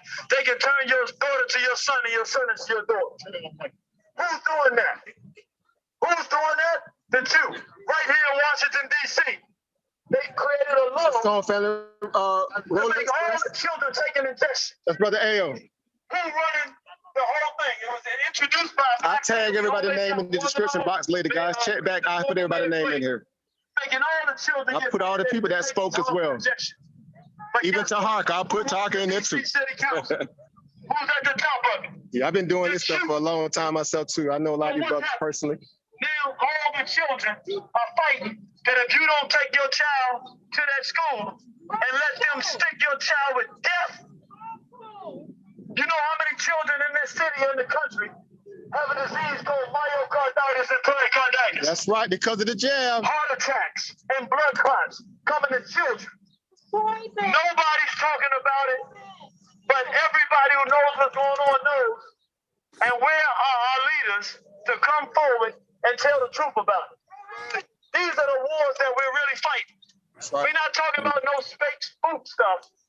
When your child goes to school, they want to teach them about homosexuality and pedophilia and different genders. That's happening right now. Now, it might happen. It's happening right now. Where are the black men and women saying we will not tolerate and allow this to happen? Nobody will talk about this. You want to know what the real issues in the black community are? See what nobody will talk about. See the things that no one will say. I'm just going to take a moment to say this. In the 1990s, I told our people, this homosexual war is going to destroy our families. They're going to open up the door for molestation of our children. It's going to crack the foundation of our people. Nobody wanted to hear it. It's not a problem. In the 2000s, they say it's not a problem. We say the feminization of the black male, Tyler Perry putting on dresses, is destroying the masculinity and the manhood in black men in America. Right? Nobody wanted to hear it. Now when you talk to them, they say, well, the problem is too bad. What can we do about it? Whatever happened to a black man who liked to fight and stand up for his people? How do we go from it's not a problem to we can't do nothing about it? Where's the fight at? That's right. The fight is gone because the things we call leaders are not real leaders. They're cowards. They don't represent the interests of our people. Right. And when the hard fights come, they run. What we gotta have is a recognition of the fact, black man and woman, listen, nobody's coming. Ain't no fancy savior coming to save the day. Ain't nobody in a nice polished suit coming. If you want your child not to be taught, your son to be a girl and your daughter to be a boy, you're gonna have to make that decision. And it's not good enough to just pull your child out of the school. Why not? because your child is in a world with other children. Everywhere you go, every billboard, 2 men, 2 women. You can't watch a commercial with a black man and a black woman and a black child. Am I right? Who's doing this? We can't see a healthy black family.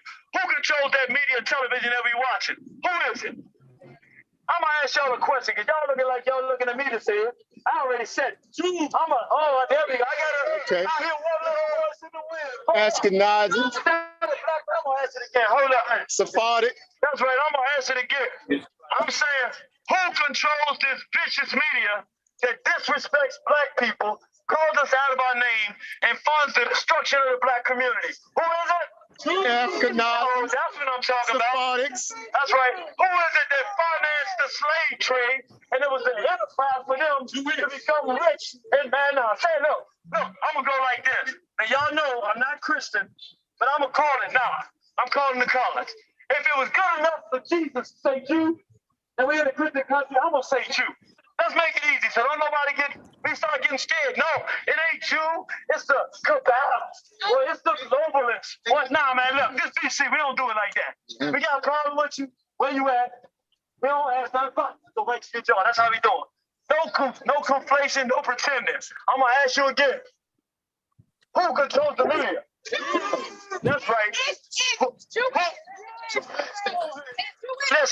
Listen. I'm gonna say it again. Stop getting scared. Now I know the truth, but Jesus didn't say Jewish. He said those who say they are Jews and are not. So we already know that they're not really Jews, don't we? But the average person out here don't need all of that extra complaint. So stop being scared and trying to be precise. Tell it the way that everybody knows it. Tell it the way Kyrie said it. Tell it the way everybody will understand it. Say it plain.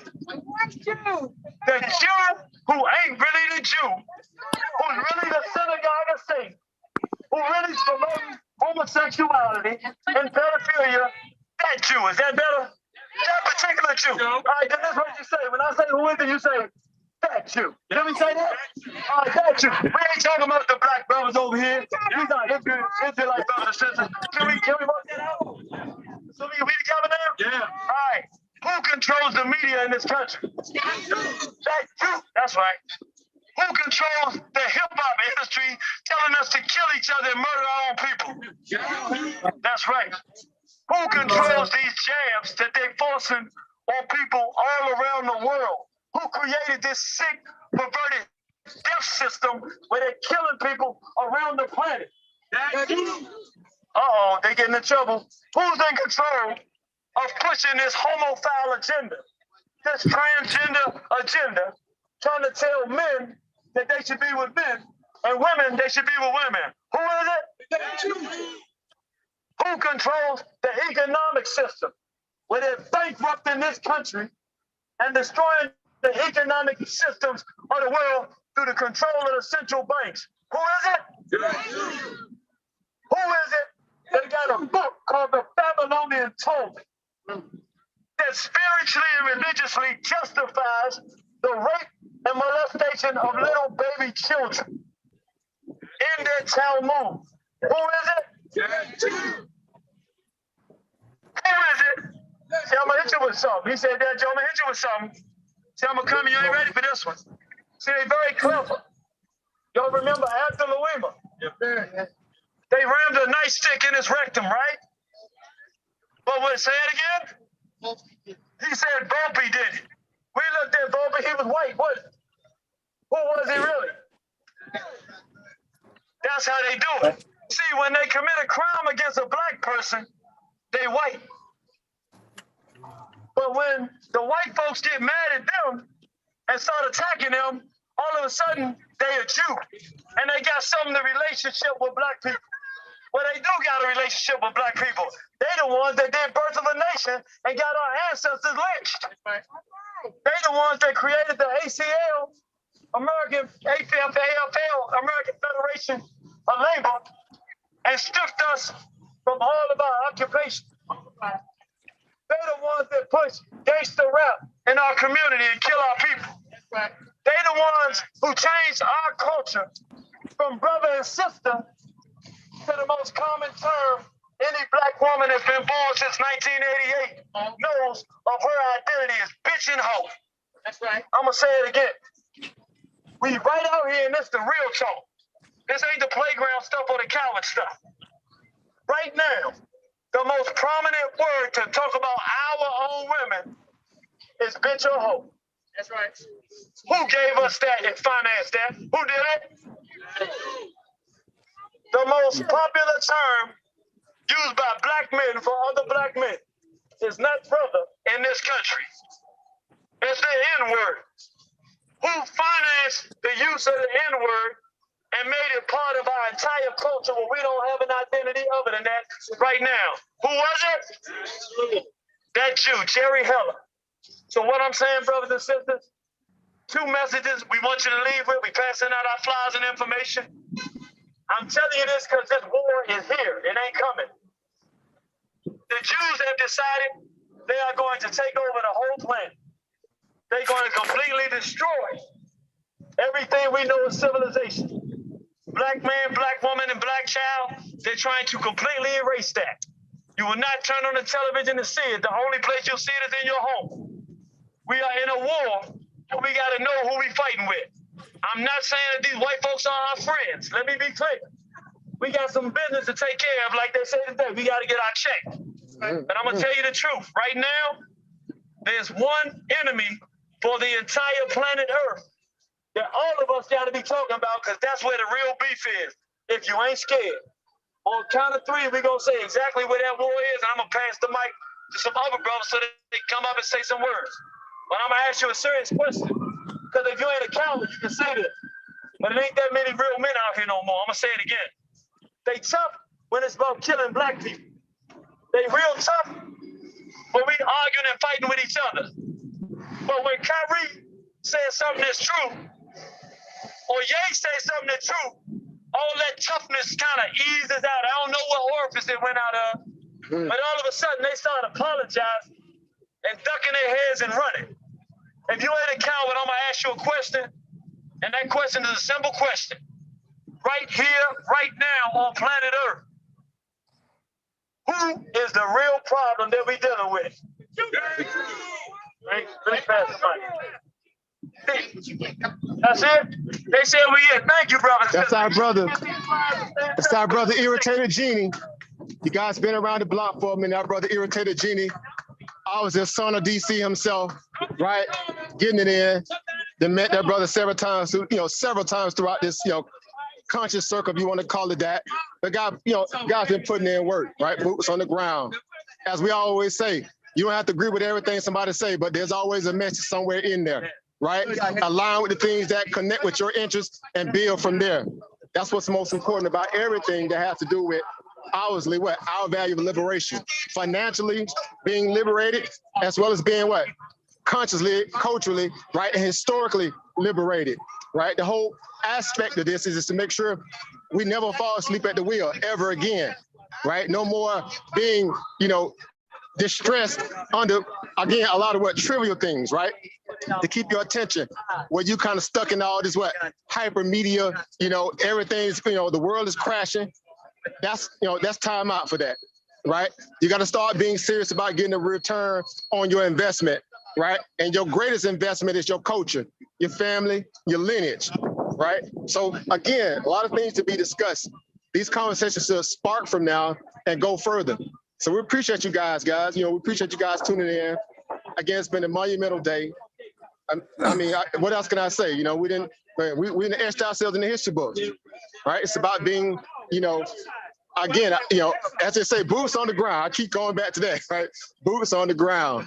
And not necessarily physically. You guys are boots on the ground by tuning in right now. You guys supporting the bill. You guys supporting this movement, not a moment. It's a movement, right? So support comes in many different ways, right? So again, we appreciate you guys tuning in, liking, sharing, viewing, right? You got one that you can archive. Download this video, right? Download this video, keep it in your archive. They may take it down, they may not, who knows, right? But I'm more concerned with the fact that we got a chance to see it. We got a chance to witness it. You guys a chance to hear it. That's what's most important, right? So download the video. We appreciate you guys. right? Let's see if I get Brother Irritated Genie real quick. Off my hand.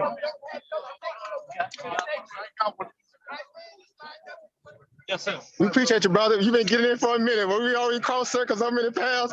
Years and years of this. So again, I just want to say thank you, man. Brother Irritated Genie, if you guys know Ayo, hey, where can they reach you at, fam? They can reach us at liberation@waronthehorizon.com. Send us an email. We'll email you back. You'll know how to get in touch with us. That's right. And we live on YouTube right now. We got about 50 people watching. So again, this is what this Boots on the Ground is about. You're putting in the work. People been knowing you've been doing this for a long time, right? Yes. So again, explain how long you've been doing this. Man, we started in 1997, the first time I started speaking on the feminization of the black male. And we just been trying to fight for our people ever since, man. That's right. That's right. And again, you've been putting in the work. So I know you're going to be doing it for the longest you can, as long as you stand. Hey, you're man, as long as I can breathe, walk, and talk, I'm going to be fighting. Somebody is hurting black people, I'm going to be fighting on the best I can. That's right. I love y'all, brothers and sisters. I love you. Thank you, family. Thank you, family. Thank you. Thank you. All right. DC's very own, right? Brother Irritated Genie getting it in. So again, guys, you see it, guys, you know. I enjoy this, man. Everybody getting it in. Everybody getting it in. Right? Everybody getting it in. Peace, family. Right? Everybody getting it in. So again, we got a few people still up here at the top of the venue up here. I'll come up here one more time and see what's going on. I don't know if everybody left quite yet. It might be a few people still hanging around. I'm pretty sure Brother Carver gonna be getting in because you know he bought that life. He long-winded, so he ain't finna leave soon, right? Without making sure he get all of this message out. All right, so shout out to Brother Carver, Kuwait, right? All the greats, right, in terms of what we know to be within our, movements, right, that have been putting in the work, boots on the ground. These brothers out here still doing the work. Right, so Brother Carver out here, you see him. Brother Marcel Dixon over there as well. The rest of the brothers are over in the tent. Thank you, Brother Carver. Make sure you guys can hear clear. My earpiece went out early, right? Them things went dead. Right, we broke them little Samsung earbuds today, putting in the work. And the brother been doing this painting us, Dr. Francis Cress Wilson in the very beginning when this event started. It was just no more than a brown canvas. He painted the blue background, did the outline, and now look how far he's gotten. The brother about that work. This is also part of reparation, right? They talking about the Latinos in Puerto Rico, the first one to start graffiti. I call that BS on that, right? Black man been drawn on the wall, right? Look at Kemet, right? Let's go to Kemet.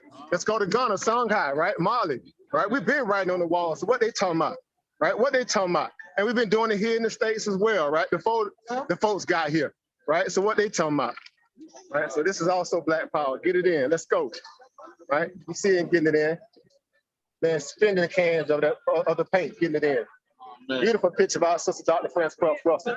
And I wish Dr. Carl Ennis would have been here, but again, he is here through all of us. So again, he is the aficionado when it comes to financial literacy. Y'all know he's definitely a mentor of mine. Of course, I wear the brand, right? I wear the brand that I represent, right? I'm not just speaking about it, I'm gonna be about it, right? So shout out to Dr. Carl Anderson. I got all his books, right? I listened to all his messages and heard every video he put out. I'm pretty sure I have, right? So shout out to him as well. Right, so I'm gonna get Dr. Carver on real quick. Right, I'm gonna get Brother Doc. I got it once already, so I'm not gonna be greedy, but y'all see him get it in. Right. All right, let me switch the camera back around, get our brother. All right, there we go. Let's see if I can zoom in a little bit on these guys too. Brother Carver getting it in. See, you got the books out to them guys, some of the books. That's his latest book. The latest book is Spiritually Before Religion. That's the book. That's the book, guys. Go look it up. Go purchase it. Buy 10 copies for Christmas, right? Get educated. Now, if by chance I don't have, enough, you can always go on my site. Your official site. My official site, right? CabaCombinate.com. Say that again, Barbara. CabaCombinate.com. There you go, guys. www.cabacombinate.com. Or you can go to my link in my bio, my Instagram, CabaCombinate. Awesome, guys. There you go, guys. There it is. We got 50 people watching. There's the link. Let's go. Let's go. All right. Every little bit help, guys. Each one, teach one, find somebody, link up with them, and get serious about being serious. Right? Brothers getting it in. There go Brother Marcel. All right, Brother Marcel in the building. Right.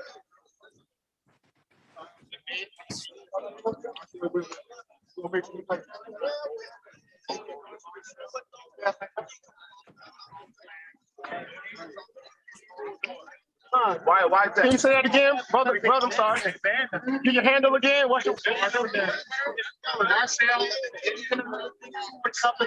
Marcel? We can donate. Marcel for Congress, guys. There you go.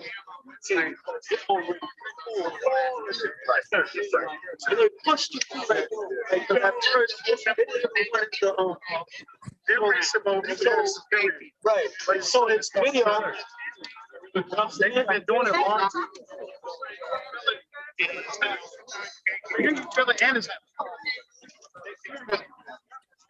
Facts.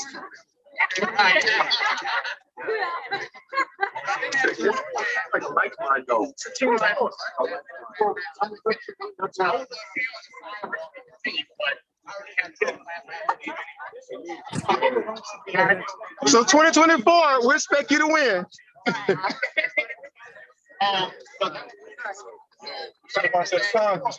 That's right.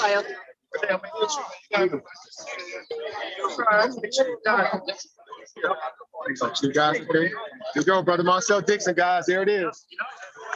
Right. We appreciate you, brother. Right? So now you just got to see what? This see what? Blackness in the building. Now I want to come get a picture of this guy here or this video. All right. Because this is important, right? Because, you know, there's several forms of different art, right, that represents, you know, being a part of the movement, right? This is very important, right? So, I mean, it's an images, you know, worth 1,000 words, right? This visual alone speaks to it speaks to everything. Now, convince me how they shouldn't cut a check after we was a part of this. We were branded like this. Tiffany company that made the chains, they made the same chains that he wearing around his neck. Tiffany company that our black women be going to buying their products, they made these type of chains that the brother wearing around his neck. But black women want to wear Tiffany in the company. Why? Make it make sense. So it wasn't about, you know, fashion for us. This was slavery in the raw, right? Know your history, guys. Know your history. Very powerful image. Very powerful image, right? Sister J. Arundel, appreciate that sister. Staple of DC, getting it in. Definitely appreciate her, right? Brother Dwan B still over there getting it in. Our Sister Connie Collins. Let me see if I can get Sister Connie Collins real quick too. Can he come through? Yeah, yes, come through. Don't move.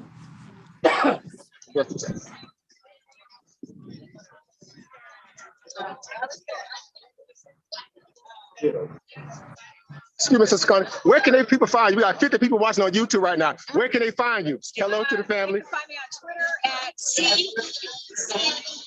C_Friedman. And my other account should be reinstated. It's at NOIRDOSSER. I am Connie Collins. Thank you. So thanks for Elon Musk getting Twitter so we can get our people back on there and our voice. Get it back. So right. They suspend me and I didn't do anything. Right. You get it back. It's wonderful. We love this stuff. This was everything that we needed and more. And it's just the beginning. Yeah. See, it's going to happen more than once now. See, would have had all this right here would have been backed up to there. Yeah, so to the other mall itself. You're right. So thank you, sister. Thank you. Thank you. Thank you. Right. So again, the family in here deep. There you go, guys. Again, you know, this is DC, right? And we did this on the backdrop right here in the Freedom Plaza, right? You guys familiar with DC here, Pennsylvania Avenue. We did it with the backdrop of a what? You know, one of these colonizers sitting up here on his horse, right? He had to eat a little smoke today, right? He had to eat a little smoke today, right? So shout out to the colonizer sitting up there on the horse, you know, feeling some kind of way right now. He ain't feeling, but that's all right, right? That's all right, right? We have a little fun too, right? We know what it is, right? We don't have to sugarcoat, right? We are independent over here, right? So we cut our own checks and we teach people to cut their own checks. So for moments just like this, you will not be what? You know, silence, right? The worst thing you can do is have your voice silent, especially as an adult, right? Someone try to teach you like a child, treat you like a child. Like, imagine that, right? So our people need to wake up and get serious and get a backbone, right? Stop bending over, right? So that's what this is about as well, guys. So again, very powerful day. I mean, the festivities are still going. People still speaking.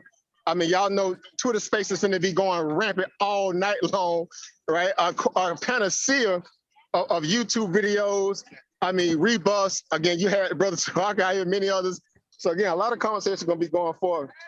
This is just a very powerful day, right? So shout out to you guys. I mean, well, thank y'all on YouTube for tuning in. Still speaking. You guys are the truth. Twitter Space is going to be going rampant all night long, black media, right? Our panacea of YouTube videos. So guys, definitely jump on. Again, you had Brother Talk out here, many others. Guys, appreciate it. A lot of conversations going to be going forward. Appreciate this guys. Subscribe to the channel.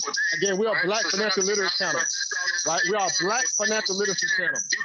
So although, you know, we understand that money don't care about your color, race, color, creed, sex, gender, orientation, but it does have a place for us. And ain't no such thing as being black power and broke, right? I've been saying that for a long time. No such thing as black power and broke. So we need to be about the business of getting the bag too. Not just from the reparation bag, but from the day-to-day bag. Figuring out how the ways to pay yourself before you allow somebody else to tell you when you can get paid, right? So that's what Black Financial Literacy is all about, right? Wear the shirt, wear the brand, right? Represent what your interests are, right? Shout out to everybody who realized that, who are not wasting their money on all these trivial things to look good for somebody that don't want to be impressed by you, right? The goal is to be able to stack money, build wealth, pass it on to your other generation so they can have something to fight with, not live it up in the now, go broke and leave people trying to do a GoFundMe to bury you, right? Them days are over with. We got to get serious about building and amalgamating our resources together. So again, the message couldn't be any clearer today. You heard all the brothers out here getting it in. You heard the sisters getting it in, right? The sisters always fire, right? It's something about that female energy, ain't it, brothers? Something about that female energy that's serious, isn't it? Right? Sister Tesla getting it in. Sister Connie College, y'all saw her getting it in. I mean, Jay, of course, always been about that life. And many other sisters getting in. The sister that was from Tulsa, Oklahoma. Again, guys, this is what it's all about. And look at the backdrop back there. Look at the backdrop back there. Right, we're in the DC, of course. Y'all know what it is here. This is the backyard. Got the Ronald Reagan building over there. Parked over there, actually. The Black National Theater. Well, I call it the National Theater, but they do a lot of black plays and stuff in there as well. But there's the National Theater over here. Again, to my right. Right. So again, great, powerful day. Freedom Plaza. Y'all know what it is. Most people then kind of dispersed a little bit. They finna go eat. I know they're hungry. They're tired. They're thirsty like me. All right. I need to drink some water. Right. And I'm about to go get some of my favorite vegan food that's in DC. If you guys familiar with New Vegan near Howard University, you know that's where the jump off at, right? So definitely stopping by there, getting my favorite vegan food in my bill as well. So again, thank you guys for tuning in on YouTube. I don't have anything else really to say, guys. I ain't nothing else to talk about at this point. I just say ain't nothing else to talk about. This is pretty much the reality of that, right? So again, the guys on the panel, guys, open up. If you got anything you want to add to this, guys, go ahead, man, get it in. You can't hear us. Anybody on the panel that can speak right now, make sure you guys are good to go here. No, Oba. Anybody able to speak on the panel? Let me see. Make sure the volume is up. All right, can you guys hear me still? Everybody can hear me still? Anybody in the panel that want to speak? Anybody got some, some words, some flavor to add to this today? Anybody here on the Zoom panel that want to speak? Can you hear us? All right. Can you hear us? I can't hear you over, Chris. Let me make sure my mic is audio is good. Make sure all my settings are good so I can hear you. If there's anything that I might be over, let me see. Ever since I took my earbuds out, I lost audio. Let me see here. Let me see. Make sure everything's solid. Full set. Audio. Let me see here. Give me 1 second, over, Chris. I think I see your mic moving. I just can't hear you. Okay. My audio is solid. Let me make sure. Thank y'all for tuning in again. Thank you for being patient.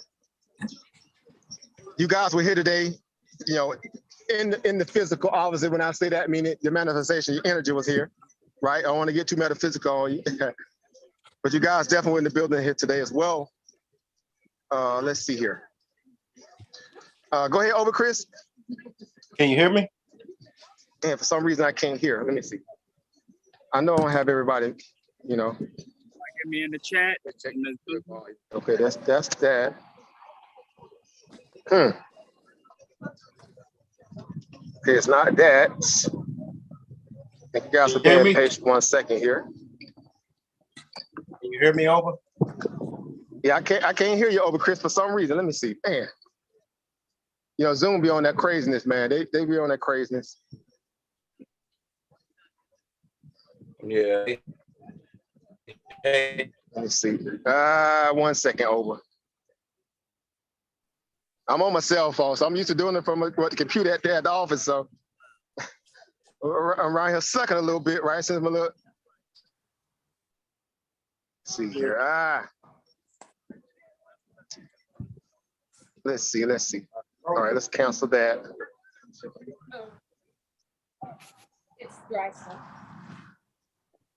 Man, it's acting crazy for some reason. All right, I got the volume controls up. Let me see. Standard, let's go. Video calls, Zoom. To his headset. Just making sure I ain't missing that. That might be causing it. But I see your mic moving. I just can't hear you. Let me see. I know what it probably is. Let me see if my my earbuds might still be causing this. Let me disconnect my earbuds and my watch here.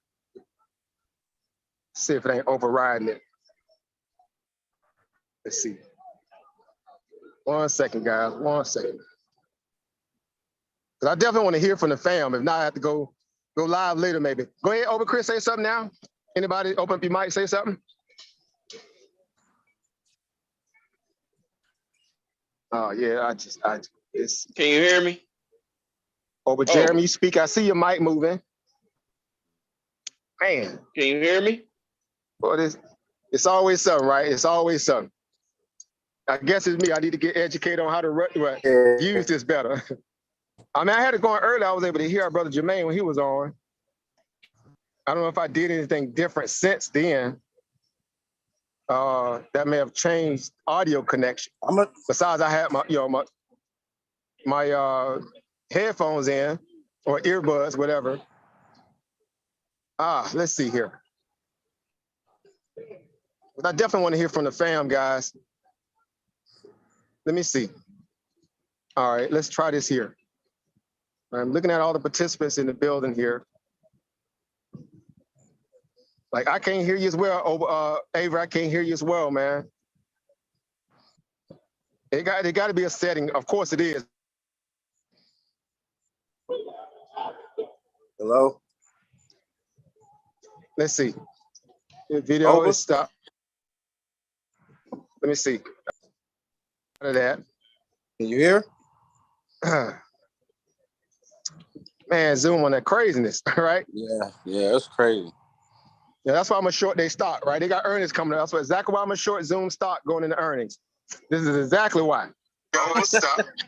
Right. Of course, I can hear everybody on the YouTube. What's going on, fam? I see you in the building, trying to eat in the building. Brother Triflate. Man, Zoom on that craziness, right? Sunflower, the God. I see the brother Mimi. That's why I'm a short day stock, right? They got earnings coming up. So exactly why I'm a short Zoom stock going into earnings. Mimi, I'm sorry. Right. I see you in the building. Bob, I see you in the building. Brother Triflate. DJ Check One. I see you. Right. Everybody coming through. All right. So maybe can y'all, if y'all speak, maybe they can hear y'all on YouTube. I just can't hear for some reason because maybe my earbuds messed up my connection. They went dead, of course. That's why.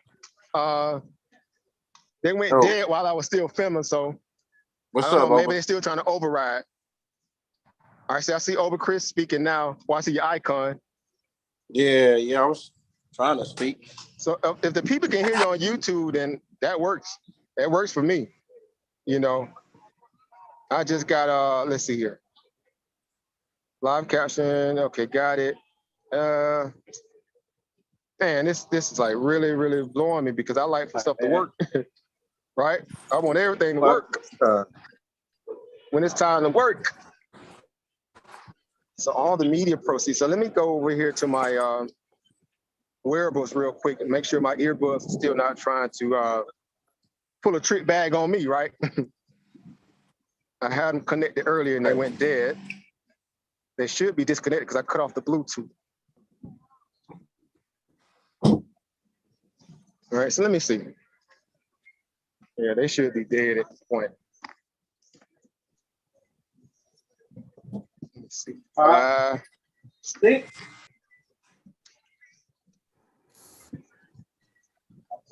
me see real quick. Hey, am I left in them? I get lucky. It's maybe I get 10 bars of energy on my. All right, let's see. They probably did. Okay, I got a little bit of charge on it. They was in the case long enough. All right. Can you guys hear me still? All right, we are connected. Oh, wait a minute. Yep, we connected. Yeah, we can still hear. All right.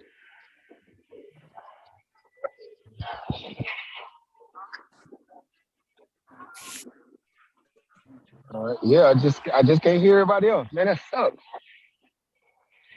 Man, I mean, it was just Crazy, man. I had them in the case long enough to get a charge, but I'm trying, guys. Y'all see, I'm desperate to make sure I get to work at least before we get out because you guys been patient. You guys came on, and just for some reason, all of a sudden, they want to act all fugazi. You guys are speaking. Let me see. Nope, ain't nothing there. I mean, everything's solid there. All the settings seems to be pretty. Yeah, because I see over Chris, your icon is up. Man, I know I should have went, get on the web browser too. Maybe another YouTube or something. Yikes. Security, not that. Sound should be solid, man. Yeah, it should be. I put in both earbuds. Let me see. I'm trying everything, guys. At least I'm gonna go down fighting. All right. My earbuds went dead on me. I put them in the case. They got. Let's see if we got a little. Put in the other earbud. That way we won't have no problem. All right, so we got the earbuds back in.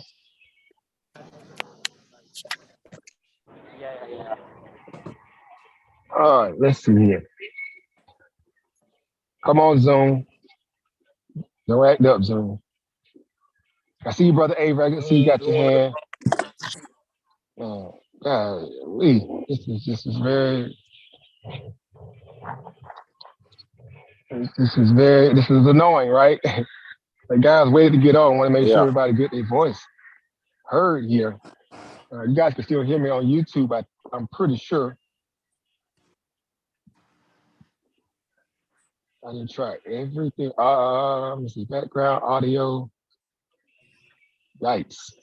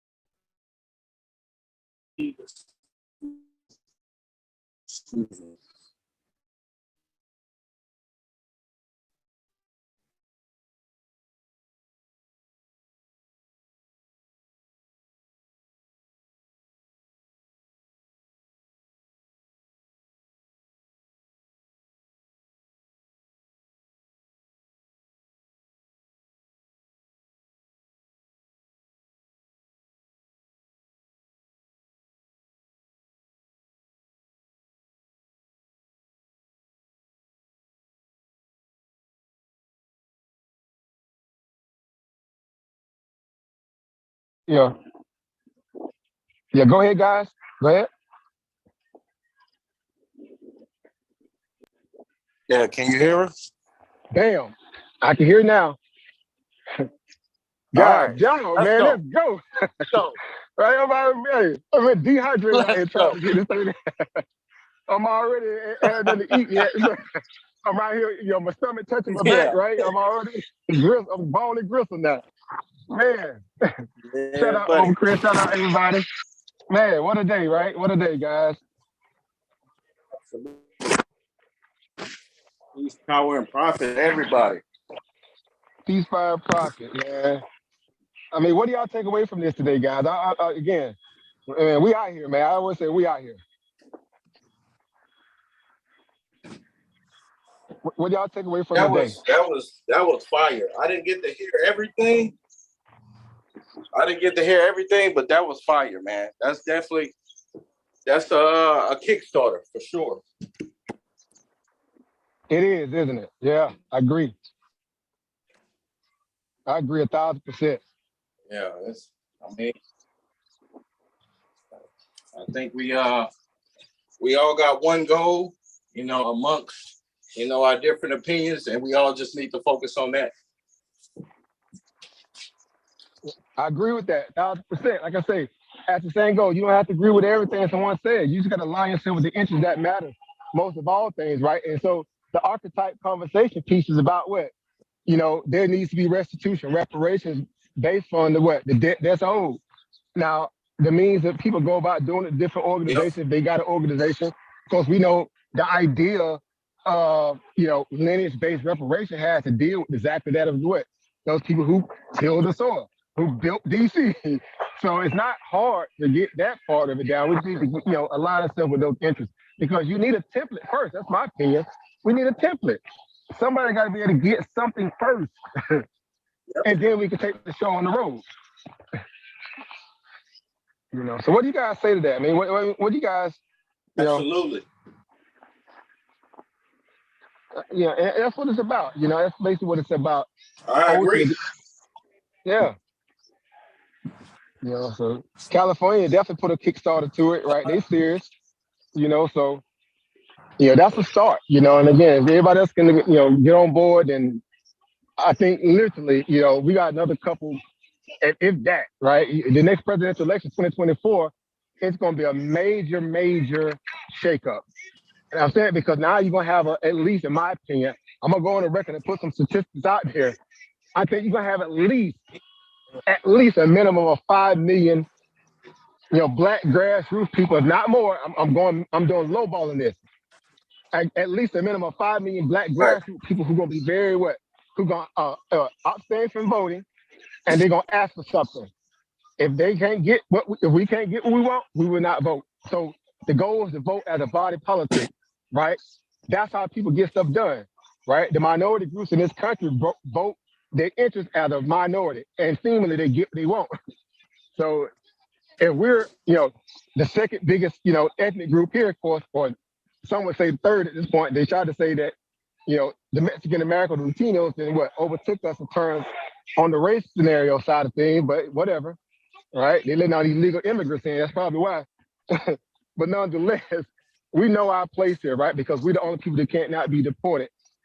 And we know we're the people, the people who built this. So I really believe, man, we can get people realizing that, this is not about, showing up to show out in terms to be seen and actually demand something far, tangible, then we make an affect some kind of change to get some policy moving. Hello? Yeah, I can hear you. Your mic is open, Brother Avery. Shout out to you for coming in. Thanks for being patient. Yeah, go ahead, Brother Avery. You open? Your mic is open. All right. Yeah, I thought that was energizing, and it was the show of force, that we needed. Well, for people to show up, outside of just being in Twitter spaces.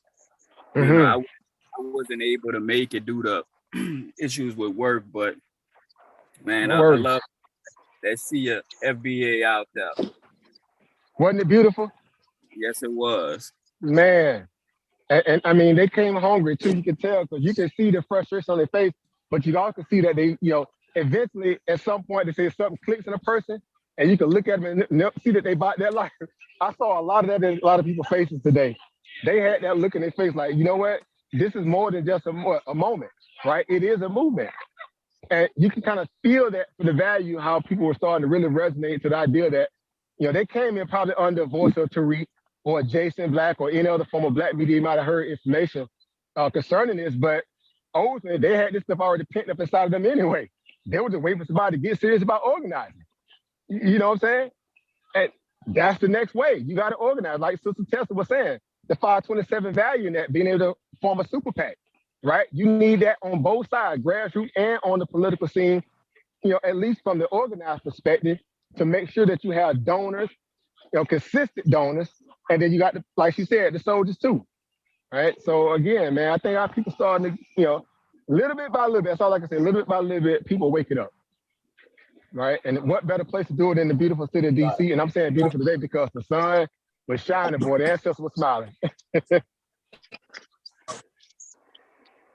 Now is how do we carry that message forward to all of those who still are riding the Democratic train or even that Republican train. Right. That's the next best order of business to deal with, right? Because the value of exercising your right to vote is in itself is, it's a farce, right? You don't go to the polls to exercise nothing. You go to the polls to get benefits, right? Intangible results, right? And people can't see that now, or they scared and timid, or have a level of trepidation to feel like, they're not going to get anything, then they're never going to be motivated. But I would dare to say what you saw today was everything except that, right? Everything except that, right? So I do believe people are now feeling a little bit more, agitated in the right way. You got to get uncomfortable to find a way to get comfortable. And this is just the start, right? This was the start of that today. So now I tell you what, man, it's a lot of work to do, but at least we got stuff on record. When I say Black folks organized, came together, did it in the nation's capital. And there were other movements that was here too, right? Of course, you had the guy that did the rally, a week ago, right? That, that scenario in itself, another conversation in itself, but at least if people piggyback and seeing what other people doing, they use that as a template to copy, so be it, right? If the key topic is reparation, so be it. Not a sanitized version, not a watered down version, but, the correct and direct and only message that precedes everything else. That's what's needed. And from that point, again, I'm excited. I think, a lot of people are going to be fired up about this. Like I said, going to be a lot of Twitter spaces going to be going down for the rest of the weekend, next week, right? You're going to have the talking heads like, of course, like Roland Martin, the Joy Reeves, the Tiffany Cross, right, on MSNBC. And I'm talking about, on the mainstream media side, even though Roland completely ain't on the mainstream media side, but he is a puppet deal, right? But nonetheless, those guys are somewhere right now eating a lot of crow, right? They're gonna be in their feelings all next week. Why? Because what we got going on Tuesday is what? The midterms, right? It's midterms. And we already know that the Republicans are pretty much all but, certain that they're gonna win the House of Representatives. Yeah, it's all but certain they're gonna win the House of Representatives. So this is punishment, right? This is well-deserved punishment that's going to go towards the Democrats who've been very good at benign neglect policies.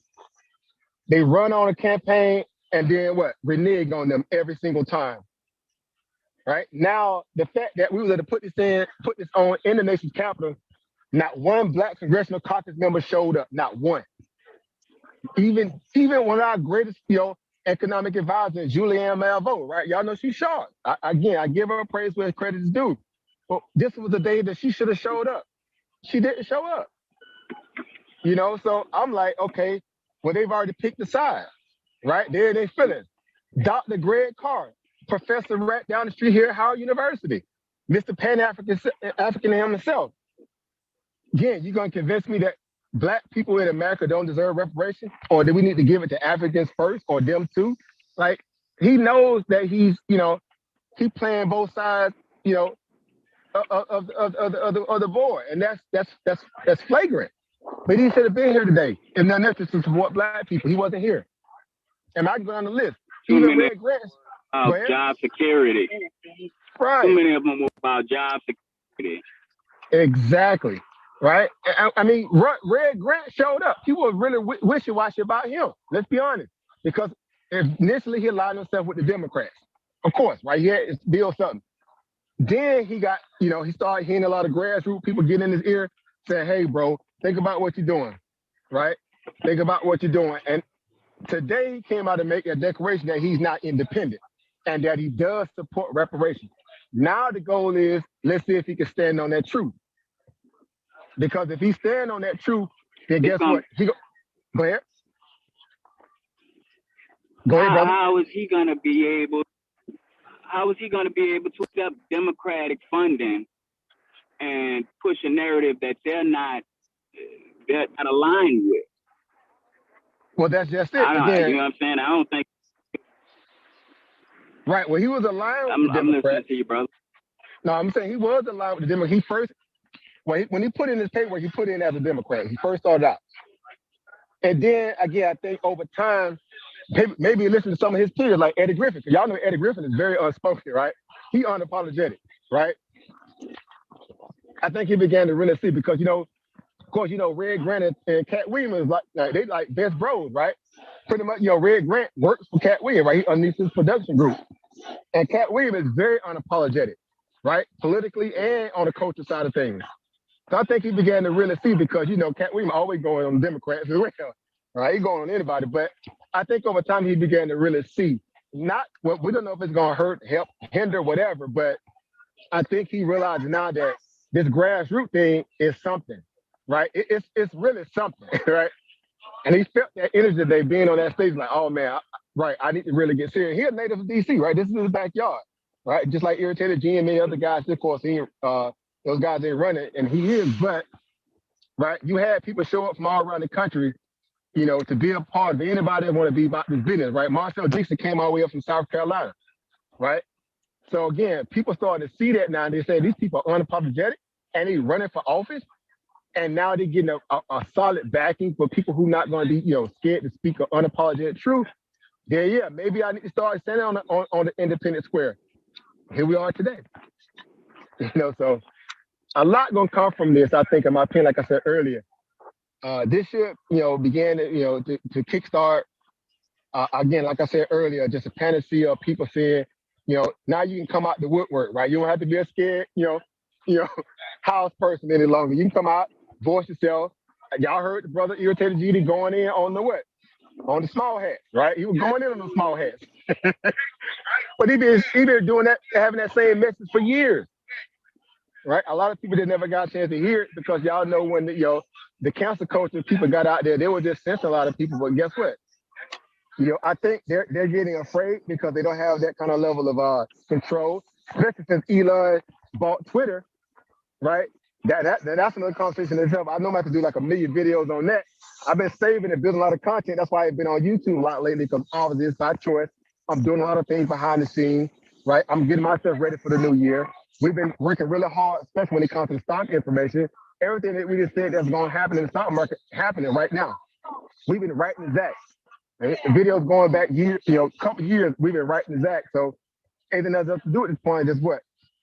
Execute. So we got a body of work out there. The goal is for people to get serious about, taking it to the next level.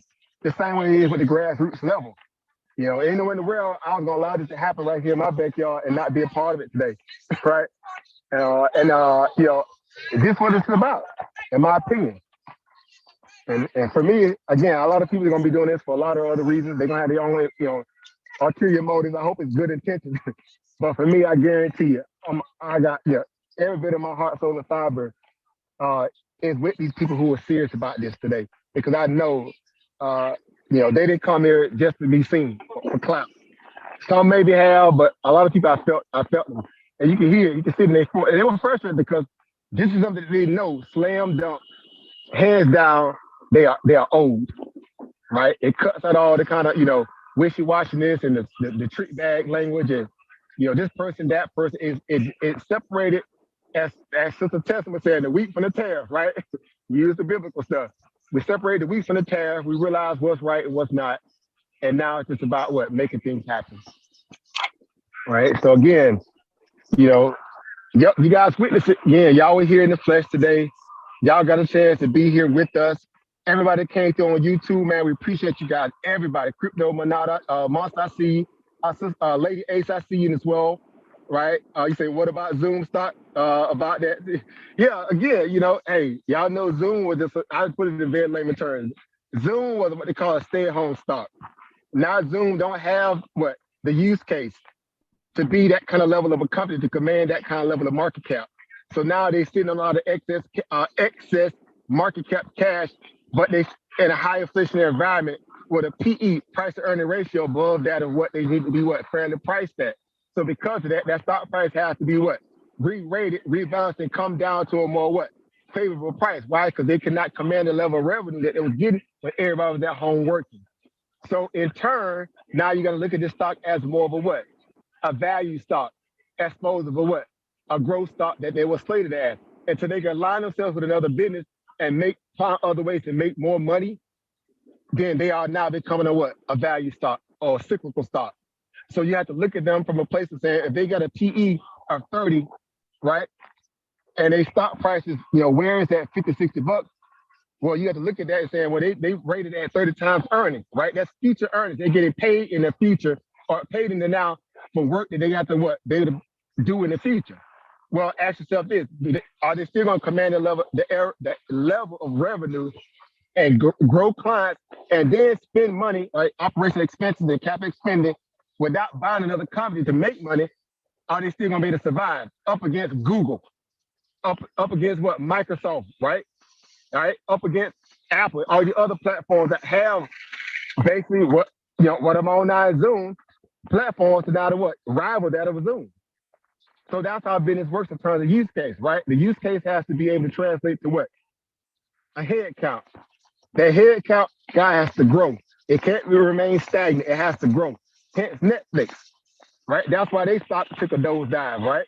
Because guess what? They lost a lot of followers for myriad of reasons. Self-sabotage on themselves, and for the fact that people just was at home watching Netflix and chilling all the time.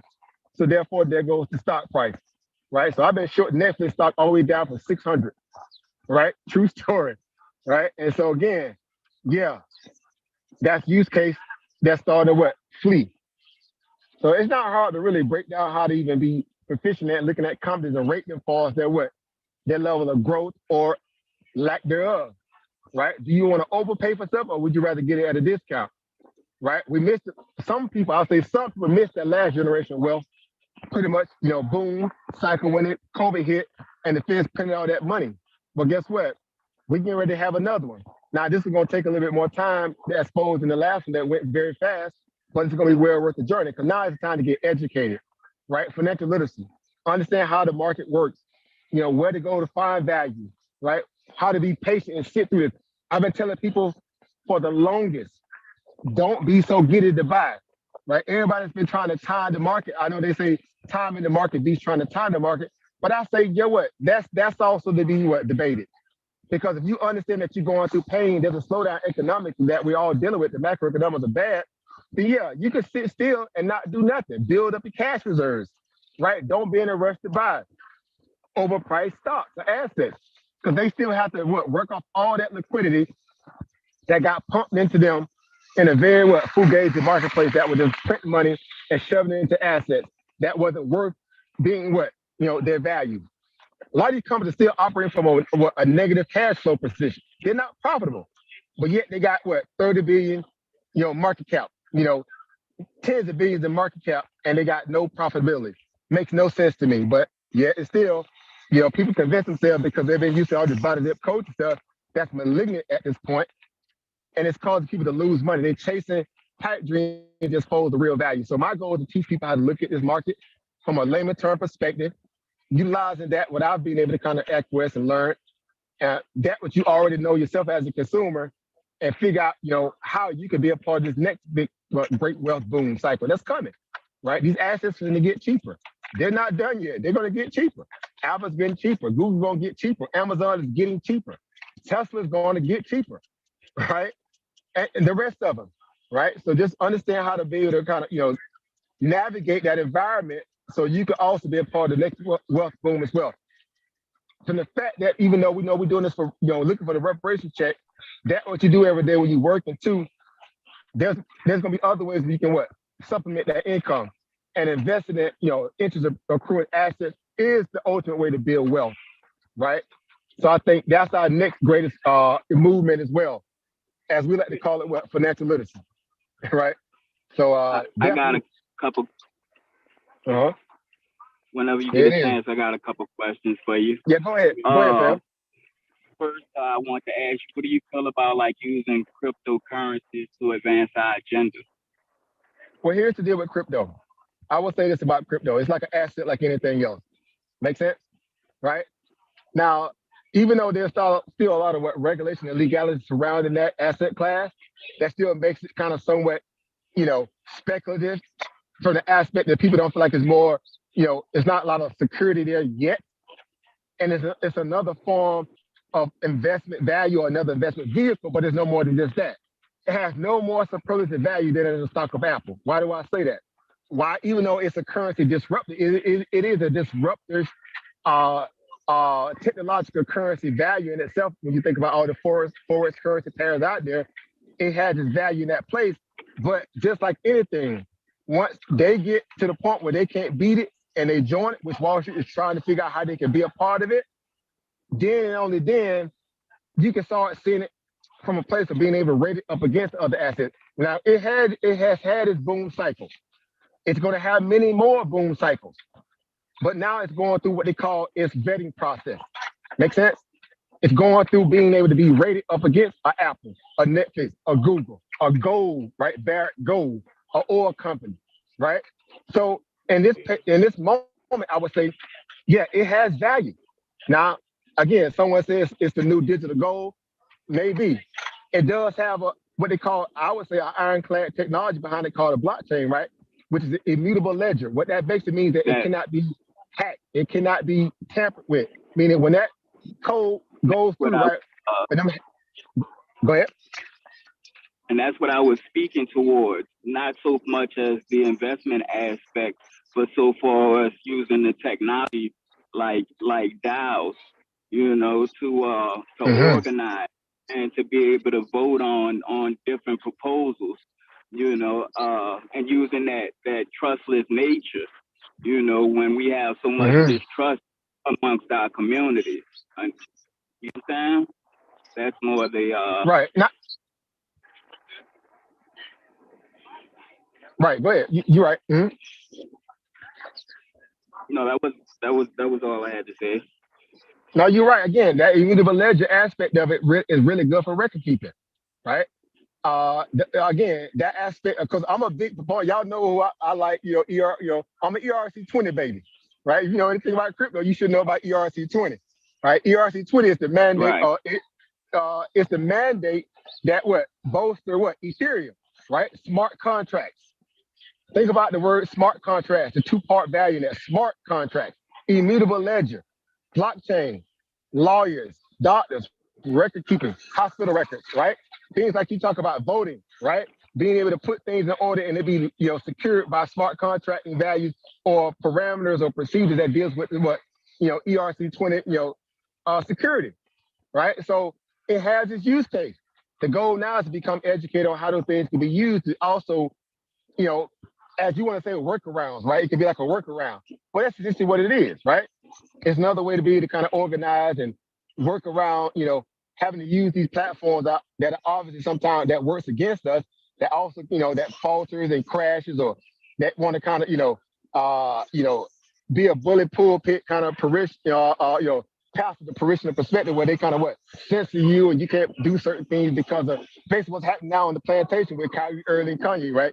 You have to deal with that on the blockchain, right? Because it's for the people, by the people, right? So it does have use case value, right? That viability is there, right? So the goal is to learn how to use it smart, how to use it, from a place of being, proficient. And yeah, I do believe, if you believe in something strong enough where you willing to invest in it, obviously, given that it does have, efficiency values it or value or path to profitability, then by all means, right, you should definitely be ready to put your money behind it, right? So again, the goal is just to education, get educated. So that way, when you move more thorough, right? So again, I'm a big proponent of crypto. Again, I would say just make sure that, again, you read before you before you jump out the window. Of course, you've been doing it for a minute too. I can tell, Brother Avis, but a lot of people again who may be listening, you definitely want to educate yourself or get with people who definitely speak about this stuff on average. Right. So again, this channel here is just one of them, one of many.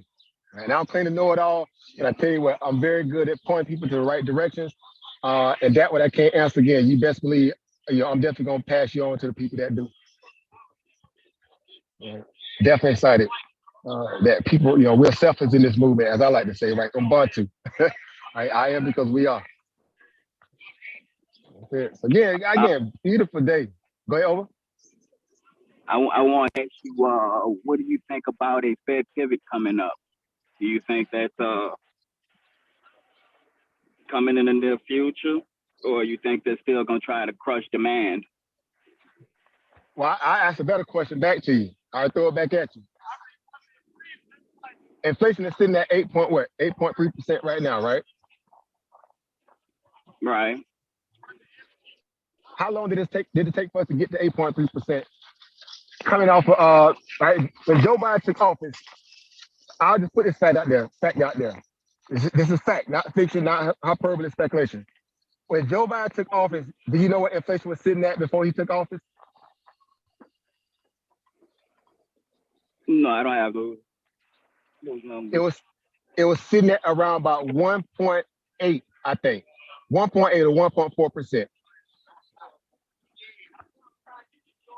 When the war kicked off with Ukraine versus Russia, right, which happened, February of 2022, right? Right? Inflation went from 1.8 to basically 8.45. Somewhere around 8.45 before the war. That happened in the span of what? Right, about a year. Go ahead. From all the money printing. Exactly. Right? So now you have all this excess capital sitting out there in the system and not enough production to work it off, right? To balance the debt, right? Because that's what basically pulling money from the future into the now. It's a debt, right? Right. Too many dollars taste too few goods, right? The definition of inflation, right? Milton Friedman, right? Right. So now people are still spending money like drunken sailors, right? Yeah, I agree. In an inflationary environment. So that means they're still They're being They're supporting their own demise. They're keeping inflation up because they continuously spend money. So that means inflation is becoming what they call entrenched in the system. People still taking out mortgages to getting a 7% prime for a house to buy that house when they could have got it at 2% at the end of 2020. You know what I'm saying? Now they're being forced to because they feel like if they wait any longer, the prime rate may go higher. You see what I'm saying? They're being forced to buy now. Which means that you can continue to raise interest rates like that without breaking like the bond market? Well, here's the deal. They've already broke the system. That's why we got record inflation. So there's a saying, right? I come from international marketing, right? That was my corporate job before I became independent. There's a saying that we used to have that we used to train under, right? The saying was called build, break, build. They built this bubble. Now they got to break the bubble. Break it. In order for them to try to build it back up again. See how that works? It's cycles. We always going to be going through this, right? America, y'all heard the guys speaking today. They spoke about that value that America got the purse to do it. We are the greatest central bank on the planet. Every other central bank on the planet take cues from our central bank. They got money to pay reparations if they want to pay it. The same way they created this bubble of inflation that's crushing the middle class, that's becoming entrenched because people are still spending money, going on trips, spending high prices on Gucci bags and everything else under the sun, TVs and all this, that, and the third, right? Keeping inflation up longer than usual, right? So you can't bring it down unless you bring the interest rates up to what? Equal it. Make sense? We're sitting at a 3.75 level of inflation. Well, the latest 75 bills kind of brought us up, right? Inflation is sitting at 8.3. That means if inflation is still hovering at 8.3 or becomes entrenched and still go up, because oil is going back up, gas prices are going back up, food prices are still what? Staying up, elevated. And now housing prices, which is the lag indicator, is now starting to also reflect what?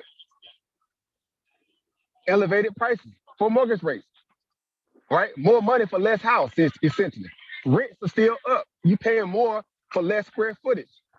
That means that's more of what they call sticky inflation that's going to remain on the books until they bring the interest rates up high enough to equal that of the inflation to kill, like you said earlier, what? Kill demand.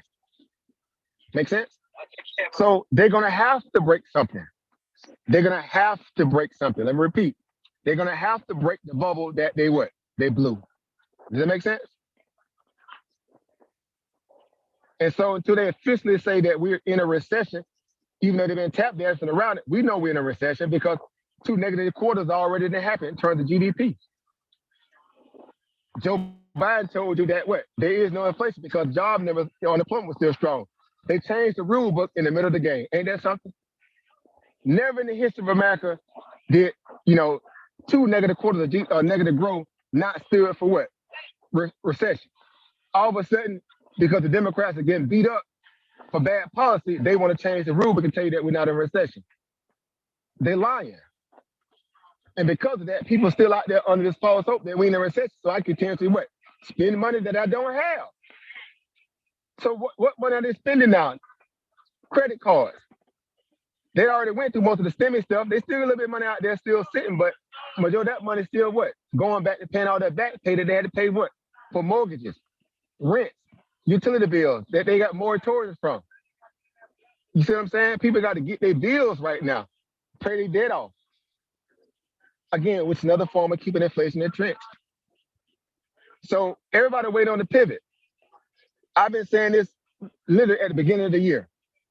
I haven't done a video since what? August, I think, sometime when I caught COVID.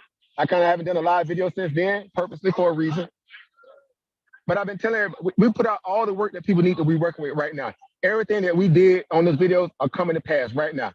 Almost, word for word. I'm not making this up. And I'm not patting myself on the back because this is not about clout, right? Everybody got to be able to invest based upon their prowess of being able to get a record keep good. Data, taking in data and being able to make, executive decisions from it. But we already laid the groundwork on what's going to happen. And we've been spot on. I've been crushing the market. I've been posting about it a lot, but I've been solidly crushing the market, right? And so the market, it's in its place. When we did that video and we told everybody at the beginning of the year, literally at the beginning of the year, that the market is headed down towards at least 3,300, right? Everybody was like, man, I don't know. Some people like, I don't know. The other people who were serious about the life we've been following, they're like, yeah, it pretty much looks like we're going there. But everybody else that was kind of naysayer, they were like, man, you crazy, man. We're going to 500, boy. We're going back to all-time high. You crazy. Well, where did the market go? What is the low that we hit so far in the marketplace? What was the yearly low so far in the market? If anybody know, what was the yearly low in the stock market? We hit 348. 348. 348. And at that time, we were sitting at what? 450, 460, 440. You feel me? So, I don't know what else to say. You could have bought a yearly contract in the spot when we were sitting at 460, 450. You could have bought a leap year contract in options for a 400 strike price. You'd have still been sitting on that contract now, even with the ups and downs, and you still been in the money at the beginning of the year. And we hit a low of 348. $18 off our target. $18 off our target. And that was all orchestrated and we did, had those talking points at the beginning of the year, based on data, not feelings, based upon data. So as they say, somebody knows something, right? Right? You guys been with us. Y'all been hanging out with us. Y'all know how we roll. We transparent over here, right? So I say this again. This is a wealth transfer that's about to happen. We just got to be patient. We got to let all this funny money come out the system. All that printing of trillions and trillions of dollars that you guys are speaking about here today, that went to people who not, that don't look like us, right? Right? People not even in this country getting the bag.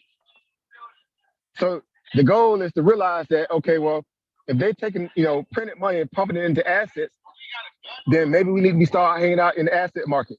Don't mean you necessarily go out there and just start buying right now. Go do your research to figure out what's good in terms of value, right? Get educated on understanding how to, figure out, how a company should be, rated up against other companies. Understanding the revenue, balance sheet, EPS, earnings per share, right? Growth values, right? If they're a growth stock, a value stock, a legacy, or momentum play, right? Or they're a cycle or a season, right? And then start figuring out a plan of kind of what? Slowly but surely ease money into the system, because over time we know that this cycle gonna turn again. That pendulum gonna swing again back to the other side. And then guess what? At some point when they do pivot, and the pivot can come in many different forms, right? It can come in them stopping interest rates altogether, which Wall Street will love that. But in my opinion, the real pivot is gonna come when they start printing again. Full-fledged printing again, like Operation Twist, right? But again, I would say this, just be patient. Be patient. Again, people are buying Apple at 170 when it ran back up to 174 off that last fugazi pump, not the last one, but the one before that, I should say. They were buying Netflix again over what, 400. They were buying Meta or Facebook over 300. And now where's Facebook? Under 100. Couldn't make this stuff up. And I was like, no, too soon. Don't buy it. Right? Not financial advice, just my opinion, of course. But I was telling people, no, too soon. Were we right or were we right? That's all as they say, were we right or were we right? So again, we put a lot of, emphasis on financial literacy, the education behind understanding the market from that perspective, right? We're not a pump and dump. We're not doing this for clout like a lot of these YouTubers do. Again, no swipe, but again, sometimes you got to call it like it is. A lot of people line themselves with the value of greed and didn't understand that they need to also have what? Education behind that, discipline behind that, structure, right? And that's what we're about. Of course, my channel, we're about due diligence and discipline. That's what equals dollars, right? So again, I'm just excited that people have been able to resonate, benefit from a lot of information we've been putting out. And because of that, they're going to be ready. When the next, economic boom happens, guess what? We're going to be ready. So it's a game. It's chess, not checkers, right? Be patient. The money's going to come. Trust me, the money's going to come. Right. So get your cash reserves right. Get you some cash accounts. If you guys need to figure out how to get a cash account, I can help you with that. It's not hard. Just when you go to open up a regular account, tell me that you want to get a cash account and not a margin account. Right. That way you have to worry about having to deal with all this margin because the interest rates are fluctuating so bad. And they'll mess up your portfolio because you got to meet that margin reserve. We can help you with that. Also, Roth account, right? Everybody should have a Roth account, right? They're free, tax-free investment accounts. Basically, what a Roth account is. You need that in your life, right? And we can help you get that done as well, right? So again, a lot of stuff we're gonna be talking about. I got a lot of stuff planned. Again, I'm taking a little break for a reason to kind of get my house in order, do a lot of other things I got going on. But when I come back, it's going to be a fury, right? More data. The information we put out so far is already carrying people to the end of the year because we've been writing this act. Everything that I've done thus far has been writing this act about the market. And I'm not just saying that to say that. I'm serious. Y'all know y'all was there, right? So go back and look at my old videos. Go study that stuff. Go pick it apart. Go case study it. And you'll see exactly what I'm talking about, right? And I'll keep putting out information where I can, but trust me, we're going to have a lot of stuff going in the beginning of the year too. So stick with us. My battery is actually about to die, guys, so that's why we're about to go out in a minute here. I'm sitting on maybe about, a couple points here before I go under, but Thank y'all for tuning in. Thank y'all for being a part of this day. Thank you for being a part of this movement, not a moment, right? Rally for Reparations here in the Freedom Plaza, here in DC, my backyard, right? Don't go to sleep on this moment. Get your game up, get your weight up, get your financial literacy weight up, and then get your grassroots activism weight up as well, right? Be about that life. Thank y'all for tuning in, right? We'll see you guys on the next one, right? Pat yourselves on the back because y'all was out here with us today. So you deserve the praise as well. And we'll see you guys on the next one. Thank you guys for tuning in. Peace, power, profit over Chris. Everybody tune in on the panel. Everybody tune in on YouTube. We thank you all. We'll see you guys on the next one. Peace, everybody. Peace. All right, peace, family. Peace, family. Peace over. Peace, everybody.